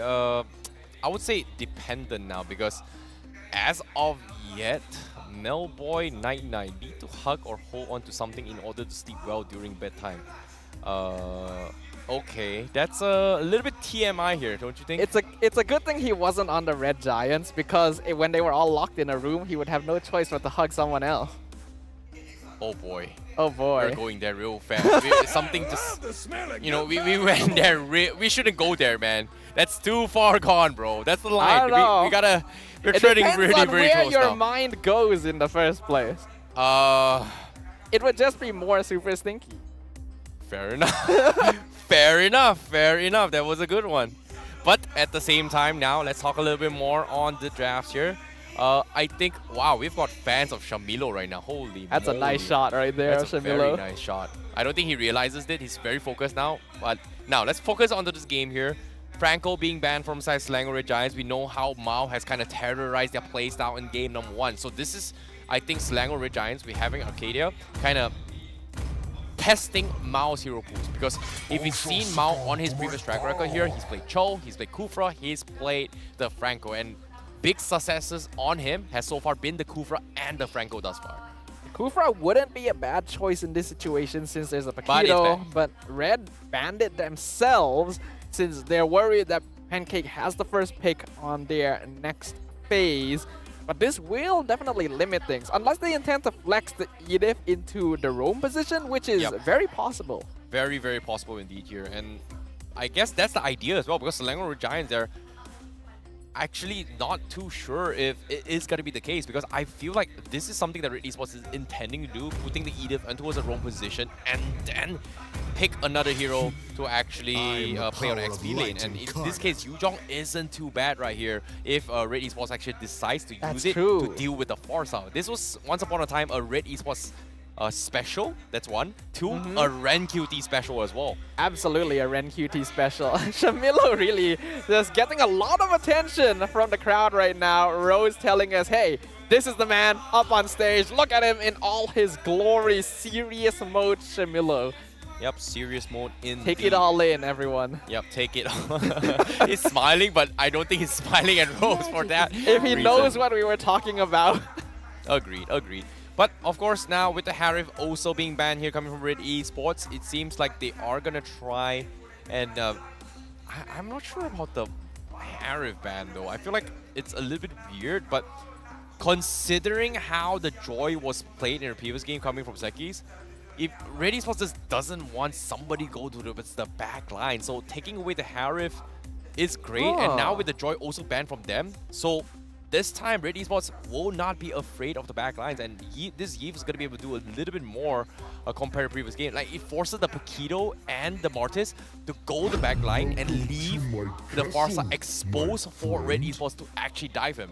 I was actually considering whether Pancake would pick up the Grok here just to make sure it's not picked up against them, because it's a very easy deny for the Feathered Airstrike. But I wasn't sure if they would do it since Eve really messes with Grok. But it seems like Pancake is pretty confident. Now, what I'm wondering about this Harif ban, you usually ban this hero when you're gonna pick a hero like Claude, which typically is weaker early in the gold lane so that you don't get bullied hard. But the Claude has already been banned themselves. So I'm wondering what they are looking for here. Like, if they still intend to go for the typical Beatrix, there isn't really a need to ban Harif. So I'm very curious. Yeah, I'm a little bit weirded out as well, but now Yujong pickup coming from Red Esports, they are going to pick it on the XP lane, so it is going to be a roam Edith. Melboy, what's it going to be? Is it going to be the Melissa? Nope, it is going to be the carry instead to deal with all these tanky ones here. And of course, inside the comments here, the banners there, why is Shamilo not playing? Well, technically he is playing the drafts as an analyst. He is playing in his own special way here, but the carry pick has been a bit hit or miss here. The hero is still very good at taking down tankier opponents, but now with the shorter range compared to basically every other marksman in the meta, it does take a lot of effort to make sure that Melboy will be able to dish out that DPS consistently. Yep, are they going to go for Irritel? No, they're not. They're actually bringing it into 1-1. And surprise, surprise, it's a 100% win rate thus far. And I'm curious to see how Selangor Red Giants actually pulls this off, because as of yet, this 1-1 is going to have a very, very difficult time. But of course, considering the amount of CCs that Red Esports is coming in, if you get caught, instant built-in purifier to get out of sticky situations. Yeah, you typically want to avoid playing 1-1 against heroes like Yuzong, like Edith, but there is a particular hero where 1-1 matches up very well against, and that is actually the Fredrin, because he will usually just stand there pretty slow, very easy to hit all your marks on. Compared to before, 1-1 doesn't move nearly as quickly, so that has really deterred her damage. I'm interested to see this. Yeah, based on this draft as well here, you know, Red Esports looks like they have a very solidly good plan here. Yuzong to actually deal with the Farsa, but from the side of Selangor Red Giants here, if they're able to kite out the Yuzong as well as the Fredrin, they will be easily able to turn the tides in their favor. Who's it gonna be? Ladies and gentlemen, the Land of Dawn opens once more, and action instantly begins with Gorgeous and Super Zack encountering 2 from Red Esports on their side. But it's going to be Red Esports currently 1 game down, eager to make a strong debut by taking this to a game 3, and the Red Giants who want to claim a clean series to get first place on the standings. Yep, I agree. But now, as of yet, we are seeing a little bit of a Selangor Red Giants getting a little bit aggressive here, but they are not starting with the, I would say, row mid opening here for XP. They are playing the traditional front to front with two-man mid rotation coming from both sides. Yeah, quite strange considering we saw Red Esports do this in the previous game, and now we can see that Maul is going to be a little bit behind on XP compared to Pancake. But it doesn't seem they want to go for anything too aggressive anyway, so it's still going to be pretty fine for now. I'm not gonna expect anything too extreme in the first few minutes, because both these teams do want to take a little bit of time to scale. Yeah, but at the same time here, we are going to see a little bit of an invades coming in. Mao is looking for the setup, and it's happened here. In trouble, onward, Earth Shatter into the Void Crystal. Already forced to use the Flicker pretty early on. Not going to have that available for the turtle fight. Yep, at the same time, Ren QD is dropping a little bit low here. He might actually die to this. A nice Petrify to keep Skies locked down. Decimate doesn't get it, but Skies will still finish off Ren QT for first blood as Super Zack encounters Exhort in the jungle. Looks like they're not gonna prolong this. They just want to control the turtle pit. Now this is huge. You know, this is what Selangor Red Giants likes to do. They always like to cut rotations, and they are able to get a nice, very pick-off. And because of this, they are able to get a lot more space throughout the map. And very over 2 minutes of the game, they've already gotten themselves a 700 gold lead. But the question here is, the turtle fight is about to begin, and this time turtle control is in Red Esports' favor. Pancake gonna block out the turtle, force the reset. Gojes almost gets caught, but he's able to dash out in time. Turtle reset, and the real world manipulation has been used pretty early on. Red Giants can actually take this slow. Meanwhile, you see Super Skies. He's not even here. He's stealing away the orange buff. Do they want to just give this away? Red Giants trying to delay this for as long as possible. I don't think it's going to be long enough for Skies to get here, though. So, Amal gets an easy turtle. Wow, preemptive Wave Dragon as well, just to actually counter them all. But bottom lane though. Yeah, Melboy going to be the target. Super Skies, he's not there for the turtle, but he sure is here for the carry. As Super Red is fed a pretty early kill. And look, there's 2 gold minions there that Melboy will no longer be able to get. That was very nice coming from Super Sekis here. He didn't actually opt to go in for the last hits. He actually dispositioned Melboy in order to allow Super Red to actually chain for a potential crossbow of tanks. And that was very nice, because regardless of what happened, Melboy would not have survived that because of that catch. Nicely done coming from Sekis. Good combination of abilities, and I love the way that Sky is moving around the map right now. You think that it's obvious he should go for the turtle, but nope, he goes for something else instead. So Red Esports are already going to be put at the back foot. A 1k net worth lead for the Red Giants will put them in a very comfortable spot. Yep. And now, once again, Red Esports, they are playing from behind. Once again, they're getting a little bit desperate here, but so far, Pancake is doing a fantastic job of just zoning and getting information on this Grok. And that's the problem about having a Grok, right? If you don't get those timings right, the immune CC from Grok is just going to completely block everything. And this is something that I think it's very difficult to actually catch those timings, especially with Pancake right now. He finds Maul in the bush, goes for the wild charge onto him instead of Melboy, but it still may not work out. He's going to get caught out by the Edith now. Super Sky is going to be coming in. Pancake will sacrifice his life, but Sky secures the Decimate onto Melboy. Venom Airstrike onto Maul. Double kill onto Amal. And the Red Giants dismantle Red Esports. That was very nicely done coming from Pancake. That was a sick play here. He knew he was going to die, and instead of just dying out in the open. He forced Red Esports to commit to the kill, clumped up S3, and immediately set up an ambush for both Super Zack and Super Sekis there to actually capitalize a triple kill. So nicely done from Selangor Red Giants. And Red Esports, they just took the bait. I really wonder whether Pancake was just like a really three-dimension mind gaming Red Esports there, because he actually went for that wild charge really early. It seemed obvious that he knew that Maul was there, but he could have waited for his team to get a little closer before going for the full invest. I kind of wonder if he's actually trying to keep them there for as long as possible. Yep. At the same time, Turtle is going to be in their favor as well. Aimao not going to be in a position here. They need to find a way to deal with this, but it's going to be difficult considering that now Selangor Red Giants turns the tides. They have a 3k lead. Melboy also losing his 1v1 against Super Red. Ooh, Red Esports having a very, very difficult time now. Super Skies had a very interesting first item there. Never seen yet on a Martis. That is a Brute Force Breastplate as his first item. Very interesting choice. Yeah, you know, mobility is going to be the key, and so far Sekis has been very good in his positioning here. As long as he has those mobility, he is going to be able to distract and buy time to set up for maybe a very, very nice crossbow tank from Super Red. So I guess that's going to be the idea here. But, of course, Red Esports, they seem to be a little bit lost here as they don't really know who they should be focusing right now, because the idea in the drafts is to deal with the Farsa, and so far Super Zack hasn't been in their face at all.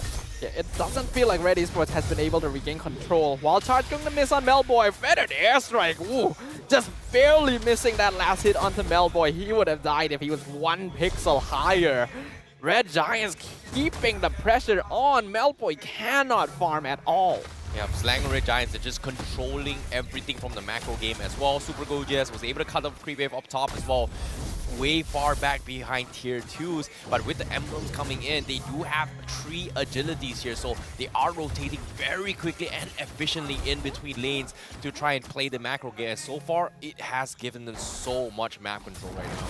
And we've seen the same recipe many times before. Put more attention towards Super Red's side. He gets the tier 1, rotate Gojes over to take control of that lane, no longer having the tier 1. Allow Super Red to start farming mid, farming top. He is truly unlocked now. And this is where the 1-1 will really start snowballing. Now Super Sekis now just got his Hunter Strike once again, playing the movement speed game. Mobility is going to be the key in order to out-kite Red Esports, which makes a lot of sense because if you think about it here, if you can out-kite Mao, that's going to be the game plan to win. But Mao, oh my goodness, he's actually going to die. Even the Primal Wrath couldn't save him, but better airstrike. Mao diving the tower. Super Gorgeous not going to survive being under the real one manipulation for that long, as Mao will just barely live as well. Super Zack not going to be able to finish that off, but Super Red will finish off the tier 1 up top.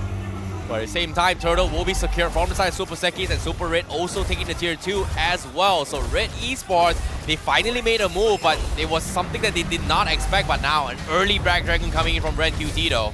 Wild Charge misses entirely from Pancake. That's a bit awkward. Petrify will find him. Onward, going to miss as well. Super Red is still staying. He's looking for the crossbow of Tank Proc, looking to continue threatening the tower because look what's happening at the bottom lane. Melboy actually wins the 1v1 against Super Zack, but Gojes comes in just to finish him off. Yep, nicely done there. They were able to trade 1-for-1. But at the same time, Red Esports is still holding on to tier 2 up top, but it will eventually fall. They need more backup here. Unfortunately, it's not going to happen. Super Red gonna be threatening Ren QT. Never a good sign when the big dragon is scared away by a little girl hopping around all over the place. And Red Giants are all up in Red Esports' space here. This jungle belongs to them now too. Amal will be able to retreat it away, luckily for him. That'll help them a little bit longer. Onward, gonna find Super Skies. Mortal Coil gets him out of danger. Amal still under Defender Airstrike, still under the crossbow of tank, spreading over to the rest of Red Esports. And Super Gorgeous comes in from the side. Super Skies with the Decimate connects into the back line, catches out Exort. Super Red dropping low, but he will hop out. Yep, at the same time, Red Esports, it feels like they're just playing in the hands of Selangor Red Giants' momentum right now. Selangor Red Giants is just completely controlling everything, and now with the AI winning prediction coming in as well, 70% win rate on towards Selangor Red Giants, which makes a lot of sense. But the question here is, can Red Esports drag this into a later stage of the game where Melboy is going to be able to make a comeback, because he is going to be able to shred through this Grok, this annoying Pancake right now from Selangor Red Giants to the dust. But before that actually happens, he's gotta need a lot more farm before he actually makes a comeback with this. The problem with that is that even if Red Esports waits long enough for Melvoy to actually get his full build, Red Giants has better scaling. They have 1-1, they have Farsa. Comparatively, Red Esports just doesn't have all that much consistent DPS. So I don't see a way out of this situation for Red Esports. Yeah, and of course, now with the Lord in the hands of Selangor Red Giants, it is going to be that much more difficult for Red Esports to bounce back unless they get the perfect catch. And so far, Selangor Red Giants, Super Sekis in particular, is just snowballing his way through with his Martins. Level 14 as compared to Amal, who's only level 11 as a jungler right now. Amal has been getting bullied really heavily. We've already seen this matchup before previously when we saw Homebois playing with GB on the Brethren versus Amartis as well. And it just did not feel good. So Amal is now on the receiving end of that, and he doesn't even have the experience that we saw from GB. So Red Giants are really running away with this. Pancake, Conceal, looking for something. Lord has collided. Faded Airstrike zoning out. Petrify onto Super Zac, but they're jumping straight in. Decimate. Super Goja is going to get the kill onto Ren Cutie. Crossbow of Tag! Super Red with the killing spree! Double kill! Spreads onto Amal. Secures another kill for the Red Giants. And now they're looking for structures. Yep, at the same time, so Red Giants, they are going to continue with their inhibitor. Red Esports, they're down to only Exort and Melboy. Looks like it might be over here. Selangor Red Giants, they're going to try to make an attempt now. Go just try to flicker forward, try to zone them out. Emphasis on tried, but they will succeed in breaking down the crystal. Selangor Red Giants moves to the top of the standings at the end of week 1 with another 2-0 clean sweep. Nicely done. Coming in from Selangor Red Giants here. A beautiful start on the first week of MPL Malaysia. 2 series, 2 O's, 2 O's, and now against Red Esports. The better Red here. Selangor Red Giants completely bleed out Red Esports here. And of course, Red Esports, they have to go back to the drawing board here. But with their debut match coming in, it was a very, very difficult game for them to actually play though. It's quite rough for Red Esports. This is a strong lineup. They've had very promising scrim results, but they had to start off the season against one of the most powerful teams heading into Season 12. Red Giants continuing to make a statement here. And Red Esports, I think there's still a lot of potential for them. This was just not their day. Yep, at the same time, you can see the fans are cheering their minds out here. They're celebrating Selangor Red Giants' victory, especially in this first week. A flawless one as well. And I'm curious to see what they have to say as we are about to throw it over to our amazing host, Rose, to have an interview with Selangor Red Giants. Dan itu dia pasukan yang lebih cerah untuk perlawanan ini ialah Selangor Red Giants. Gorgeous, sini. Sini Gorgeous, sini Gorgeous. Okay, sepatutnya I takkan interview Gorgeous hari ini. Tapi Gorgeous, sekarang dah pandai taunting Kata nak spicy. Kata nak spicy. Tunjuk sikit taunting macam mana? Apa? Tunjuk sikit taunting tadi macam mana? Taunting tadi? Taunting tadi. Dekat stage. Taunting tadi, saya tunjuk macam, oh, Red Esports. No, weak. This Red Giant strong. Yeah, like that. Setuju ke tak?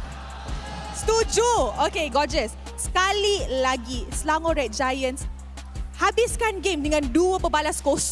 Adakah ini satu momentum untuk Red Giants in order to qualify for M5? Oh, of course. Okay. Sebelum I tanya lagi banyak soalan, are you guys ready for the MVP? Alright. Korang rasa siapa MVP? Alright. 3, 2, 1. Guys! Wow! Okay, sini. Okay. Sini. Alright.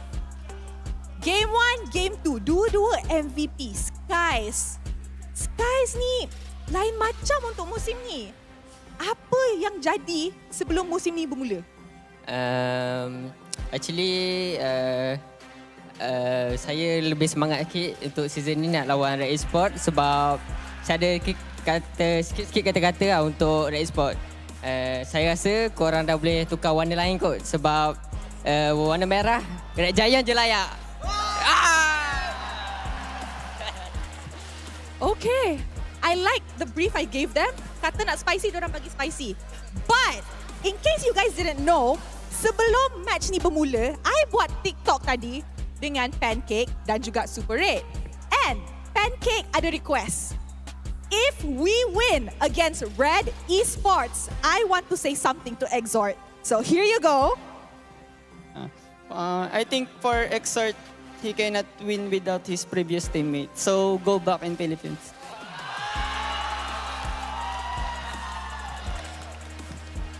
Okay. Whoa. All right, okay.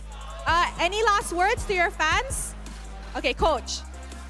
Let's give it to the coach. Hopefully it's not that spicy. Thank you to all our fans, to all Red Giants fans, and also to all our bosses.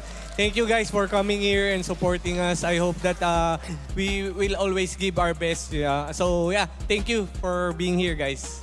All right, thank you so much, Selangor Red Giants. Congratulations. Once again, a round of applause. All right, thank you. Thank you. And now, how about we throw it to the caster to break down what happened in this clean sweep of best of 3. Casters, dipersilakan. Ooh, seems like all that time being in the same room together didn't just create some super stinky, but also some super heated throws right there. Being able to call out the members of Red Esports and Super Red, even calling out Exhort directly. Wow, that is something. Yeah, that is definitely something indeed. But at the same time here, the MVP here, Sekis, he has had a match KD of 10, 1, and 12 out of both games. Only died a single time, I guess, with a match kill position of 73%. And so far, he's been playing really, really well. And based on these emblems here, it's interesting because we are leaning towards a tank jungler, but at the same time, it is diverse in the sense where because of how he plays and understands what he needs to do, he's able to do both regardless of damage or jungle. So I'm curious to see how he does it as we jump into a mic check with them. Reset. Oh, no, santai. I can take the Okay. I got this, Ade. No thief, guys. No thief. Just do what you want. I got this. Flicker, Kari. Nice! Bantay. Can I reset dulu? I don't have mana. Okay. Okay. Chill lang, guys. Chill. Wait. I think just they can... Easy, bro. Nice one, guys. Mate, guys. No. Nice one, guys. Chill lang. Nice one. Considering how spicy their comments were during the interview, it's surprising just how disciplined their call-outs are when they're in-game. Even though they're in complete control, they're not being aggressive, they're not overextending, they know exactly what it is that needs to be done, and they're communicating properly, which probably is why this match ended in only 11 minutes. Yep, of course, Pancake, he played really, really well here. He's pretty much the backbone of the team, was shot calling, deciding, hey, how we're going to be doing this, and then they take a fight. So, nice calls here coming from Pancake, but eventually we are going to be talking about the itemizations coming from both sides here. Super Sekis, he obviously went for the Brute Force Breastplate as a first item choice before going in towards the Hunter Strike. So that was very interesting, considering the fact that that's not a very, very common item. But it's not at all. Considering how quick Selangor Red Giants has been rotating throughout the map and also getting a little bit of a snowball lead and taking advantage that they have 3 agilities coming from Super Goldjazz, Super Zac, and and Pancake. They're hoping to try and punish Red Esports' misplays, and there was this one time they actually did, because without all these little mobilities, there was no way they were able to set up a 3-man ambush down bottom, punishing 3 players from Red Esports with Pancake setting up as bait, and the only time that Pancake has died.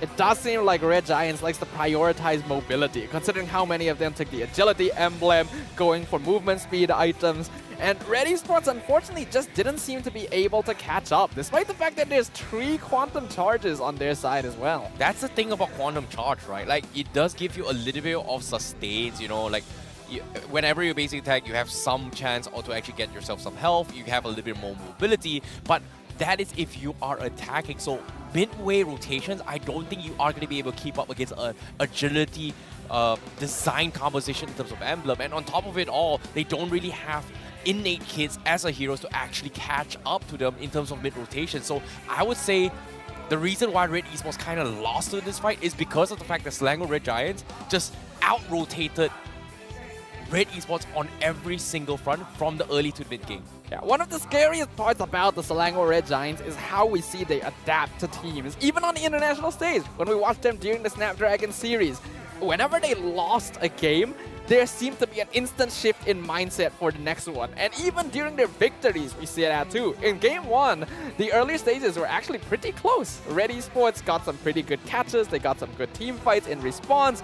But in Game 2, it seemed like Red Giants instantly understood their opponents and could just run them over. Agreed. But at the same time here, damage output here, obviously Super Red is going to be topping here. We did, which is kind of surprising considering that he was able to win 1v1s all the way through again. Melboy ever since that one successful gank down bottom. But I'm curious to see when it comes to rotations, right? We have to see the heat maps coming in from both sides, and that is going to be between Melboy as well as Super Red. As you can see, Super Red obviously has been farming his way through. He does take away neutral objectives, which is very interesting because normally neutral objectives are left for junglers.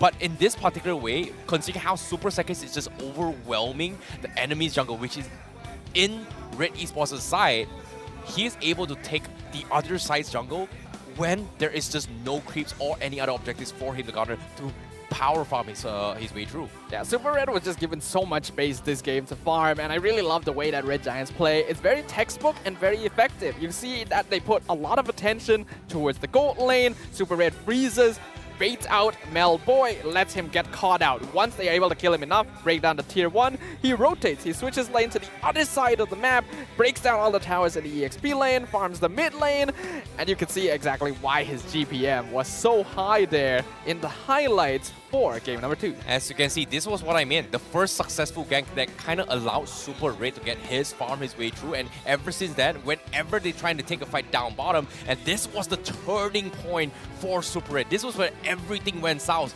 Because in terms of mobility-wise, Super Red Giants, because they had those additional mobility, they were able to catch up and then set up for this big clamp and clash that got them that triple kill. And ever since they got that kill, it just snowballed out of control in favor of Super Red Giants. And every single time they take a fight, Red Esports just had no way to react. And even if they do, they were already playing from a position where they have to disengage rather than counter-engage. That's absolutely right. Unfortunately, Red Esports has a comp that wants to be able to catch people. They have an Edith, but every single time it's guys walking in, he starts with the Mortal Coil. You can't toss him. He has Brute Force Breastplate, so he can run straight out. It's so smart, the way that these players play and itemize.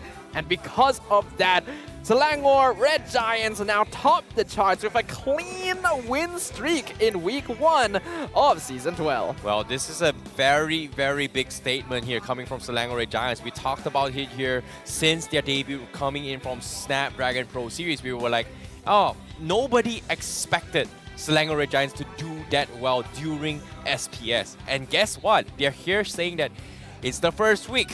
We get to, oh, we're #1 right now. However, once again, it is the regular season. It is MPL for a reason. Anything can happen. And in this case, it's going to be a good sign for Selangor Red Giants fans because this is not a team we would expect to be in #1 right from the get-go. Well, in the previous season, that's definitely what we would thought. But this season, coming in as one of the favorites with a lot of fans backing them up thanks to their performance in Season 11 on international stage. I feel like Red Giants has not just dominated the stage, but it's also dominated our hearts just like you can dominate the Land of Dawn like a champion with ROG Phone 7, where you can win lanes and push your ranked matches with a powerful phone device. The ROG Phone 7 going to be available for all of you guys if you're looking to really improve on your gameplay and make sure that all of your flashy plays are even cleaner and flashier than before. Exactly. And of course, you know, when it comes to playing all these games here, I know you guys are excited for the games here. 2-0s thus far. But guess what? Coming up next is going to be another interesting one here. Your favorites, your defending champions, a 3-time champion MPL title, 4-time M Series attendee, Todak, going up against Team Secret, who, in this case, Team Secret has been looking for their first victory. Can they take it against Todak? Yep, Team Secret in a pretty tricky spot right now on a big lose streak, even extending from the previous season. Todak, though, with a brand new lineup, has not been exactly doing the best we would expect from them, so I think we're expecting a little more, but we're gonna go on a short break. When we come back, it's gonna be the final match of the day.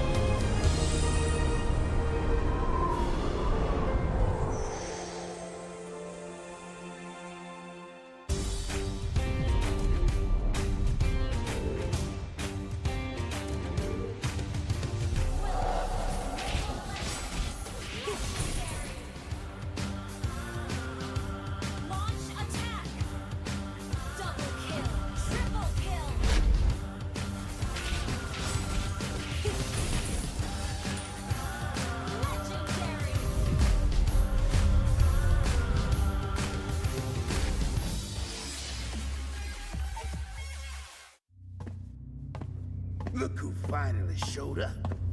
Unload your weapon and return the goods. And if you ask nicely, I just might let it go.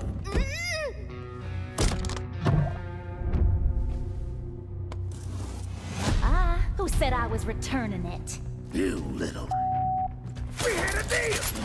I just came here to test my new toys.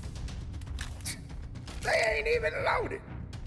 Staring down the barrel and you're still daydreaming about being an inventor? Huh?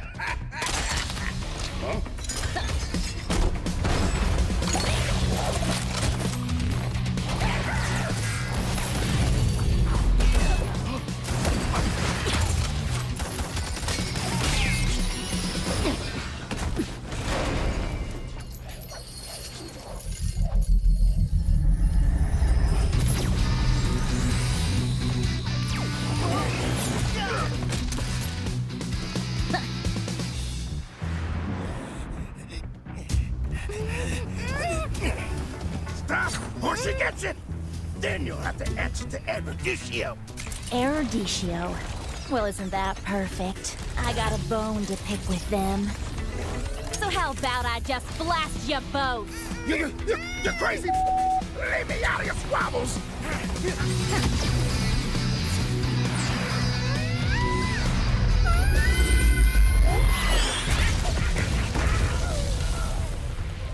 That was dirty! Haven't you heard? I do things my way. I really don't like being used as bait, you know. Anyway, let's return that to Erudicio. Oh, I have something special in store for them down the road. So I'll take this as payment.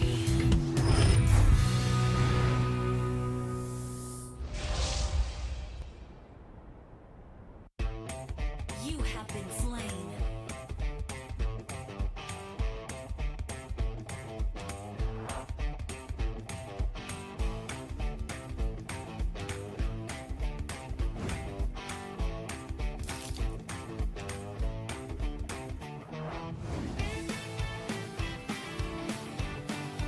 An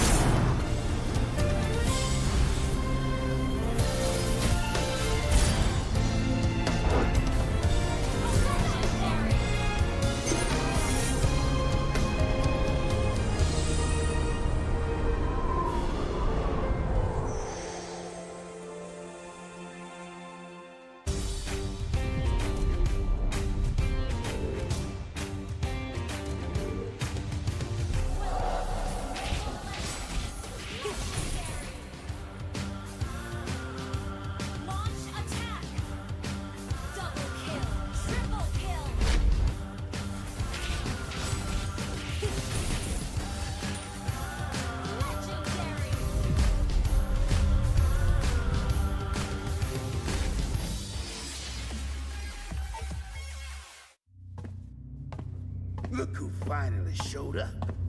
Unload your weapon and return the goods. And if you ask nicely, I just might let it go.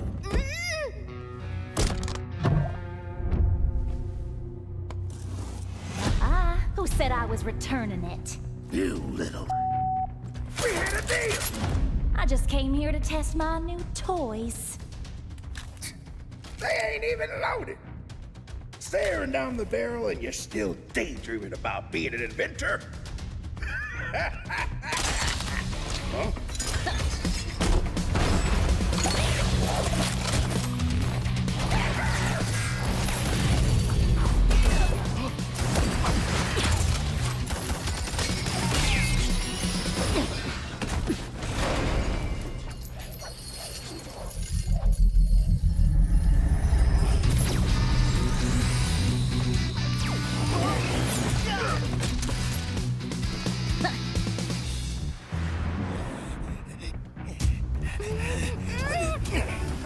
Stop, or she gets it!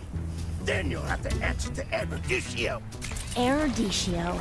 Well, isn't that perfect? I got a bone to pick with them. So how about I just blast you both? You're crazy! Leave me out of your squabbles!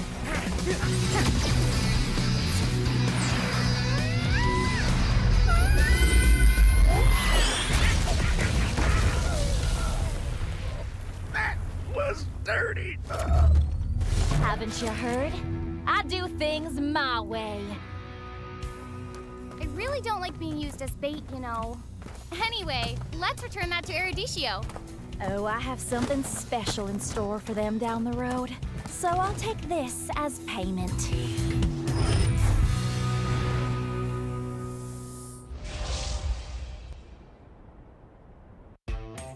You have been slain.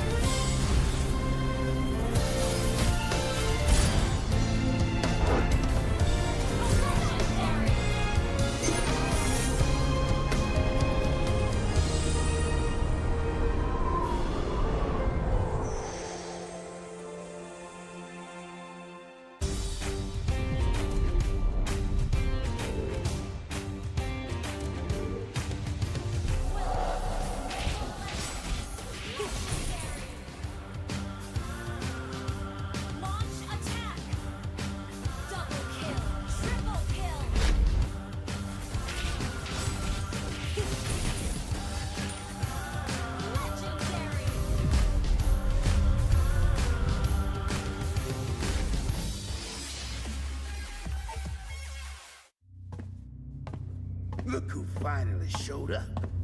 Unload your weapon and return the goods. And if you ask nicely, I just might let it go.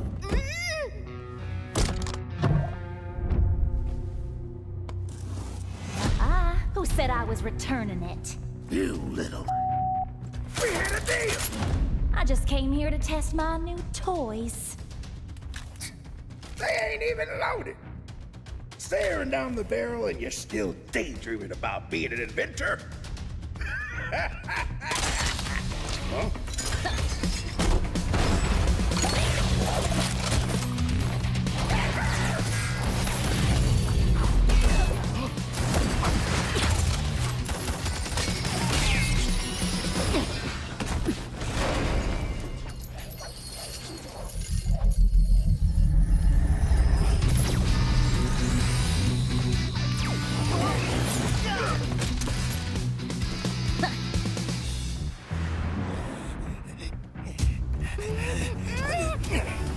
Stop, or she gets it! Then you'll have to answer to Erudicio. Erudicio? Well, isn't that perfect? I got a bone to pick with them. So how about I just blast you both? You're crazy! Leave me out of your squabbles!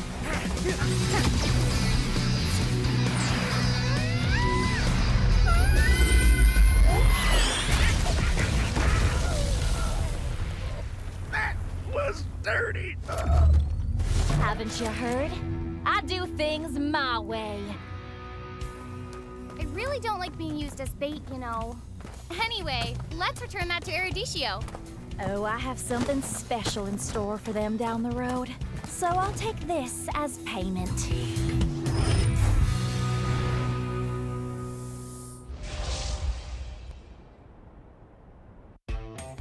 You have been slain.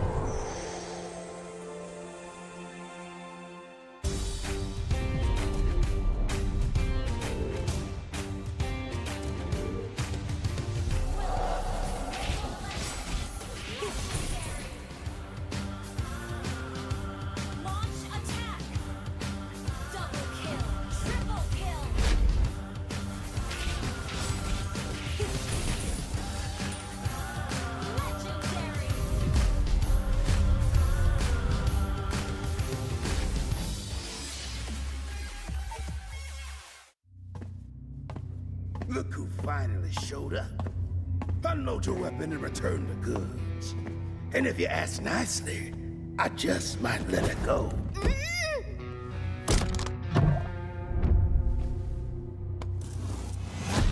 Who said I was returning it? You little... We had a deal! I just came here to test my new toys. They ain't even loaded. Staring down the barrel and you're still daydreaming about being an inventor? Huh?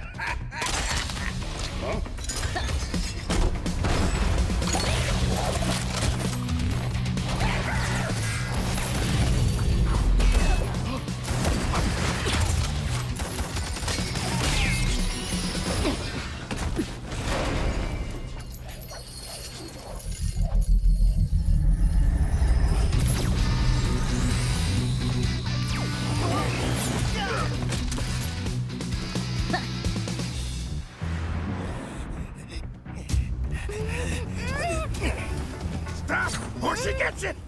Then you'll have to answer to Erudicio. Erudicio? Well, isn't that perfect? I got a bone to pick with them. So how about I just blast you both? You're crazy! Leave me out of your squabbles!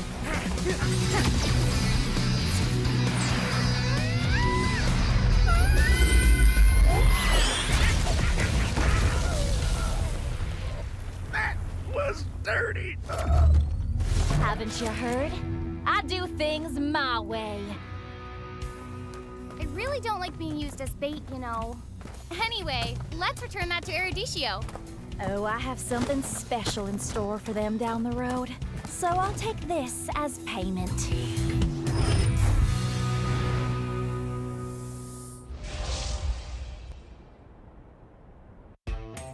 You have been slain.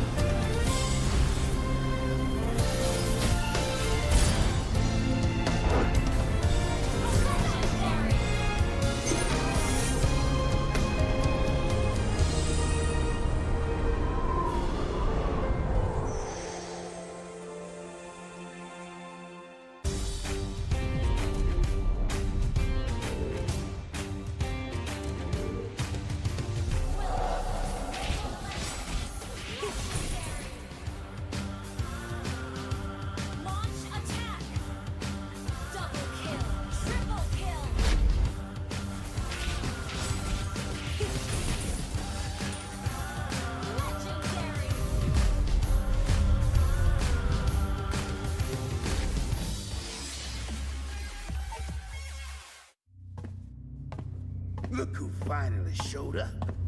Unload your weapon and return the goods. And if you ask nicely, I just might let it go.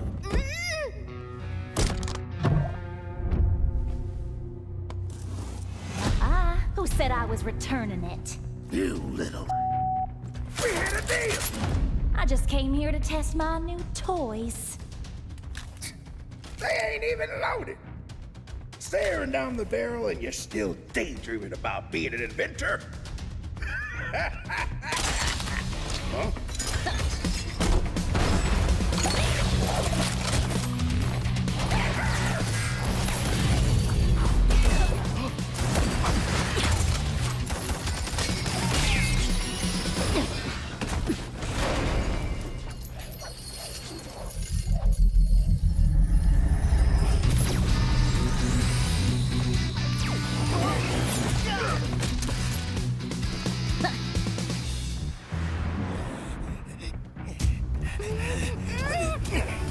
Stop, or she gets it! Then you'll have to answer to Eruditio. Eruditio? Well, isn't that perfect? I got a bone to pick with them. So how about I just blast you both? You're crazy! Leave me out of your squabbles!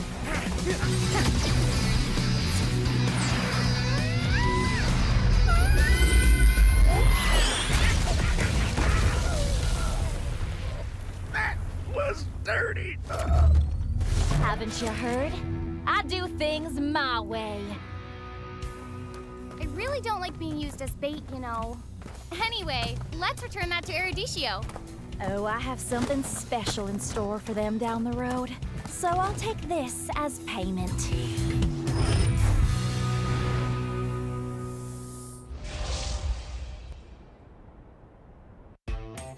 You have been slain.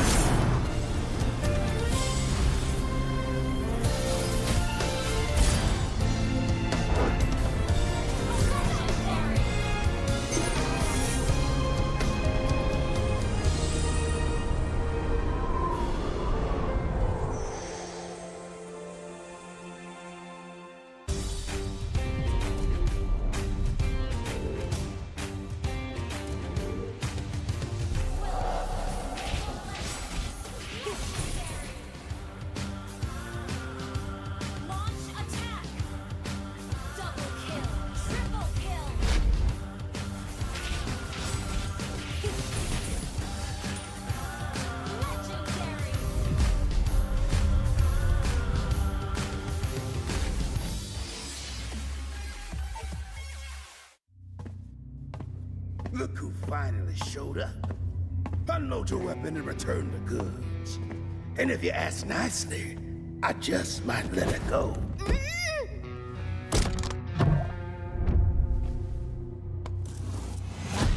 Who said I was returning it? You little... We had a deal! I just came here to test my new toys. They ain't even loaded. Staring down the barrel and you're still daydreaming about being an inventor? Huh?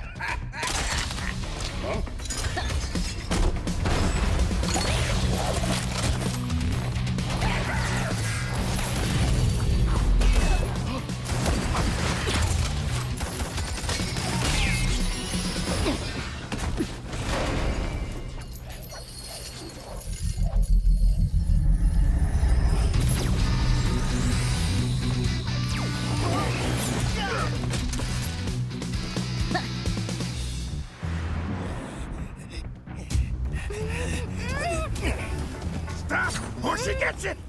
Then you'll have to answer to Eruditio.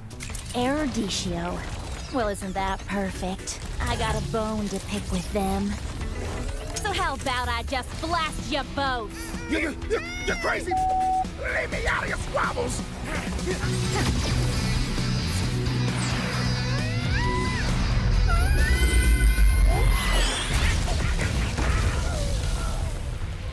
That was dirty! Haven't you heard? I do things my way. I really don't like being used as bait, you know. Anyway, let's return that to Eruditio. Oh, I have something special in store for them down the road. So I'll take this as payment.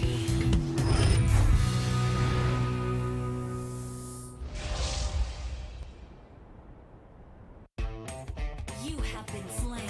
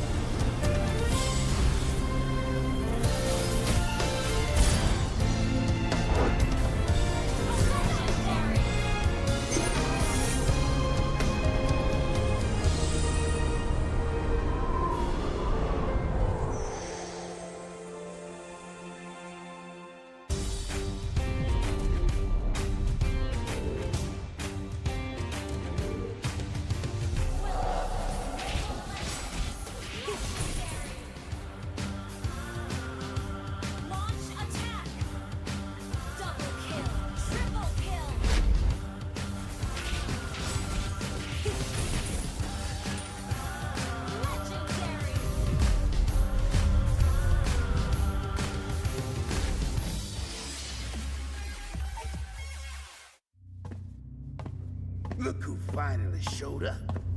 Unload your weapon and return the goods.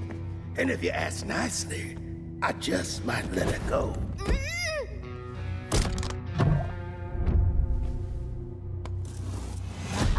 Who said I was returning it?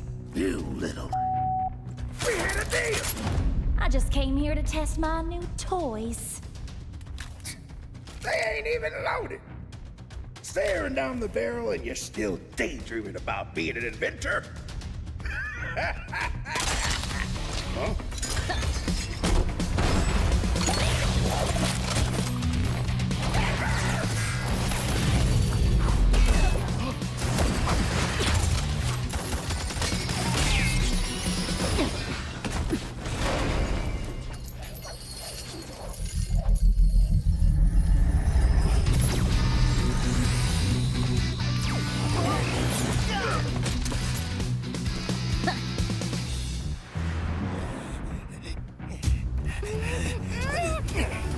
Stop, or she gets it! Then you'll have to answer to Eruditio. Eruditio? Well, isn't that perfect? I got a bone to pick with them. So how about I just blast you both? You're crazy! Leave me out of your squabbles!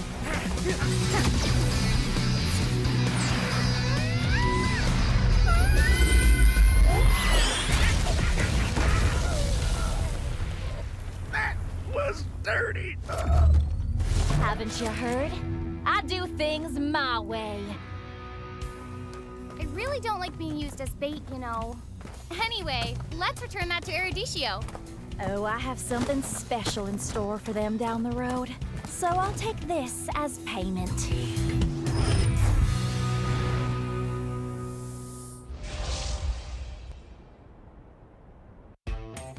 You have been slain.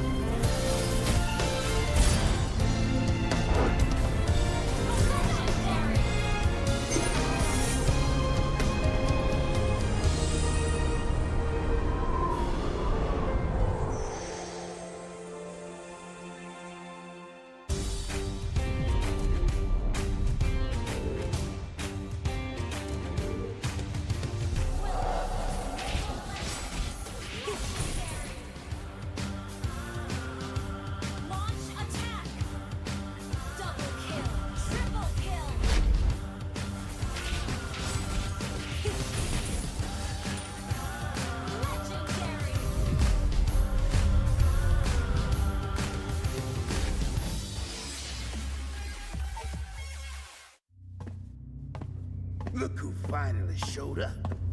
Unload your weapon and return the goods. And if you ask nicely, I just might let it go.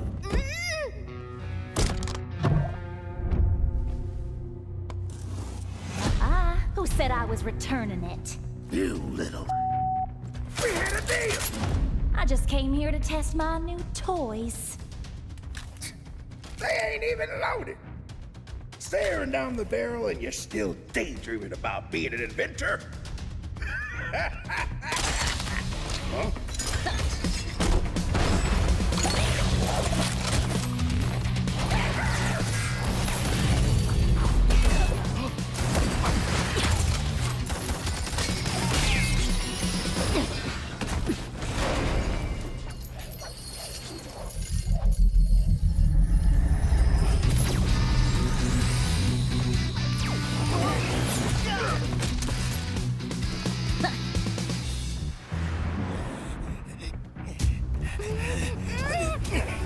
Stop, or she gets it!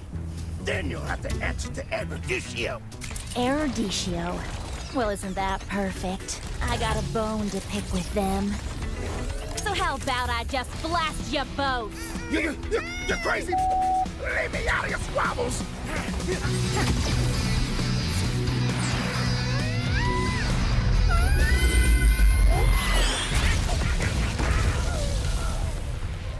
That was dirty! Haven't you heard? I do things my way. I really don't like being used as bait, you know. Anyway, let's return that to Erudicio. Oh, I have something special in store for them down the road. So I'll take this as payment.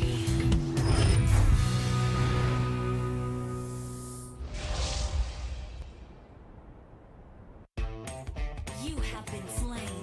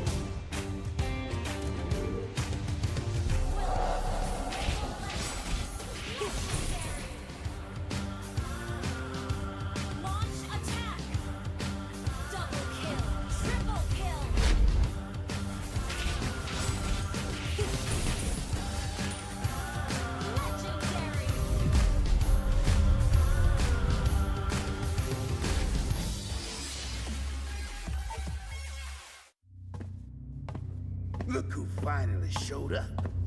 Unload your weapon and return the goods. And if you ask nicely, I just might let it go.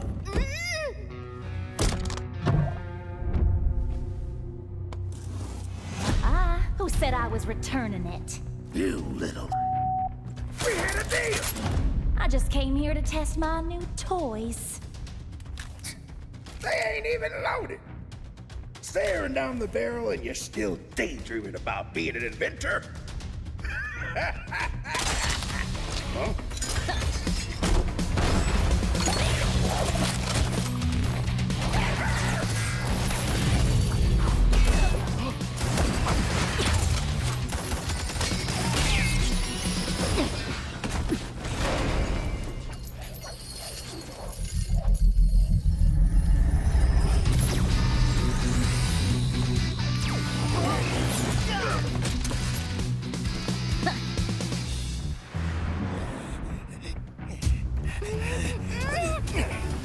Stop, or she gets it!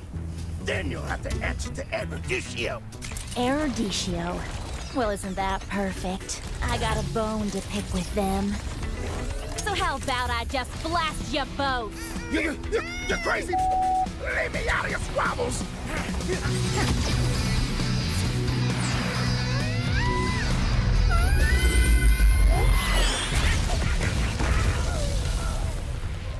That was dirty! Haven't you heard? I do things my way. I really don't like being used as bait, you know. Anyway, let's return that to Eruditio. Oh, I have something special in store for them down the road.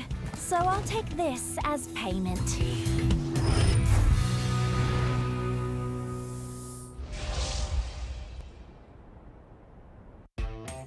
You have been slain.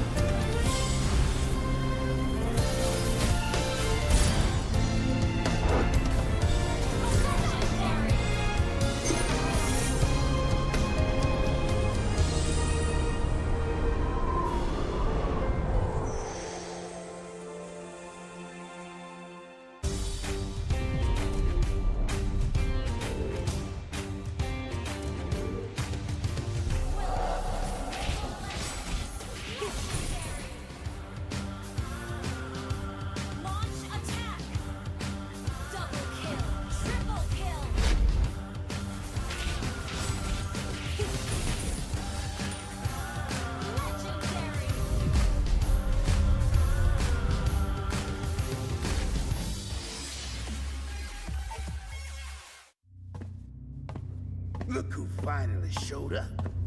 Unload your weapon and return the goods. And if you ask nicely, I just might let it go.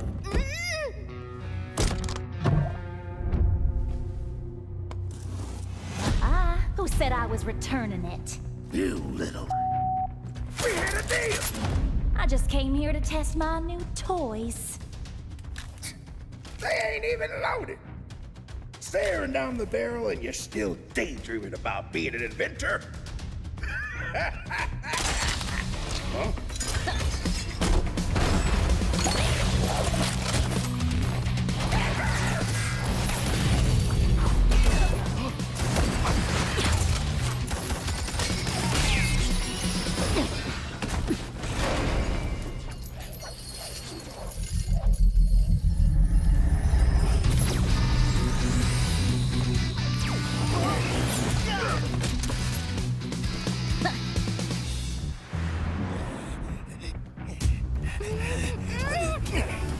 Stop, or she gets it! Then you'll have to answer to Erudicio. Erudicio? Well, isn't that perfect? I got a bone to pick with them. So how about I just blast you both? You're crazy! Leave me out of your squabbles!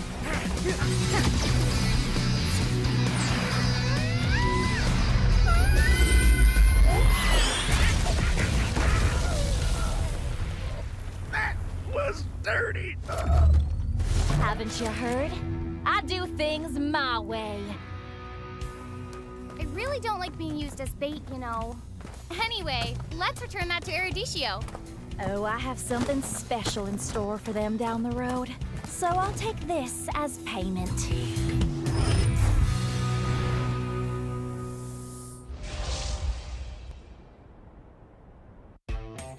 You have been slain.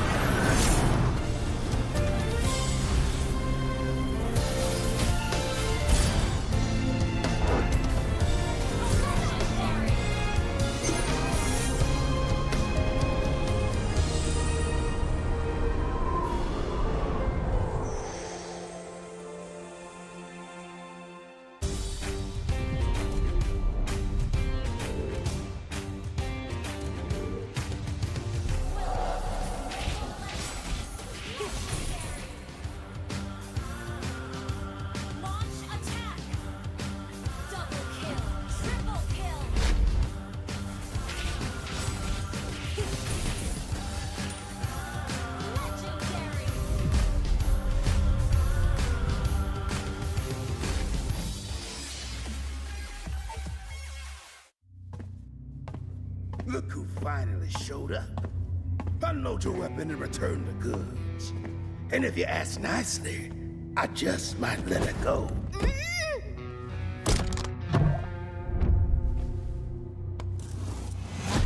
Who said I was returning it? You little... We had a deal! I just came here to test my new toys. Ay, ay. I'm a rock star. Yeah, Rock star? Ay, ay, ay. I'm a rock star, baby, I'm a rock star. I'm a rock star, I'm a rock star. I'm a rock star, panggil aku rock star. Ini kejohanan kita semua orang rock star. Kita rockstar, kita buat saja gaya kita. Makin panas apinya sudah membara. Macam mana pun kau menempuh segala. Demi negara kau buat semua bangga. Step into my world, you know I'm always in my zone. You know I got my team, no I'm never alone. Bring out my best, buat yang terbaik. Jadi juara perlahan kita naik. Aku nak push, naik-naik jadi lebih bagus. Jadi hero, ku ada skill. Berapa banyak musuh aku dah kill. Ramai cuba mencabar, cause they envy me. Tiap game aku pasti jadi MVP. Easy. I'm a rockstar, baby, I'm a rockstar. I'm a rockstar, I'm a rockstar. I'm a rockstar, panggil aku rockstar. Ini kejohanan kita semua orang rockstar. I'm a rockstar, baby, I'm a rockstar. I'm a rockstar, I'm a rockstar. I'm a rockstar, panggil aku rockstar. Ini kejohanan kita semua orang rockstar. Tengok nanti siapa yang juara. Ni peluang kita bawa pulang piala. This is my game, this is my time. Menang semua, everything will be mine. Kalau jatuh kau pasti kembali. Bangun balik ku tegak berdiri. Kuatkanlah tenaga, ganjaran diperoleh. Ni kejohanan kita, Malaysia memang boleh. Rise up to the top, kita buat bersama. Semangat kita kuat di bawah satu bendera. Ay. I'ma go hard for the win. Win. On the battlefield till the end. Trying to beat the greatest anyone has ever seen. Stand by, I'm coming in for the win. I'm a rock star, baby, I'm a rock star. I'm a rock star, I'm a rock star. I'm a rock star, panggil aku rock star. Ini kejohanan kita semua orang rock star. I'm a rockstar, baby, I'm a rockstar. I'm a rockstar, I'm a rockstar. I'm a rockstar, panggil aku rockstar. Ini kejohanan kita semua orang rockstar.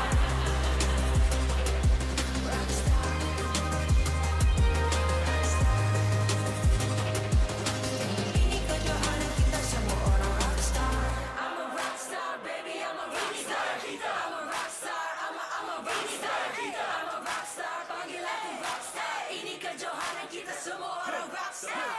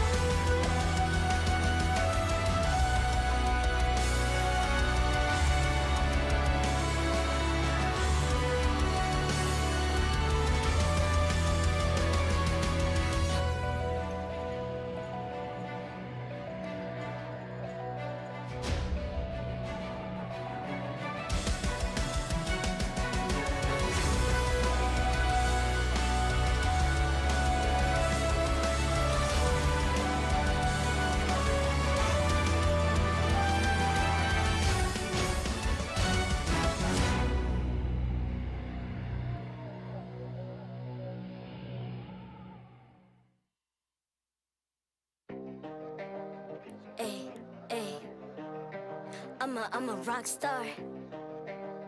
Yeah, Rockstar? Ay, ay, ay. I'm a rock star, baby, I'm a rock star. I'm a rock star, I'm a rock star. I'm a rock star, panggil aku rock star. Ini kejohanan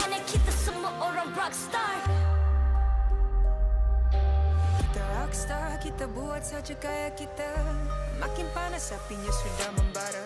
Macam mana pun ku menempuh segala. Demi negara ku buat semua bangga. Step into my world, you know I'm always in my zone. You know I got my team, no I'm never alone. Bring out my best, buat yang terbaik. Jadi juara perlahan kita naik. Get on my way, aku nak push. Naik-naik jadi lebih bagus. Jadi hero, ku ada skill. Berapa banyak musuh aku dah kill. Ramai cuba mencapai, cause they envy me. Tiap game aku pasti jadi MVP. Easy. I'm a rock star, baby, I'm a rock star. I'm a rock star, I'm a rock star. I'm a rock star, panggil aku rock star. Ini kejohanan kita semua orang rock star. I'm a rock star, baby, I'm a rock star. I'm a rock star, I'm a rock star. I'm a rock star, panggil aku rock star. Ini kejohanan kita semua orang rock star. Tengok nanti siapa yang juara. Ni peluang kita bawa pulang piala. This is my game, this is my time. Menang semua, everything will be mine. Kalau jatuh kau pasti kembali. Bangun balik ku tegak berdiri. Kuatkanlah tenaga, ganjaran diperoleh. Ni kejohanan kita, Malaysia memang boleh. Rise up to the top, kita buat bersama. Semangat kita kuat di bawah satu bendera. Hey.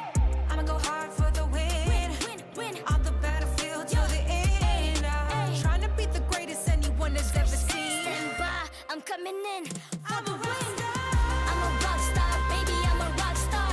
I'm a rock star, I'm a rock star. I'm a rock star, panggil aku rock star. Ini kejohanan kita semua orang rock star. I'm a rock star, baby, I'm a rock star. I'm a rock star, I'm a rock star. I'm a rock star, panggil aku rock star. Ini kejohanan kita semua orang rock star.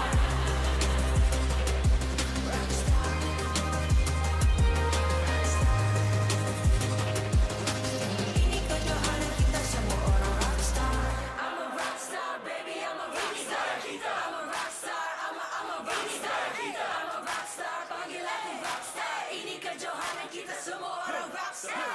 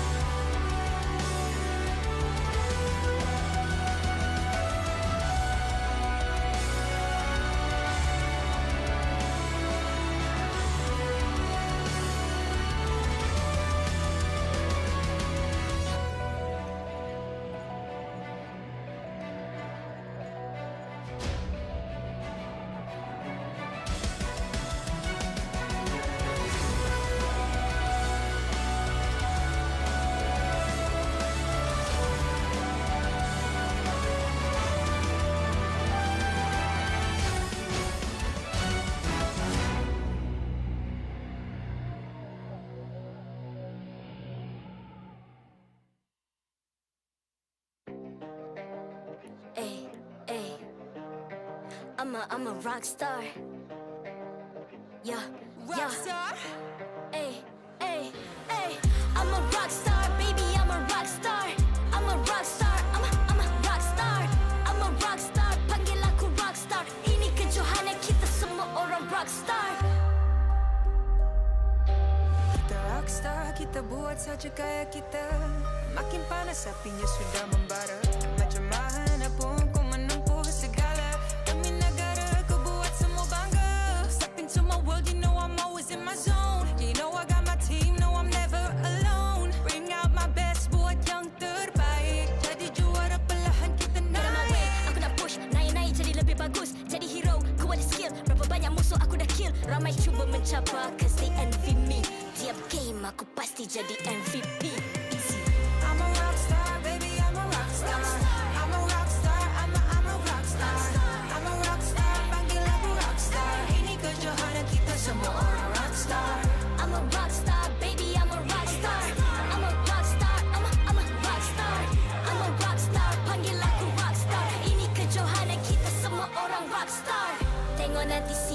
juara. Ni peluang kita bawa pulang piala. This is my game, this is my time. Menang semua, everything will be mine. Kalau jatuh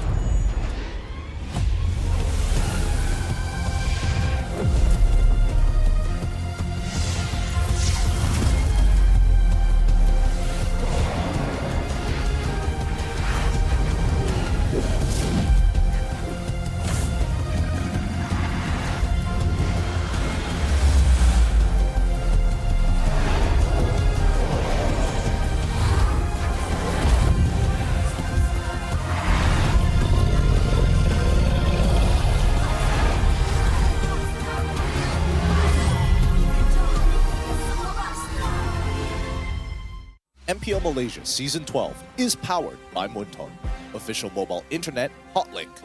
Score an epic MLBB skin for only RM1 with Hotlink. Summon your legends, unleash your style. Lightning-fast gaming experience with Hotlink all-new prepaid. Now with 5G. Visit the Hotlink booth today. Champion Extra GG with Garnier Men. Fight 99.9% acne-causing bacteria in just 10 seconds. Thank you to all our sponsors for your support in MPL Malaysia Season 12. Selamat kembali ke MPL Malaysia musim ke-12, minggu pertama match terakhir kita. Nama saya Rose, host anda sepanjang musim ini. Dan inilah dia, momen yang semua orang tengah tunggu. Perlawanan terakhir, manakala kita akan saksikan perlawanan dari Todak yang akan menentang lawan Team Secret. Okay, I love the vibe. Tapi, players kena suka vibe, baru diorang akan naik pentas. So, Dewan Sri Putra, are you ready?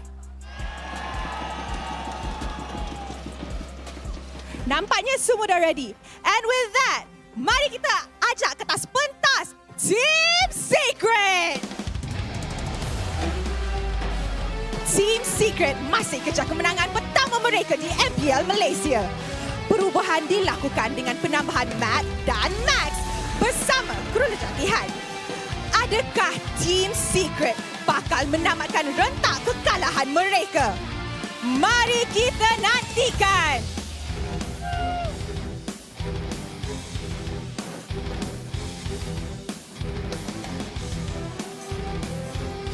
And the defending champions of MPL Malaysia musim ke-12, Team Todak. Pasukan dengan title juara MPL Malaysia terbanyak, pasukan Todak menunjukkan perlawanan yang sengit semalam bersama pemain terbaru mereka, Martizi, yang beraksi dengan begitu cemerlang. Namun mereka terpaksa aku apabila tewas di tangan tim SMG. Adakah mereka akan bangkit hari ini dan mendapatkan kemenangan mudah? Let us see.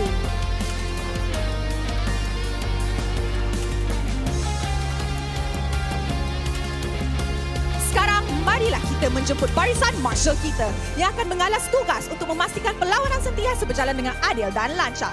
Memperkenalkan di Head of League Ops, Johnson, Head Marshal Lukman dan Marshals Irfan dan Gitzer.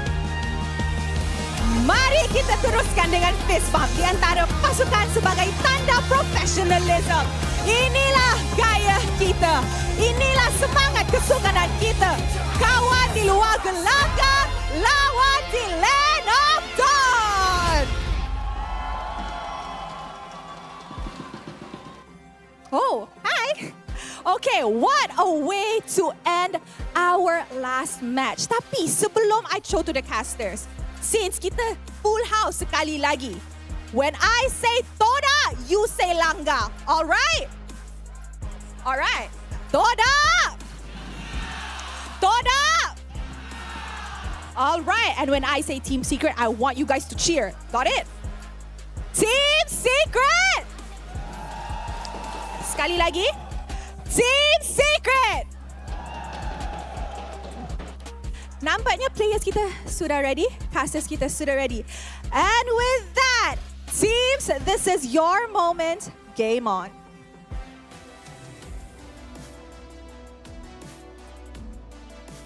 The gauntlet is thrown for our final series of the week and the day itself here on the English desk.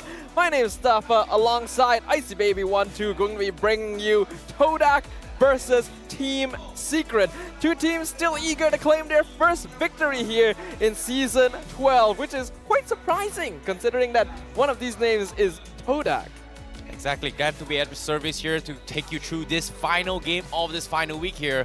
And it is going to be a little bit interesting, but before we actually begin, we need your help, okay? And that is scanning the QR code right below here and predict the MVP throughout all the games that is going to be happening here. Little did you know, 5 winners will be chosen in each match to win the limited MPL skin. Yes, that's right. 5 lucky winners who predicted the right MVP out of all the match will be walking away with that skin. Yep, so you could be one of that lucky 5. Make sure you get the QR code. If you blink, you miss it. And now we're going to be going on into our final series. Week 1, Day 3. We've already gotten to see some really intense matches throughout Week 1 of Season 12. It's already shaping up to be an incredible season, and this match is going to be no different. Exactly. And now, let's talk a little bit more on how both teams' performance thus far, because Team Secret and Todak, starting off this season, hasn't exactly won a single game. But from the side of Team Secret, we have Zico, who kind of brought the revamped version for Team Secret. You know, it looks stronger than ever compared to their previous season.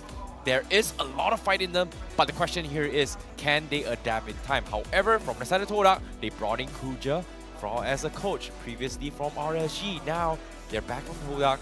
Didn't exactly start things off well for their first series, but do you think it is going to be a good one for them this time? This is going to be an interesting matchup because Todak is definitely expected to be the favorite here when they're up against Team Secret.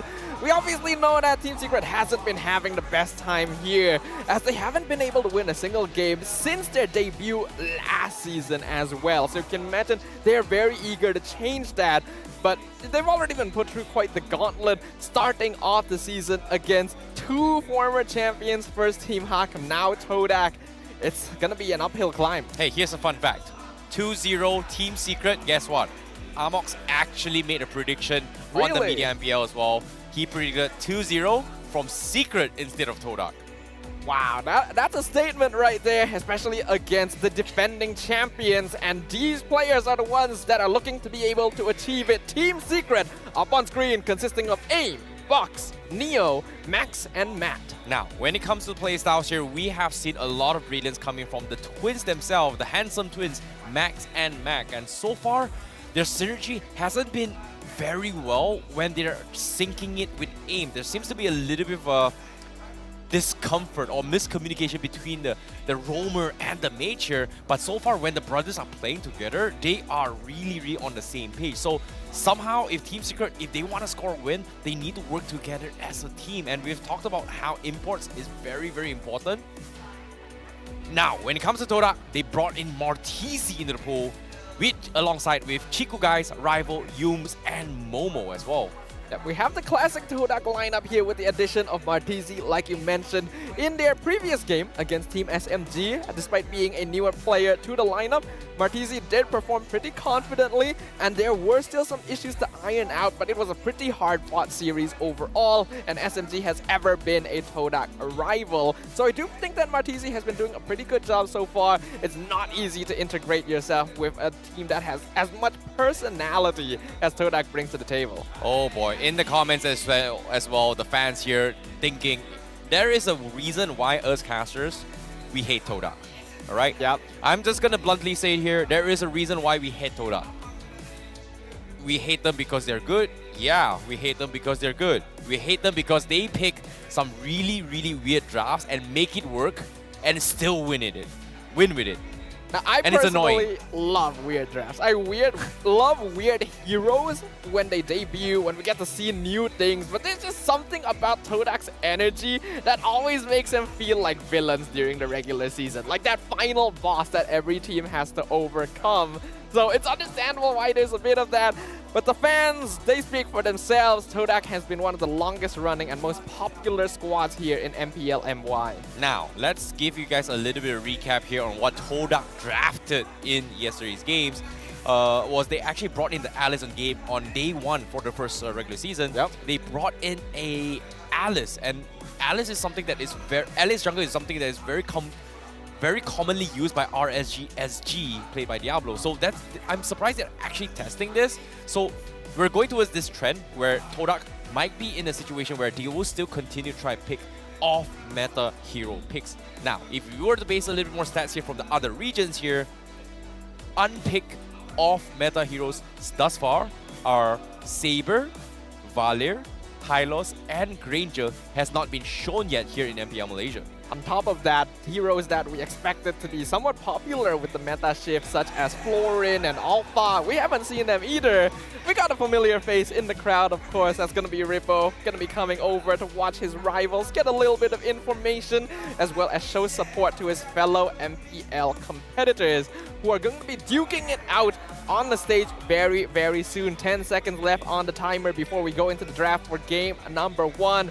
We've already highlighted that there are different heroes that we expect to be bringing over to the Land of Dawn, but so far, pushing Rival into these weird positions hasn't quite worked out for them. So I'm very interested to see how this draft phase will develop. Now, when it comes to the drafts here, let's take a look at the bans here. Todak starting things off, they ran off the Fredrin as well as the Edith. Whereas Team Secret, they're sticking with the Angela, most likely going to be leaning on the Valentina ban as well, which is something that they have done in their games during day number 1. But of course, when it comes to comfort picks here, I'm curious to see whether or not Todak decides to bring the Bruno, because if we were to compare MPL Indonesia, Skylar brought the Bruno and made it work. It is part of the quote-unquote crit marksmen that benefit a lot from the Haas Claw over the GDS. Yeah, we do have a lot of questions for Chiku, but we also do have to consider Momo a little bit. The silent performer, 100% win rate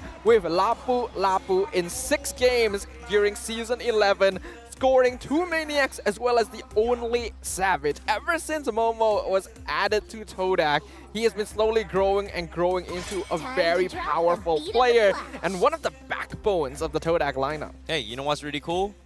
You know, right from game number 1, even though they've lost the series, Todak, game number 2, when they played that game against SMG, they were able to get a Maniac for Chiku, guys. So I wouldn't be surprised to see, you know, Todak's goal for this entire season would be like every game or every series, we're going to try and get as many Maniacs and Savages as much as possible. However, now, let's compare a little bit more on the drafts here when it comes to the gold lane later. But for now, first pick here, going to be the Paquito. Flexible pick here, maybe XP, maybe jungle, which is something that they can consider. But overall, after seeing their first appearance, I feel like Kuja has something in store for Rival. So far, they have been forcing Rival to pick heroes that are a little bit unorthodox compared to what we know of, like, you know, the Paquito going up against assassins, etc.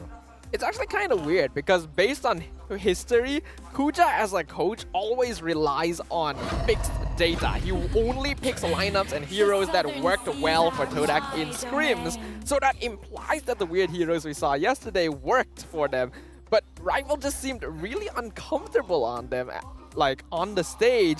So I'm wondering whether Kuja has changed up his coaching style or whether these picks worked well on scrims but not against other MPL teams. Yep, agreed. But at the same time, Team Secret, they open things up with the Terisla as well as the Kadita. But considering that Edith has been banned here, I'm assuming this is going to be a aim special with, like, he is going to be playing the Roam Kadita, and we are going to be seeing potentially Max going to be playing something else. It could be either or, but that's the thing, right? It all depends on how Zico is going to be drafting for the team, right? So now, from side Todak, are they going to show their hand? This is something that I'm curious to see, because considering that Angela is banned and Todak, they tend to lean on a little bit more flex picks here. Kaja was something that they're very comfortable with. Whoa! But okay. Whoa! Jawhead. Looks like we are going to get our unorthodox I have picks here. Missed this. Remember the old days, like even before like Season 7, Season 6, when Jawhead was the must-pick hero. You saw him in the roam position every single game, because back then there really weren't any other good options. His displacement were always strong. I remember what you're talking about. It was Season 7 when everyone was playing Jawhead, Roam, Jawhead, etc. But during playoffs, nobody picked Jawhead. Yeah, which was weird. It was like the entire regular season, Jawhead was like the prio pick. When we hit the regular regular season, so when we hit the playoffs, nobody picked Jawhead. He's such a fun hero to watch, and nowadays he's actually played more as a damage hero. I wouldn't be surprised if this is a jungle Jawhead to go full assassin. Okay, I am gonna make myself look dumb for a bit. Okay. Why? Because when it comes to Todak, whatever I know about Todak or their drafts right now, I usually gets thrown off based on how they play, right? Alright. I'm gonna assume that this is gonna be a Jawhead jungle Kaja roam. But if I'm dumb and I decide to have a little bit of fun, historical data has shown that Todak, you know what? If my draft is not working out, let's play Kaja jungle. Which happens before. That's happened before. I hate it. I imagine Rival hates it too. Like, he just feels so uncomfortable. He looks so uncomfortable when he plays the Kaja jungle. But hey, maybe we've had more practice since then. Right now though, Team Secret, I'm liking their lineup. Lots of displacement, good CC. So Todak, if they're looking to experiment here still, they really gotta make sure all their gears are in place. I swear to God, you know, if you guys in the chat here, please don't flame us. And the reason why we're telling you this is because we've seen at least are we like 4 years now of how Todak has been playing over the years? Pretty much. And yeah, 4 years because M4 all the way now and they're looking for M5. Yeah, roughly around there. They have this tendency to bring things that are so unexpected. But now to us, it is kind of expected. So I wouldn't be surprised to see this as a Kaija jungle. Even though I hate it. I'm still gonna like, I lean really hate to it. this being a Jawhead jungle, but you never know. Even Jawhead EXP, Pakido jungle, still possible. That's the thing about Todak. You can put anyone anywhere. So picking these heroes doesn't necessarily indicate, and there's really no point in us trying to predict who's going which lane. What is interesting is that Team Secret has banned the Lilia. You know, I don't think we've seen this yet. I know I'm stressing this out, but I'm pretty sure Zico is also pretty stressed out as well because, oh wait, this is a pretty bad draft coming from Todak, blah blah blah, yada yada yada. Okay, let's just go for the textbook. But at the same time, even though it may seem like a bad draft, mechanical wise, Todak has always find a way to win games. So now, when it comes to mage wise, Todak, they need to utilize how to take advantage of this Divine Judgment, right? So Divine Judgment's benefits is pretty much getting isolation pick suppression, that's one. Reducing their magic defense all the way through. So what is a good hero that can capitalize on this Divine Judgment coming from Todak? Some good amount of burst will be important. The Eve and the Lilia are gone. The Farsa was banned by Todak themselves, so that does make things interesting.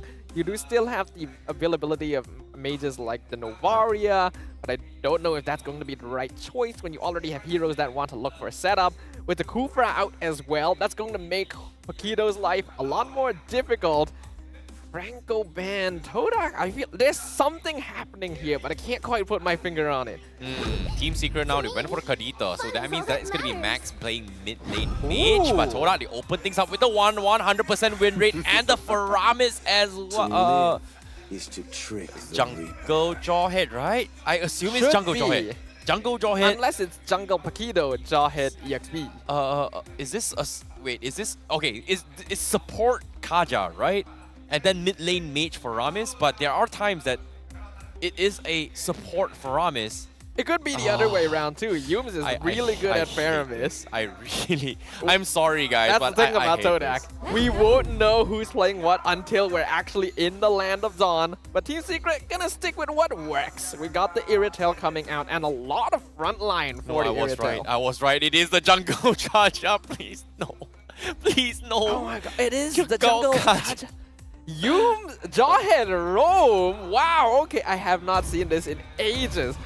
I was not like, I knew it was a possibility, but I was really hoping for a damaged Jawhead because I just feel like that's more fun. No, I just like Jawhead jungle a little bit better. But alright, since like I might be wrong, we will be jumping into the game very, very shortly here. But based on the drafts here, you guys know Todak, best team in Malaysia, represent us 4 times now, giving us a very different take on how the meta is looking like. Kaja jungle coming from Rival, going up against Todak, a very, very standardized draft with a lot of pick-off potential, but lacking in terms of magical damage, except for the one-hit burst being played by Max on this Kadita. I'm excited to see who is going to be the winners of this game here as we jump into this game.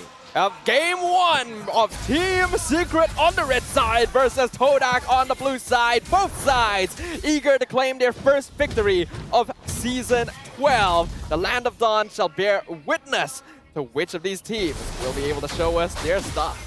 Yep, and right from the get-go as well, we do see a little bit of harassment coming in, but Todak, they're starting this off with a, pretty standard opening here, which is having the support baby sitting the XP lane instead of the gold lane to soak XP. So this is a little bit different approach, but here comes the engagement here. Momo, you're forced to use Flicker very early on there. Some nice pressure from Aim and Neo. These are two very bulky boys. Yep, and in terms of fighting this here, it seems like Todak's approach on how they get those level 4 XP up on Yums is just send off the Roman on the XP lane, and then I'm not sure how good is this effective this is. We have to see it at the first turtle crash, and right now both sides shouldn't be actually trading too much before they get into that stage. Yeah, we do see this movement quite often nowadays where you have the mid and EXP take level 2 in the EXP lane and then the roam take the mid lane. This is slightly different where the roam goes to get level 2, but it still works out in the same way, and it was able to zone out Momo pretty well, so I don't really mind the variation. Turtle's gonna be up in another 20 seconds, so we can expect some pressure up in the EXP lane. Yeah, I'm curious to see how this is going as well. Momo is just chilling a little bit here, not showing a little bit two signs. But Todak, I don't think they can actually contest the first turtle. So I guess they are going to forego it right now. But I might be wrong. But because based on the drafts right now in the early phase, it feels like as long as Yums doesn't have his unstoppable force, Team Secret is just going to run over them.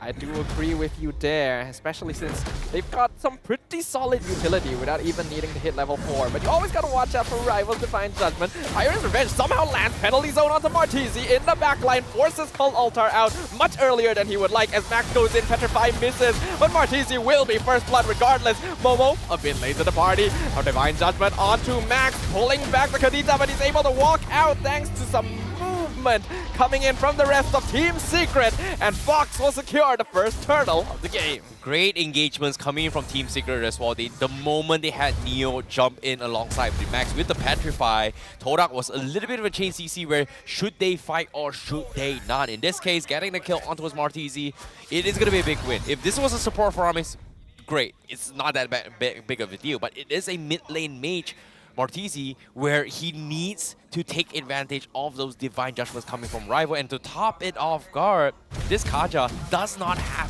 Flicker for those Divine Judgment setups, so it's all about counter engagements coming from Todak. Yeah, there really isn't a lot of burst damage on side of Todak when they're playing like a jungle Kaja. Max gonna get the knockout once again, rough waves onto Rival, boxes in the base, and the Decimate will take down his opposing jungler. Well, Team Secret, they are looking to win their first ever game here in MPL. They were on a 20-game lose streak. This might be their first ever game win if they are able to keep up this kind of momentum. However, it's still too early. It's only 3 minutes 40 seconds so far. But Todak, they are needing to play a little bit more safe and start to respect the composition that Team Secret that is going to be able to snowball, especially when Box now is level 7.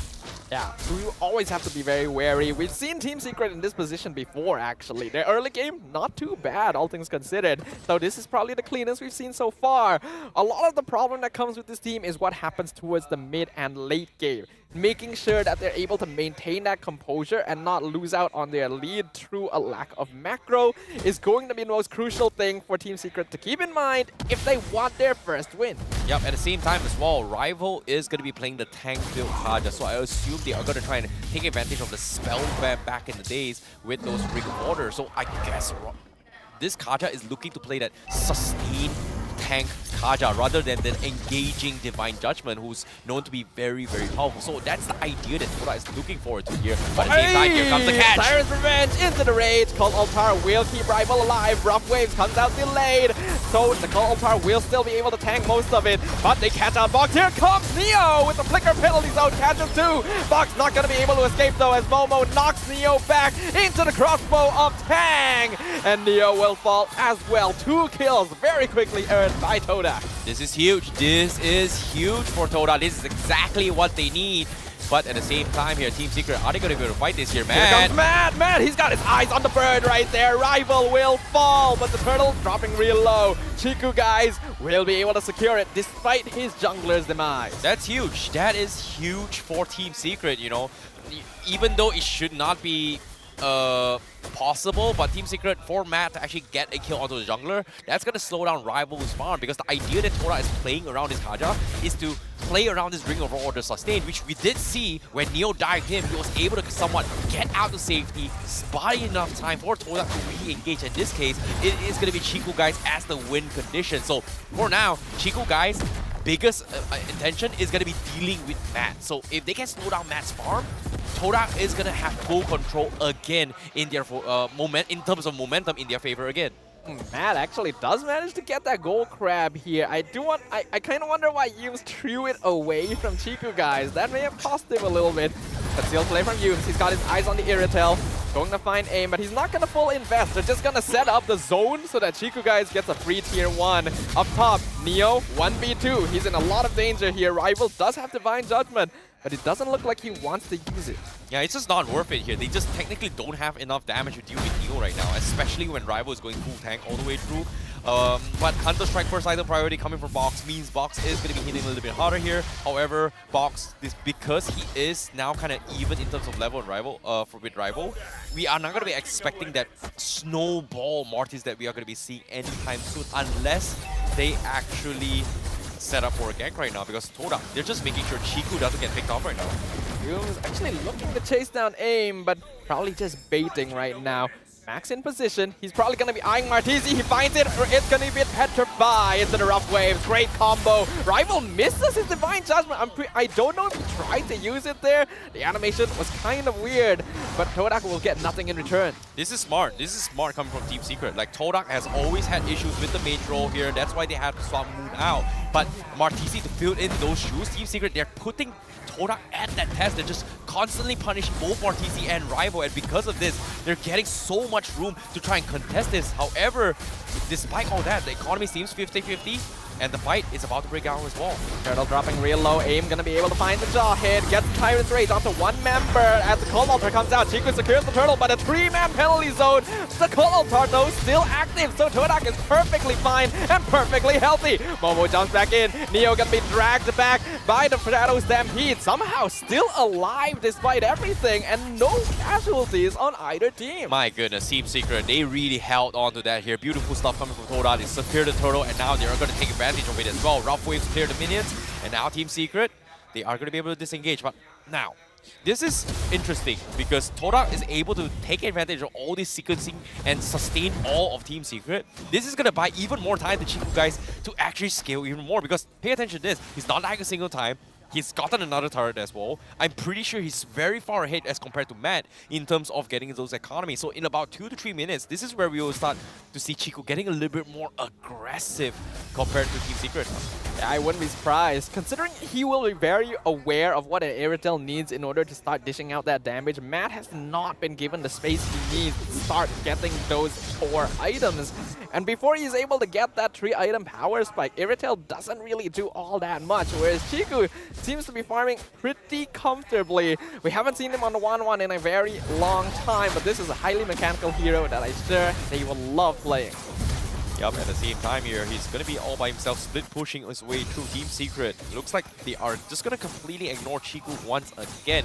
But first item priority coming from Rival is going to be the Sky Guardian's helmet. So there is going to be a lot of kiting potential coming in from Todak to try and take on this fight, unless Team Secret gets a very decisive fight. He finds Matt, throws him back to his team. Matt just barely getting out. Will he be able to escape? No, Momo flickers backwards, gets the kill, and now Cold Altar Todak running down Team Secret. Max will barely escape with the rough waves, but the same can't be said for Abe or Fox. Momo with a double kill behind Secret's own tier 2. This is why Momo is an absolute god, right? Like, when you least expect it, Momo comes so far away, flickers it, gets the last hit.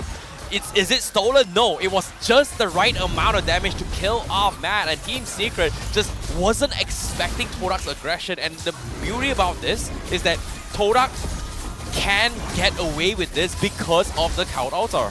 Yeah, the Cold Altar allowing them to just all run down Team Secret. And they know that there's not enough damage yet because Matt doesn't have his items. Before that, they basically don't have to worry about a thing. And Todak are able to really start picking things off. Yums as well, doing a great job, showing us why Jawhead was such a feared roamer back in the day, being able to find the Irrital out of everyone and throw him back with the ejector. Oh no, instead of the replay here, we do see a clip down on the bottom left. Max tried to set up a play. He was actually scouted out by Momo, had to rough waves out of there. So a little bit unfortunate there, but at the same time, during the replay, you know, it's pretty straightforward as well. Yeah, unfortunately, we did see a very nice Tyrant's Rage by AIM at the very end, but by then, his whole team was already dead.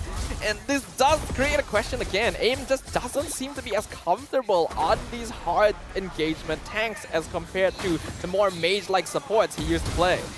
Yep. And now, speaking of this fight as well, it seems like they need to find a way. AIM needs to get the biggest catch of his life, and it seems like it's going to be very difficult. But Martizi, he still has to purify for the counter altar in case he makes those plays. So it is going to be very difficult, but they have to make a play now. Momo into the back line. Jawhead not going to be able to find anyone. Rough waves has come out, but Cold Altar keeps them all alive as Max is instantly picked off by Chiku, guys. Yums cannot even die here despite Fox's best attempts. Todak are dropping low though, no longer having that Cold Altar. Martizi actually does quite a lot of DPS there. Team Secret will get out of this with only one death. Yep. And so far, Todak, you know, they're just getting so much control of this here. Max, he tried his best, but there's only so much he can do at this stage.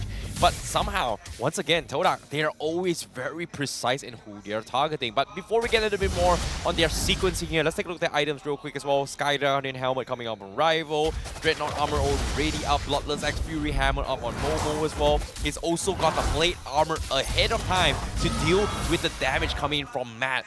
And look at Matt. He's got a Windtalker, Berserker's Fury, as well as the Heart's Claw. But where is the Dragon Spear? Actually, it's quite interesting he has Windtalker. You don't see that as a first item often on Irrital, but man, oh my goodness, Momo! With the mega kill! And now, Divine Judgment pulling AIM back into 4 members of Todak. There is nothing he can do. Crossbow of Tang, just to add insult to injury. Well, Todak is that good for a reason, because the amount of catch potential that they have is just phenomenal. And Team Secret, they just might have misplaced a couple of plays here, maybe a little miscommunication, but so far Momo has been playing absolutely out of his freaking mind, because this is an absolute god in the making as well. But here comes the collapse. Yum's gonna miss the ejector onto the Kadita. Rough Wave comes out to break the Cult Altar, and there's no minions left for Todak, so they cannot continue this. Luckily for Team Secret, because they are not quite battle ready yet.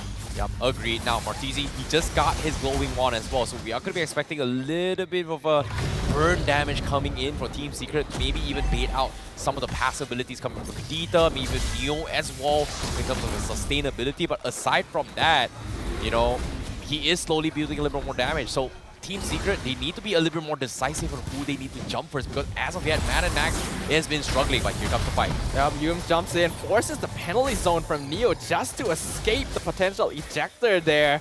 That's a very important setup ultimate that Team Secret will not have for this Lord fight.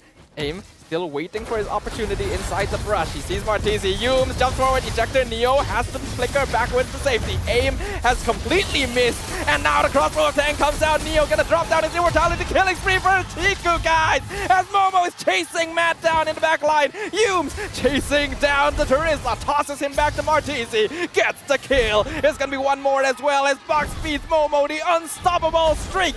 And 5 members of Todak will now be rushing down the base of Team Secret. Rough Waves to clear the minion wave. We'll keep them alive for now with only the twins alive. Yeah, this is why Todak is just different, right? It's all about split-second decisions. Yums immediately starting the fight, taking advantage of that Lord Stomp. And because of that Lord Stomp knocking out Team Secret, they immediately chain stun, tried to start a fight, and immediately pick them off guard. And this is why they're so good and so fast about this kind of engagements.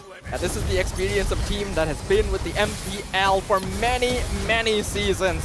Team Secret can't seem to find any open opportunities to engage on the Todak. And when they have a lineup like this, they really need to find those windows. Todak are just not opening them. It is crazy indeed, but once again, with the Lord pushing down below, Momo just getting his Malefic Roar as well as Immortality up from Yumes here, Team Secret, it's going to be very difficult for them to actually find a pick-off. Even a kill right now would be very beneficial for Matt to kind of capitalize, especially against the Cult Altar so far. And Todak, they're using it really well, the times has been good, but Team Secret, they really need to fight back in a way. The Lord gonna be pushing down the bot lane, no inhibitor standing. Secret will be lucky to get out of this, only losing both there in his aim, charging up. But there's no way he can engage. Rivals just standing in front, waiting with the lasso to pull anyone. Humes goes in, doesn't toss Neo. Max goes in, rough waves, misses entirely. Aim gonna be pulled back, Divine Judgment, Cult Altar keeping Todak alive. The two-man knockout strike by Momo, keeping Matt and Neo away. Penalty zone comes out, but what does it matter? Max is dropping low, Neo is low, Matt is low. The crystal is exposed. No major. Oh, Momo with the monster kill. Finds the Irritail in the back line once again. Max trying to do his best, but the crystal is open. And Todak takes it down along with the hopes of Secret's first win of the season. Momo, what an absolute monster. He is a monster coming in from Todak. He is the killer whale. And I can say there is a reason why Momo, ever since his introduction, his debut from Todak, as a roamer, transition into his XP, transition to his goal lane. He's played any other role thus far, and he still makes it so good, so clean. And this is why you do not underestimate Momo at all. He just makes it look so easy, and it makes you remember back when he first debuted. He wasn't even, like, his performance was actually really underwhelming for Todak. Look at him now. This shows that any player has the potential to grow, to evolve. A really clean victory there. Team Secret just didn't seem to have any opportunities right from the get-go. Yep, and I'm extremely not so happy about this match, but at the same time, I'm glad they actually won that very quickly here, because to be honest, like, I didn't want to see the Kaja win from the jungle. To be honest, I'm a, you know what, am I a Todak fan? Yeah. Am I a Todak hater? Yes too, because to be honest, how do they get away with stuff like that every single time? It's always a love-hate relationship. Considering that even the AI was predicting, right? Secret was winning the early stage of the game, but because of one small mistake from Box, gave them the snowball, and then boom, they make a comeback. But what about the MVP? Who do you think the MVP is? That's a difficult one. I feel like it has to be Momo, right? Yeah, we look at who the camera's focusing on. Momo with the 1-2 punch right there. Paquito has always been one of his signature heroes, and he plays it to perfection here once again. Normally, you don't expect a hero like Paquito, which is all skill shots, to be able to catch something like an Irritail. But Momo finds Matt every single time, and he just disappears from the Land of Dawn. Yep, it's not just about disappearing as well, it's all about shutting him down. But the man, the myth, the legend himself, Momo, 71% game kill participation with his KD of 614, GPM of 767. That's a very, very high KD, as well as a GPM from him. And of course, in terms of itemization here, his first item, Bloodless Axe, he's got the Hunter Strike as well. A very early one as well. I think it was like 3 minutes or 4 minutes, he actually got the Hunter Strike and then kind of translated it out of control. He had all his items to actually just specifically target Matt in particular. Yeah, Momo got really farmed. And typically when we see Paquito players, you go for the Bloodless X, you go for the Hunter Strike. Malefic Roar, that's greedy. And let's see what they have to say about it. Let's go to Todak's mic check. Evaluate me? You should. Kau memang sengaja kan nak main gajah-gajah? Bukan. Sorry guys. Kan. Macam banana cok aku tadi.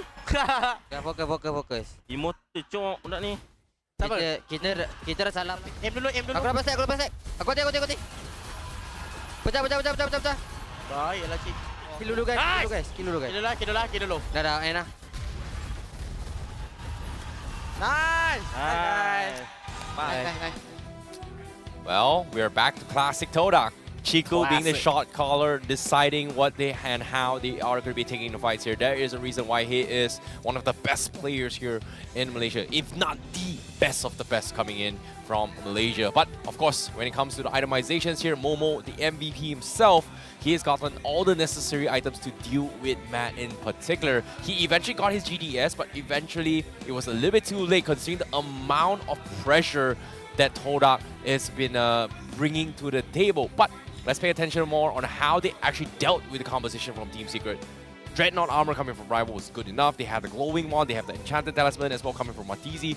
May not see a little bit too much here. We didn't see too much coming from Martizi. He has been playing this defensive role, but for Chiku, guys, look at him. No shoes, full 6 slotted. Well, it's not, you don't normally get shoes on 1-1. Some people might argue you kind of need it now since they capped how quickly she could jump around. But Chiku still feels comfortable enough to go for that full damage. He was basically farming the entire game, which makes it insane to know that Momo was only a little bit behind him in terms of gold earned. So this Paquito was causing havoc everywhere. Rival as well, going to be redeeming the Kaja jungle, making very good use of the hero to constantly threaten Secret's positioning. Now, at the same time as well, coming from Team Secret here, they needed a little bit more damage here. Max can only do so much with the Genius one as well as the Divine Glaive. It all came down to needing Matt to be at the right place. But when he does so, he is constantly getting shut down by Momo here. Likewise can be said for Box as well. He's got the Hunter Strike, but he could not progress further to kind of play catch up against Rival. Rival was a little bit too tanky and sustainable, but it all came down to a little bit of a miscommunication. But what really piques me in terms of interest is that pay attention to the emblems here coming from all of Team Secret, right? We've only seen one agility coming from Neo, whereas Todak, they opted to go for both the agility and quantum charge to actually give you that additional movement speed to pick up the fights. In particular, it was Momo. He got it a agility, quantum charge, and a festival blood just to catch that extra movement speed to catch Matt. Movement speed is a really important stat here in MLBB because there's very limited sources from where you can get movement speed. Typically, it's only from your shoes, and then other than that, a handful of items. And it really dictates how fast you can move around the map, which we saw Todak completely controlling the momentum. Although Secret was doing a good job of moving around, getting some ganks here and there, I do wonder whether their movements caused them to lose out in terms of gold and EXP because they had to invest so many resources to actually just catch out one member. Yep. And at the same time, it's all based on the damage dealt as well. Martizi, he's got 63,000 for a second. I thought he was not going to do a lot of damage here, but that's the thing about Ferome's animation, right? It's so hard to actually spot it, but if they group up, boom, easy bounces all the way through with the Ghostbusters. But of course, now, in case you missed out on the highlights here for how things happen here, these are the highlights here where things got a little bit better for Team Secret. They were able to kind of win their fights, but it was a little bit too late because with one mistake coming in from Team Secret, Todak was able to enable Chiku as well as Momo to completely cut the backlines. There were some good moments, Max being able to get some pickoffs onto Martizi, but you can tell that the rotation of Todak was incredible. They realized that Team Secret tends to not move around the map quickly enough, so they're actually quite safe in just sending 5 members to a single side, and they won't have to worry about too much split pushing because Terizla doesn't quite have that capability in the first place, and by consistently out-rotating their opponents, they were basically choking out any opportunity for them to make counter plays. Yep. And because of this, you know, Team Secret, they were able to somewhat respond, but it's still a very difficult game to actually play considering the amount of pressure that Todak is bringing to the table. And not to mention as well, the Divine Judgment is something that they were a little bit afraid. Like, I talked about how, hey, Divine Judgment is a great way to start a fight. But the way Todak plays it is that if they start a fight, we make sure they don't get out. So the intention between the draft of having this Kaja jungle is the fact that, oh, I'm going to take advantage of, quote-unquote, the Ring Order's Spell Vamp. Oh, it's not the greatest. Once upon a time, extremely broken, even more tankier than Esmeralda, blah, blah, yada, yada. But even that little Spell Vamp, they take advantage of it, and then what they do is that if as long as Rival survives, the Divine Judgment is going to lock you in place, and this is where you are going to be setting up for free kills or maybe even a crossbow tanks setups for Chiku to actually enable his crossbow tanks. That is true. There's a lot of factors to think about right now, but honestly, all I'm thinking about right now is grabbing myself some Mr. Potato or official snacking legend where you can feel the crunch and snack like legends. You know what's more spicy than the game we just watched right now? It is the legendary Mr. Potato snack. And you can enhance your gaming experience now with these crispy snacks to crunch your way to MVP. Just like Todak has been doing up a very clean performance, I feel like there's a very good chance they could get a clean sweep here. You know, I don't know what's up, but based on this draft, this doesn't feel like a Kuja draft. That's true. But based on what we're seeing so far, it's just Todak maintaining the identity, doing what they usually do. I feel like the role of Kuja coming from Todak, it's not about him drafting, it's more on keeping their mental in check so that they can win the game. I feel like that's going to be the case, but I don't know. I don't really know much about how the comms is here. I hope later on we are going to have a little bit of mic check to see how Kuja leads the team. But so far, we don't really have much information on how Kuja has impacting Todak so far. But it does seem to be working out here, and I do like that there's a little bit more of a voice of reason here, because Todak in the past has always been a little bit too chaotic. We saw some attempts in the previous season with Coach Behave to try and pull them together, but it still resulted in Todak falling back to the regular antics because it just worked better for them. And right now, I think what we're seeing is a bit more of a combination of the two. We grab the weird drafts, we grab the weird picks, but make sure that there's more reasoning behind it, that there's more cleanness in the gameplay. And if that can happen, then you will see the most powerful iteration of Todak yet. Yep, I agree. But now, with a little bit more adaptations needs to be made here, how do you draft against Todak? Honestly, I'm sorry, man. I'm crying right now. No drafting against Todak. I feel like it's just play better than Todak. You really need to have like a certain degree of experience here, and I don't doubt that Coach Zico is a capable coach. But there's just something about the Todak players that catches people off guard. You really need that international level experience to understand all the possibilities that they can bring to the Land of Dawn. So my advice for Secret here specifically is to focus on playing the best game they can, getting the best lineup they can, and hoping that that will get them to the finish line. To be honest, based on how Game 1 went, every single little details matter. And Todak is so fast, so responsive on whatever is happening on the screen. Even a split-second decision can completely swing in their favor because of something that's happening. And that's exactly what Humes did in the final fight for the Lord, right? The moment the Lord Storm came in, interjected on Team Secret, boom, they start the fight. They immediately lose like 20%, 30% of their health just by doing nothing because of the help of one additional skill from the Lord Storm. The thing is, this is not a Todak thing. This is an MLBB thing. All those minute decisions will make a massive impact. That's why the butterfly effect even exists, right? And that's why all these teams strive to achieve a level where their reflexes and their mindsets are moving as lightning quick as possible so that they can outspeed their opponents. Sometimes it's just not about being able to out-micro your way in a 1v1 eco challenge. It's about those decisions about whether or not you want to move from one lane to another, whether you want to leave 1 or 2 minions pushing. Those decisions actually mean more than a lot of people think. Agreed. But now, when it comes to adaptations as well, Team Secret, they have had a very, very decent draft. I feel like the draft was okay, but it's more on the execution-wise. So that's going to be something that they probably need to actually figure out coming from Team Secret. But again, if they lose this series again, they will go on to have a losing streak count of 22 games since their debut here in MPL. That's a rough. And I've never seen someone lose this hard. People might wonder where the number 22 comes from when we're only in week 1. We are including season 11 because Team Secret is the only team in MPL MY history that has gone a whole season without a single victory. And it's not a good thing to have to say. We want these teams to compete at the same level, but there's still something fundamental missing.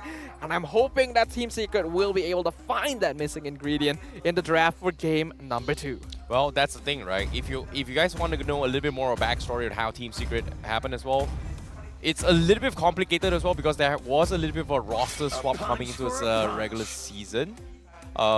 And you're wondering why are they here not having a single victory and yada yada. I feel like Team Secret has improved way much more from the previous season. But the roster that they were supposed to have was none other than Zyme Senpoi. And interesting enough, considering that Zyme Senpoi is no longer with Team Secret, he is a free agent, and there has been rumors that he might be picked up by their opponent team right now. Is that so? That's very interesting right there. I'm gonna stop the leak right now. That's all I'm gonna leak. Well, we can't confirm if it's a leak or if it's just rumors. You guys are gonna have to find out that information on your own. But what we can work with is the information we see on the screen right now. Team Secret, they banned out the Angela and the Claude once again, but the Paquito, that was the MVP last game, is already gone. Todak still banning the Fred, the Valentina, the Joy, and the Edith first pick is pretty default so far. Yeah, it is going to be a safe one here coming from Team Secret. But Todak, how are they going to deal with this Edith? Because so far, I think Team Secret, they did ban off the Baxia to themselves. I'm not sure if Todak decides to pick it up for themselves though, but nope. They go for the Kaja as well as the Export again. Oh my goodness, here we go again. Here we go. You usually don't see Kaja being picked up this early on. Even if he's in the first phase, usually save him for the third pick so that he's not so easily countered. But Todak specifically can let him be seen, because this is a hero you normally don't consider to be flexible, but in Todak's hand, it is. Yep, and of course, based on the previous picks here on the top right here, obviously it is going to be flip side. Left side was pretty much pick and ban coming in from Team Secret, and right side is actually wait, I'm confused. It's correct. It's correct. My bad. Neither to double check it, but of course. Now Farsa being picked up as well as the Lancelot, so that is going to be the jungle Lancelot coming from Team Secret. But now, I'm a little bit more confused here from Todak. Is this jungle Export or is this jungle I think you don't have to put too much thought into it, man. I can feel the energy draining out of you the more you think about it. I hate Todak. Let's just move our minds past. They are the villains of MPL Malaysia for a reason. Man, every word that comes out is just having less and less battery. Yes, that's the whole point, because ooh, Todak, yeah. I'm a good caster. I know how to draft this. Yeah, it's such a good export pick. But at the same time, they're playing around Chiku again. Wow, the 1-1 again. Okay, I mean, Chiku played a mean 1-1 previously. Now, we didn't get to highlight this earlier, but that is the debut of Lancelot here in Season 12. And this hero was basically a must-pick, must-ban during Season 11. He's since kind of dropped off in popularity. I feel like he's still very valuable. But it's interesting to see why people have veered off of this once very popular jungle hero. Yeah, I guess. But that's the thing, right? Because of Purify, because of Time Journey, etc., people kind of forgotten that, hey, people kind of felt like, hey, maybe 1-1 is a little bit easier to deal with. But to be honest, if you don't have those tools, technically, you know, if you preset those setups, the crossbow that comes in, that means free auto attacks all the way through, regardless of what happens. I was talking about Lancelot. Oh. No, I'm talking about 1-1. Okay, now we're not even on the same page. I think we're not on the same page no more. All good, all good. But actually, yeah, now that you pointed out, 1-1 does have a similar issue of being a must-pick, must-ban. That's no longer popular. Though we know why that's the case for 1-1. She got nerfed, she's no longer as fast, her damage cap has been reduced.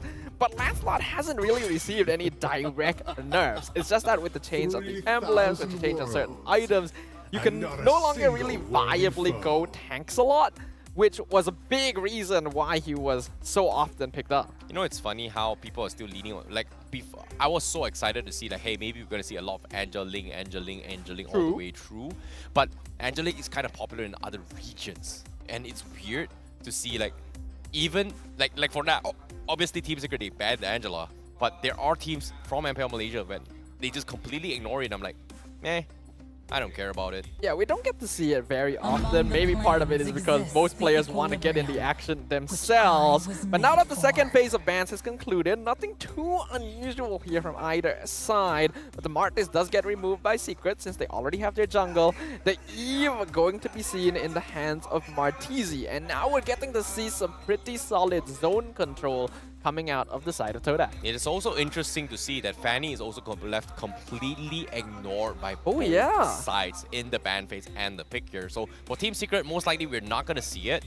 But what are the chances we see that legendary moment that shake Todak to his core? Are we going to see that tank Fanny coming from Use? I haven't seen it before. Once in my lifetime. Never again coming in from Yumes. Are we going to see it this game? I don't think we will. This game in particular. I don't think it will. It's not impossible, but I think it's unlikely, especially with the Lapu Lapu and Iritel coming out. The only way I could see it viable is... Think about it. There's nobody that can stop there's Fanny not enough right CC, here, right now. is there? There is nobody from Team Secret that can actually stop him right now. But that's the thing. That's just my thought. But technically, Todak Will they wouldn't go bring it. that far? I highly doubt they'll do it, right? It's unorthodox. It's crazy. I'm thinking out of the picture, even though it's impossible they will pick it again. It was like 2,000, 3,000, 4,000 seasons ago. And no, it's not going to be the Fanny, alright. It's not going to be the Fanny. The Baxia. So that's going to be Baxia jungle. We haven't gotten to see this hero because for some reason, it is pretty often banned out. And that's going to be Momo on the Export EXP versus Neo. This is going to be kind of interesting right here. The export can be pretty uninteractive, and it's Yumes on the Kaja, so don't worry, it's not going to be a jungle Kaja this time. We're going to see a somewhat normal comp coming out of Todak for Game 2. That's the thing. When you see Todak going for a normal comp, that's weird. That's really weird too. Everything's just weird now for Todak. But nevertheless here, the final series of MPL MY for Week 1 here for Season 12 is on its way here. This is going to be the Game 2 here between both Team Secret as well as Todak. Will Team Secret rise up to the challenge to bounce back, or will Todak actually get a clean 2-0? Because based on this draft here, both sides have very, very distinct compositions. In this case, Team Secret looking for a pick-off potential, and Todak looking for a team fight playstyle. Yep, as we enter the land of Dawn, Todak only one game away from securing their first win of the season, and Team Secret still desperately clawing at any opportunity to break the biggest lose streak MPL MY has ever seen. Cross our fingers, boys. We want to see this go all the way. Yep, I agree, but at the same time here, it is going to be Momo versus Neo and XP here, like you said. Not really uninteractive, but I feel like Momo is going to be winning a majority of that lane here. But I feel like now Todak, their pick-up potential with Kaja is going to be solely dependent on Yumes trying to punish Box as much as he can. And that's going to be very, very possible because right now, as you can see, force very early retributions coming in to secure Rival's Little Wanderer. Yeah, now we have to note, Lancelot was one of the first true pocket picks for Box. He did a great job with this during his first season, but already we're seeing something happen. Box, Max, and AIM all here. We get the onwards onto the Baxia, but AIM may be abandoned right now as 4 members of Todak come back in force. Neo not going to be able to do anything as AIM falls, and now Neo is being dived under his own tower, forced to flicker to safety.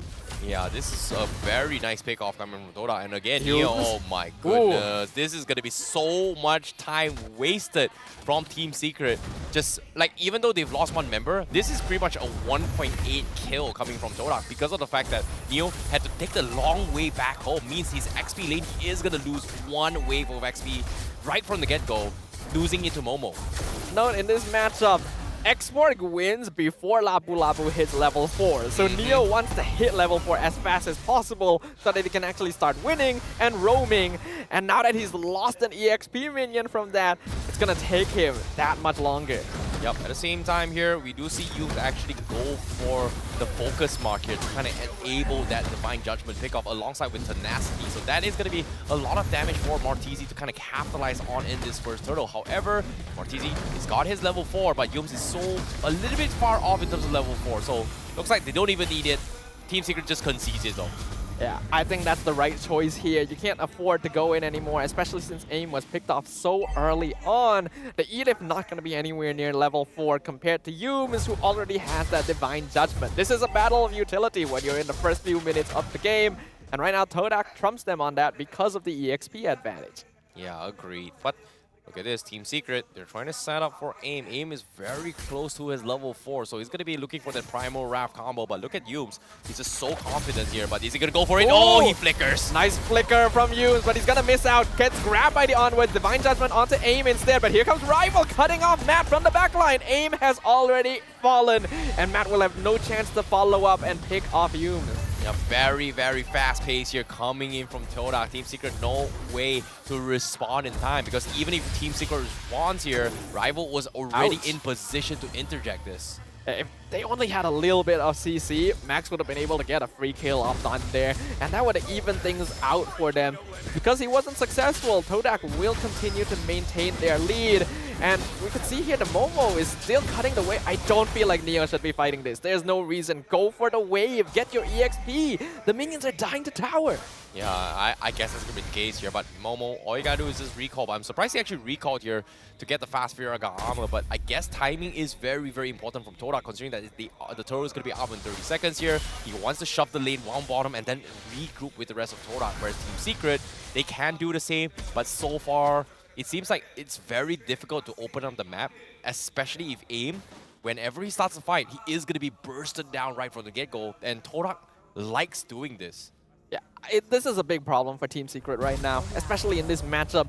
It feels like their movements in the early game are not fast enough, and a lot of that does come to AIM not being used to rotating on these slower, tankier heroes, it seems. And Todak is just taking full advantage of that. They're in full control, they're controlling the map, they're rotating fast, picking heroes like Baxia, who can just roll around everywhere they want.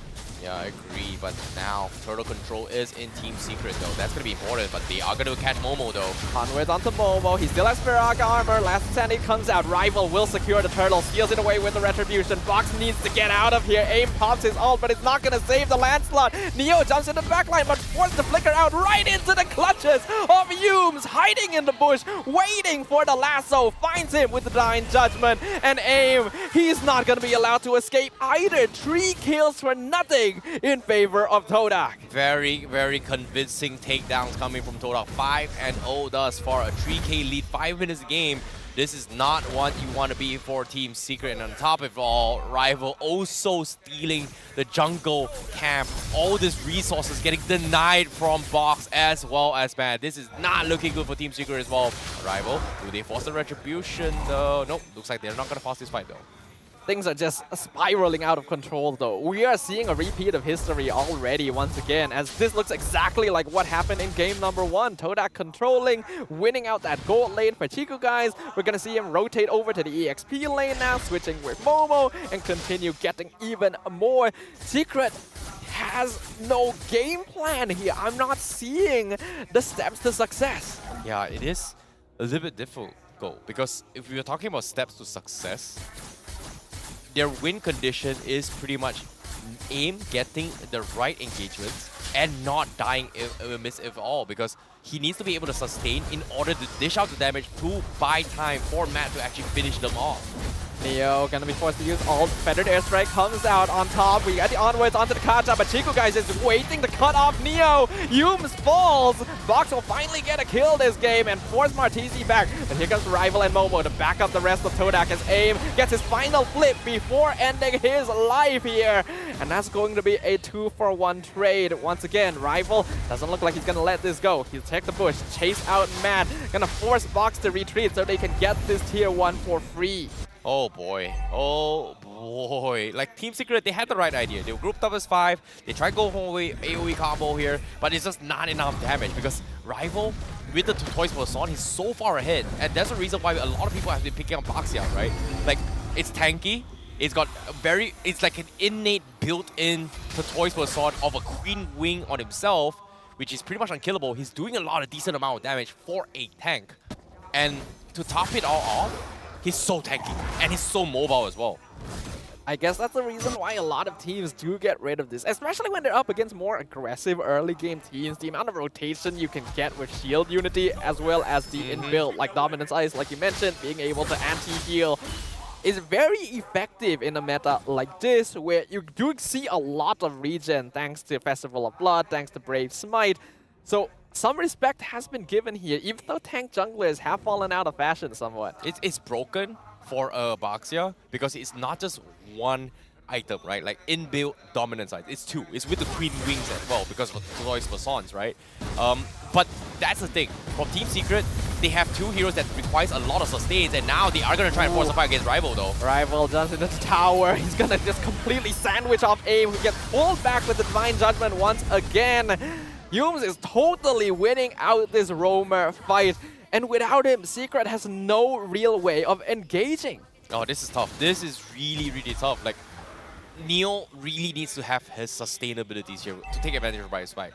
Same can be said for AIM. AIM also with the Primal Wrath, he needs a little bit more before he can actually dish it out. But even the Smell Vamp is not that great. But with the Tortoise Basson, it's even worse. It's pretty much non-existent for the heals. But as of now, Matt, he's going to get dived on as well with the amount of damage here. Yumes, he's looking to engage this though. A nice onward, but it's just going to be the Divine Judgment again onto AIM, pulling him back. Primal Wrath isn't going to save you when you're that far out. The Edith is being completely outclassed here. And now Max forced the Yumes by wings. Last Insanity actually chasing him down, allowing Todak to dive under tower.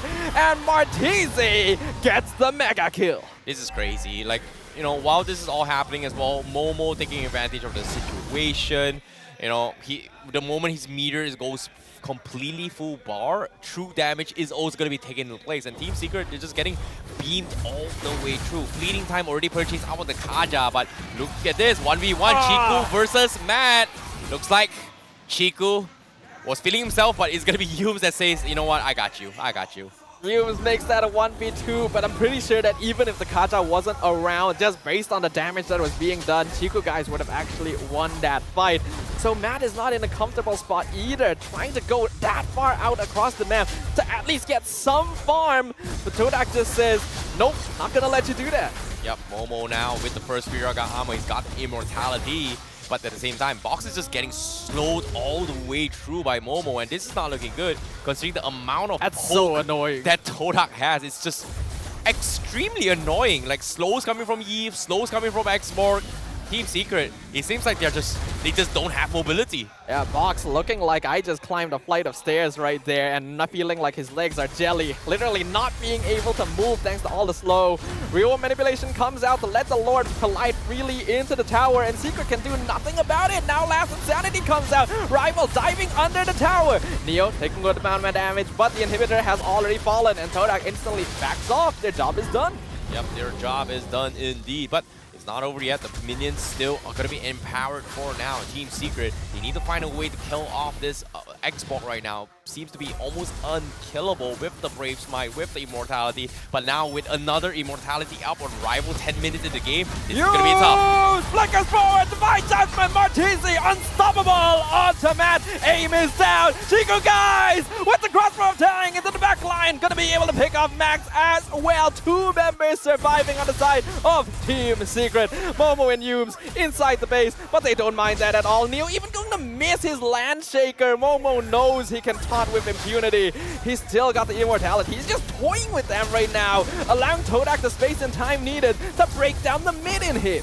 Yeah, he only broke his Firaga armor, still held on to his immortality as well, as Team Secret still has a lot of potential to continue this fight. But how though? That's the thing. They have a lot of potential, but they need one or two good fights because of the fact that in order to equalize this, they need a 10k gold deficit. So Todak, they're in the lead. They can close this game anytime they want. But as long as they don't make mistakes, game's in their bag. Normally, I try to be positive about these things because no matter how far behind you are in this meta, there's always going to be a chance to claw your way back. I don't see it for this game. The way Team Secret has been playing, the way their draft works, there is no solution to this. Yes, if you get one or two good fights, a 10k net worth lead doesn't matter. But there's no recipe for Secret to get a good fight in this situation. They're so dependent on aim, getting some kind of catch. But every time he throws someone over his shoulder, Divine Judgment just pulls him back, and Secret lose their roamer before the fight even begins. Yep, power of Kaja, but now with the Lord coming in as well, Team Secret no position to even push out here. They're having Matt kind of farm his way through the bottom lane, but let's take a look at the marksman department, right? Matt is level 11 as contrast to Chiku, guys, is almost level 15 now, and he just hit his 15. So War Axe up on Momo means even more damage coming from this X-Born, and technically Todak is just like in 12 minutes already close to endgame builds now. Yeah, we are just witnessing the last throws of Team Secret at this point. Todak's gonna take this slow and methodical, make sure that all the waves are able to collide, wait for the Lord so that they can end the game cleanly, and then this will be a pretty simple, clean sweep for Todak. Oh boy, this is gonna be a tough one. But as of now, Todak, they're just choking Team Secret back in the base here, and pay attention to items as well. Almost six items here from everyone coming from Todak. They've progressed their way through, but here comes the fight. Flickers forward, Divine Judgment. Neo will get out with his ultimate. The rest of Todak jumping in. Chiku, guys, already has the crossbow of Tang, and he's already taken down Neo. Abe loses his immortality. Mega kill for Momo. The crystal is open. Todak secures their first victory of MPL MY Season 12 and extends the unfortunate losing streak of Team Secret. Oh, what a game coming in from Todak. It is going to be a clean 2-0, but unfortunately for Team Secret, that will be their 22 lose streak coming in from them. But Todak is back. They are back in action. They will take the series, and they will continue their journey. This is the defending champions in true form right here, being able to try out some very interesting hero picks and still coming out on top with beautiful victories, very clean macro gameplay, and early rotations that snowball out of control, creating an unstoppable tsunami that completely overwhelms their opponents. Yep, amazing games here again. Todak, obviously one of the strongest players, strongest teams coming in MPL, the defending champion. And I'm curious to see what they have to say, because we are going to be turning it over to our amazing host, Rose, to have an interview with Todak, who just got their 2-0. Dan itu dia kemenangan pertama untuk pasukan Todak untuk musim ini. 2-0 clean sweep. Okay, so since I dah sebelah Ajim, lagi je lah kat Ajim kan? Okay, Ajim, I'm pretty sure semua orang dekat Dewan ni atau yang nonton online nak tahu what was the reason? Apa yang reason behind the Jawhead pick? Kenapa gelak? Kenapa gelak? Actually Jawhead tu salah pick. Serius. Yang ni serius, salah pick. Kita orang memang nak pick tadi 1-1 Kaja. Tapi tak nampak 1-1. 1-1 tu kat fighter. So, Mama pick 1-1. Apa? Jawhead. Tak, serius? Serius, yang ni serius. Okay. So since it was a mistake pick, salah pick. So, tadi macam mana korang brain? Sebab ada Kaja, ada Pakito, ada Jawhead. Semua orang kat sana tengah teka. Gimana? Which hero pergi mana? So, tadi macam mana korang brain? Oh, sebab season lepas kan Rival main Kaja jungle kan. So, tak ada masalah kot dia nak main. Cuma enemy lupa yang 1-1 Ciku ni terkenal dekat M3. Alright, sebelum I announce MVP, I nak tanya soalan kepada Martizi. Hai. Okay, hello, sini. Alright, kita tahu untuk musim ini Martizi ganti Moon dalam lineup. Apa perasaan main dalam first lineup, main lineup dan main atas pentas MPL Malaysia dan perform? Perasaan kalau nak katakan perasaan tu, first kali memang saya agak gemetar sebab main dengan lineup-lineup MSC, juara MPL semua kan. So agak rasa pressure dia tu. Lagi-lagi pun nak ganti tempat Moon tu bukanlah senang sangat. Alright, so Dewan Sri Putra, siapakah MVP anda?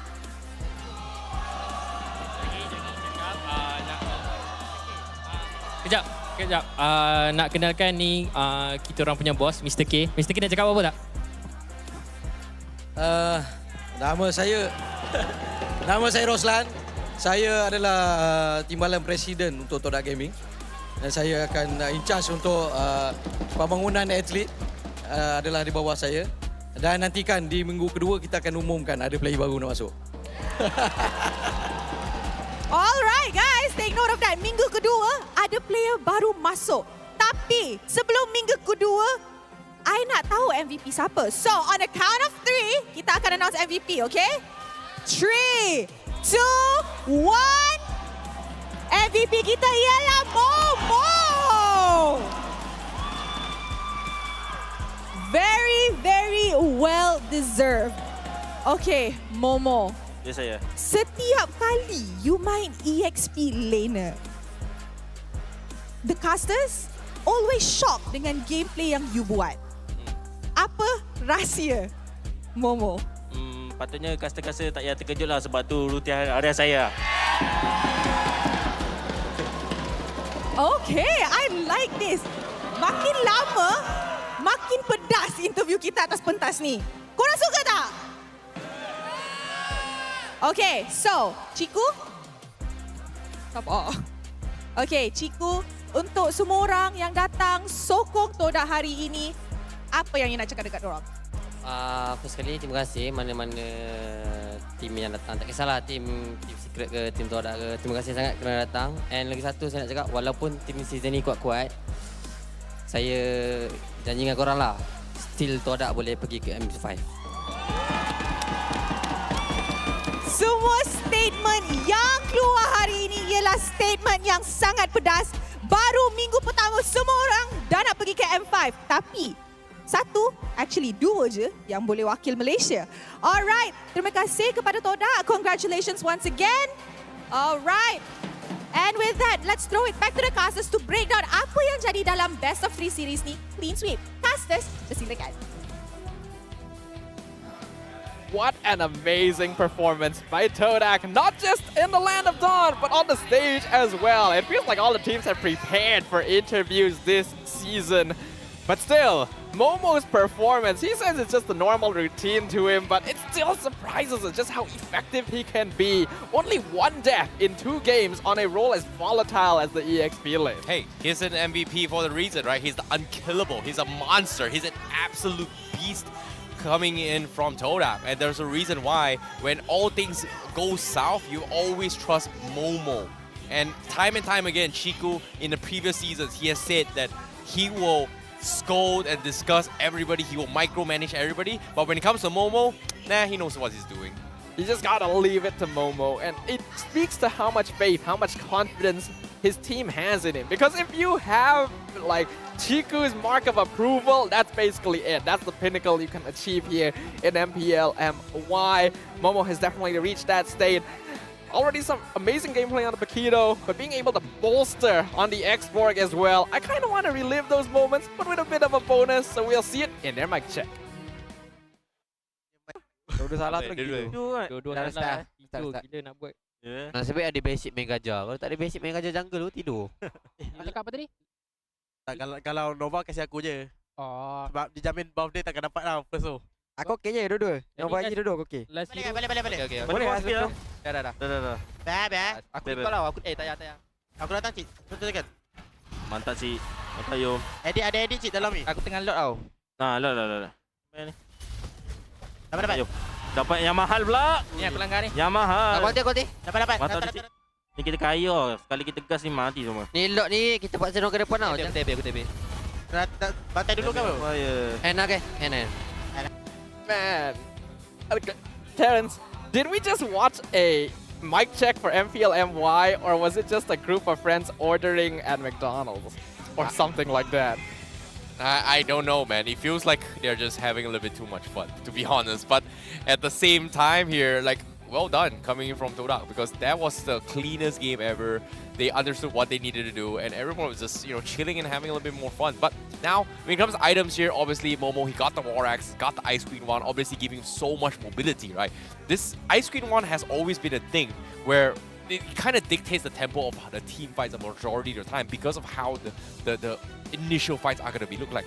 It might be slows coming in here, even though there has been nerfs here and there, but with export, it kind of enables this entire team fight with in contention, with those emblem changes, with those agility on every single player, which is very nice considering the fact that movement speed is going to be the key in winning a majority of these team fights. But in this case, I'm surprised about this. Todak, this time, not going for all agility, which is interesting. There's not that much movement speed, all things considered, but I suppose it makes up for it. When you have the double Ice Queen Swan, you got Export, you got Eve slowing people down. You saw exactly how slowly Vox was able to escape when he got caught that one time. They were basically breaking their ankles. And Todak was already rotating so cleanly throughout the entirety of the early game that all of this just adds up and doesn't allow for Team Secret to play and move around the map in the way that they want to be able to. Yeah, I agree. But nevertheless here, this is gonna be a very good game coming from Todak, because if you think about how the itemization is coming in here, I think it's a little bit hard to say because all of them has like somewhat of an item here, which is a corrosion scythe as well as Ice Queen want to deal with slows coming in. But from a side Team Secret, there's just nothing much you can say. Like, even if they get slowed here, do they have any way to kind of replicate it? So far, I think the adaptations here coming from Team Secret is pretty much Neo and Aim going for the rapid boots because of the recent changes of like taking slows reduction CC like a little bit faster. Like you recover a little bit faster if you're going on a rapid boost compared to the resilience boots. Yeah, like genuinely it is a pretty good option to go against, especially when you know that there's going to be the double Ice Queen's Wand coming out, when you have Export, when you have the Eve. It's not bad because of the added slow resistance, like you pointed out, but it still wasn't quite enough. I do feel like there needs to be a notable mindset shift coming in from Team Secret here, because something isn't working. If they can't work with this kinds of lineups, it's time to change up the strategy. Maybe go for a double mage, since we know AIM is comfortable with mages and supports and stuff. Something needs to change. Otherwise, right now, their performance doesn't look good. Yep, at the same time as well, in terms of damage, total heals here, everyone is going to be favoring on sort of Todak here. I'm surprised Todak is the one that has more heals, but at the same time, who could blame him, right? Skygun and Helmet up on Rival, you've got Spell Vamps coming from Kaja, you've got Spell Vamps from the Ice Queen one coming from Arteezy, not really that major factor, but most importantly, Momo, with his Firaga armors resets time and time again, that gives him so much sustainability. So in terms of damage taken, I'm surprised it's not more than Team Secret, but considering how concisive and decisive their fights has been gone to, Team Secret just could not even retaliate, if you think about it. The reason why the damage taken by Todak is so low is because damage dealt is so low. Literally 5 digits. That's the lowest we've seen in a while. And it's not even the shortest match we've seen in a while. You can see in the highlights here, which of course brought to you by Republic of Gamers, Todak were in full control of the rotations from the very beginning, understanding that Team Secret does seem to be in a situation where they're just completely outclassed. The draft was good, it was clean, but something is still missing. Yeah, I agree. It's just, you know, it might be a little bit of mechanics here, it might be a little bit of gameplay and decisive here, because so far they look a little bit more disconnected. There is bit improvements coming from game 1, but again, Team Secret, they tend to look a little bit better in game number 1, but when it comes to game number 2, if they don't have that momentum or to actually recover from this, they do have this tendency to actually lose out a little bit more. So that's something that we might be a little bit concerned. We've seen a little bit of a glimmer of hope coming from Team Secret, but fortunately for Team Secret, it's not over yet for them, right? It's only the first week, 2 series, it's fine. They can still kind of bounce back if they head in towards week number 2, if they make those necessary changes. It's not uncalled for. We've seen teams lose all their games week 1 and then dominate the rest of the season. But for now, with that domination from Todak, they're going to be sitting pretty comfortably here. 1 win, 1 loss in the middle of the pack at 4th place. Yep, and of course, being top 2 is the position you want to be in, especially for the playoffs. But of course, we have 6 weeks to go. Sorry, 5 more weeks to go, considering that this is pretty much the end of week 1. And when it comes to this Selangor Red Giants is going to be topping the leader here out of everyone else with an undefeated record right now, not even dropping a single game, whereas the rest has pretty much dropped a game for themselves. They're looking pretty strong. Team Secret, unfortunately, at the bottom of the table. But again, there are still possibilities. We have 6 weeks worth of regular season at the end of week 1. Just because you're at the bottom doesn't mean it's the end for you. We need to see a reset. We need to see a mindset change for these players, for these teams. If one strategy doesn't work, try something else. That persistence, that perseverance is what will allow you to go far on the MPL stage. Agreed. But all things considered here, it has been a very, very fun day today here. But for you guys, we have something new for you guys to announce, and that is the August Starlight, which is coming with the exclusive skin, the Yin Eternal Guardian. 10 returning Starlight skins, and as well as new Starlight Shop exclusive killing notification also await you in August. And of course, you can unlock the Starlight membership with only 300 diamonds and get yourself rewards worth over 6,000 diamonds in total. That's like a 2,000% increase, 3,000%. My math's pretty bad, I'm sorry. I think that's about right. I'm not going to correct you right now because I don't have the brain cells to do the math at this current state. After watching those intense matches, I think a lot of us are burned out. The players are tired. It has been an amazing week 1. But there's going to be another week of matches coming up in the next weekend. And now we're going to have a look at what kind of matches we can look forward to. And of course, to start things off, we'll Vic 2 on the first day here. The first match is going to be MY going up against Team Lunatix, and the second series here is going to be Team Secret going up against Selangor Red Giants. And this is going to be a pretty spicy one, considering that both these teams, they're pretty much in a situation that all 4 teams here, they need wins to actually snowball. Selangor Red Giants, obviously, they are top now here, but if they want to be consistent, they have to win it all the way. Yep. The common factor here for these squads is that they all have something to prove. Red Giants sitting comfortably, they want to continue that streak. RSG, Lunatix, as well as Secret, all still have something to work on here, so they can clean up their gameplay and come in stronger to week 2. We got something exciting to look forward to. I agree. And of course, when it comes to our amazing, amazing facial expressions about how the games are going, right? The reason why we look with so much emotions and so much reactions is because of the fact that we are using Guardian Man, where we defeated all our enemies fast like the MVPs. And this is something that you guys need to try out yourself. I swear. I swear. Do you know who's the real hero today? You know why all the players look so good on camera? It's Guardian Man. It absolutely is. It is the nemesis of acne, and it allows you to win in life by using Guardian Man to smooth out all the obstacles in your way. So make sure you guys grab some now and show them some support for sponsoring this incredible event and bringing you all of this MPL action. Agreed. But all things considered here, this past 3 days here has been a very, very fun time here. It's time to announce the MPL prediction winners down on the screen here. And of course, the predictors of today's all 3 games MVP here, with the first match being Warlord, second game Super Sekis, and the third game being Momo. And if you guys predicted 3 of these players correctly, the 5 lucky winners from each match has been announced in the names below.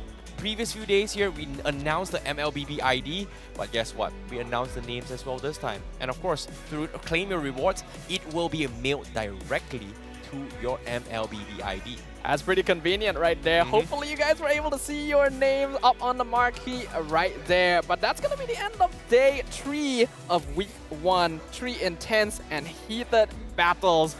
And it's going to be another week coming up very soon. For now, we're going to sign off, but make sure you guys tune in to week 2 of MPL MY. We will see you guys there.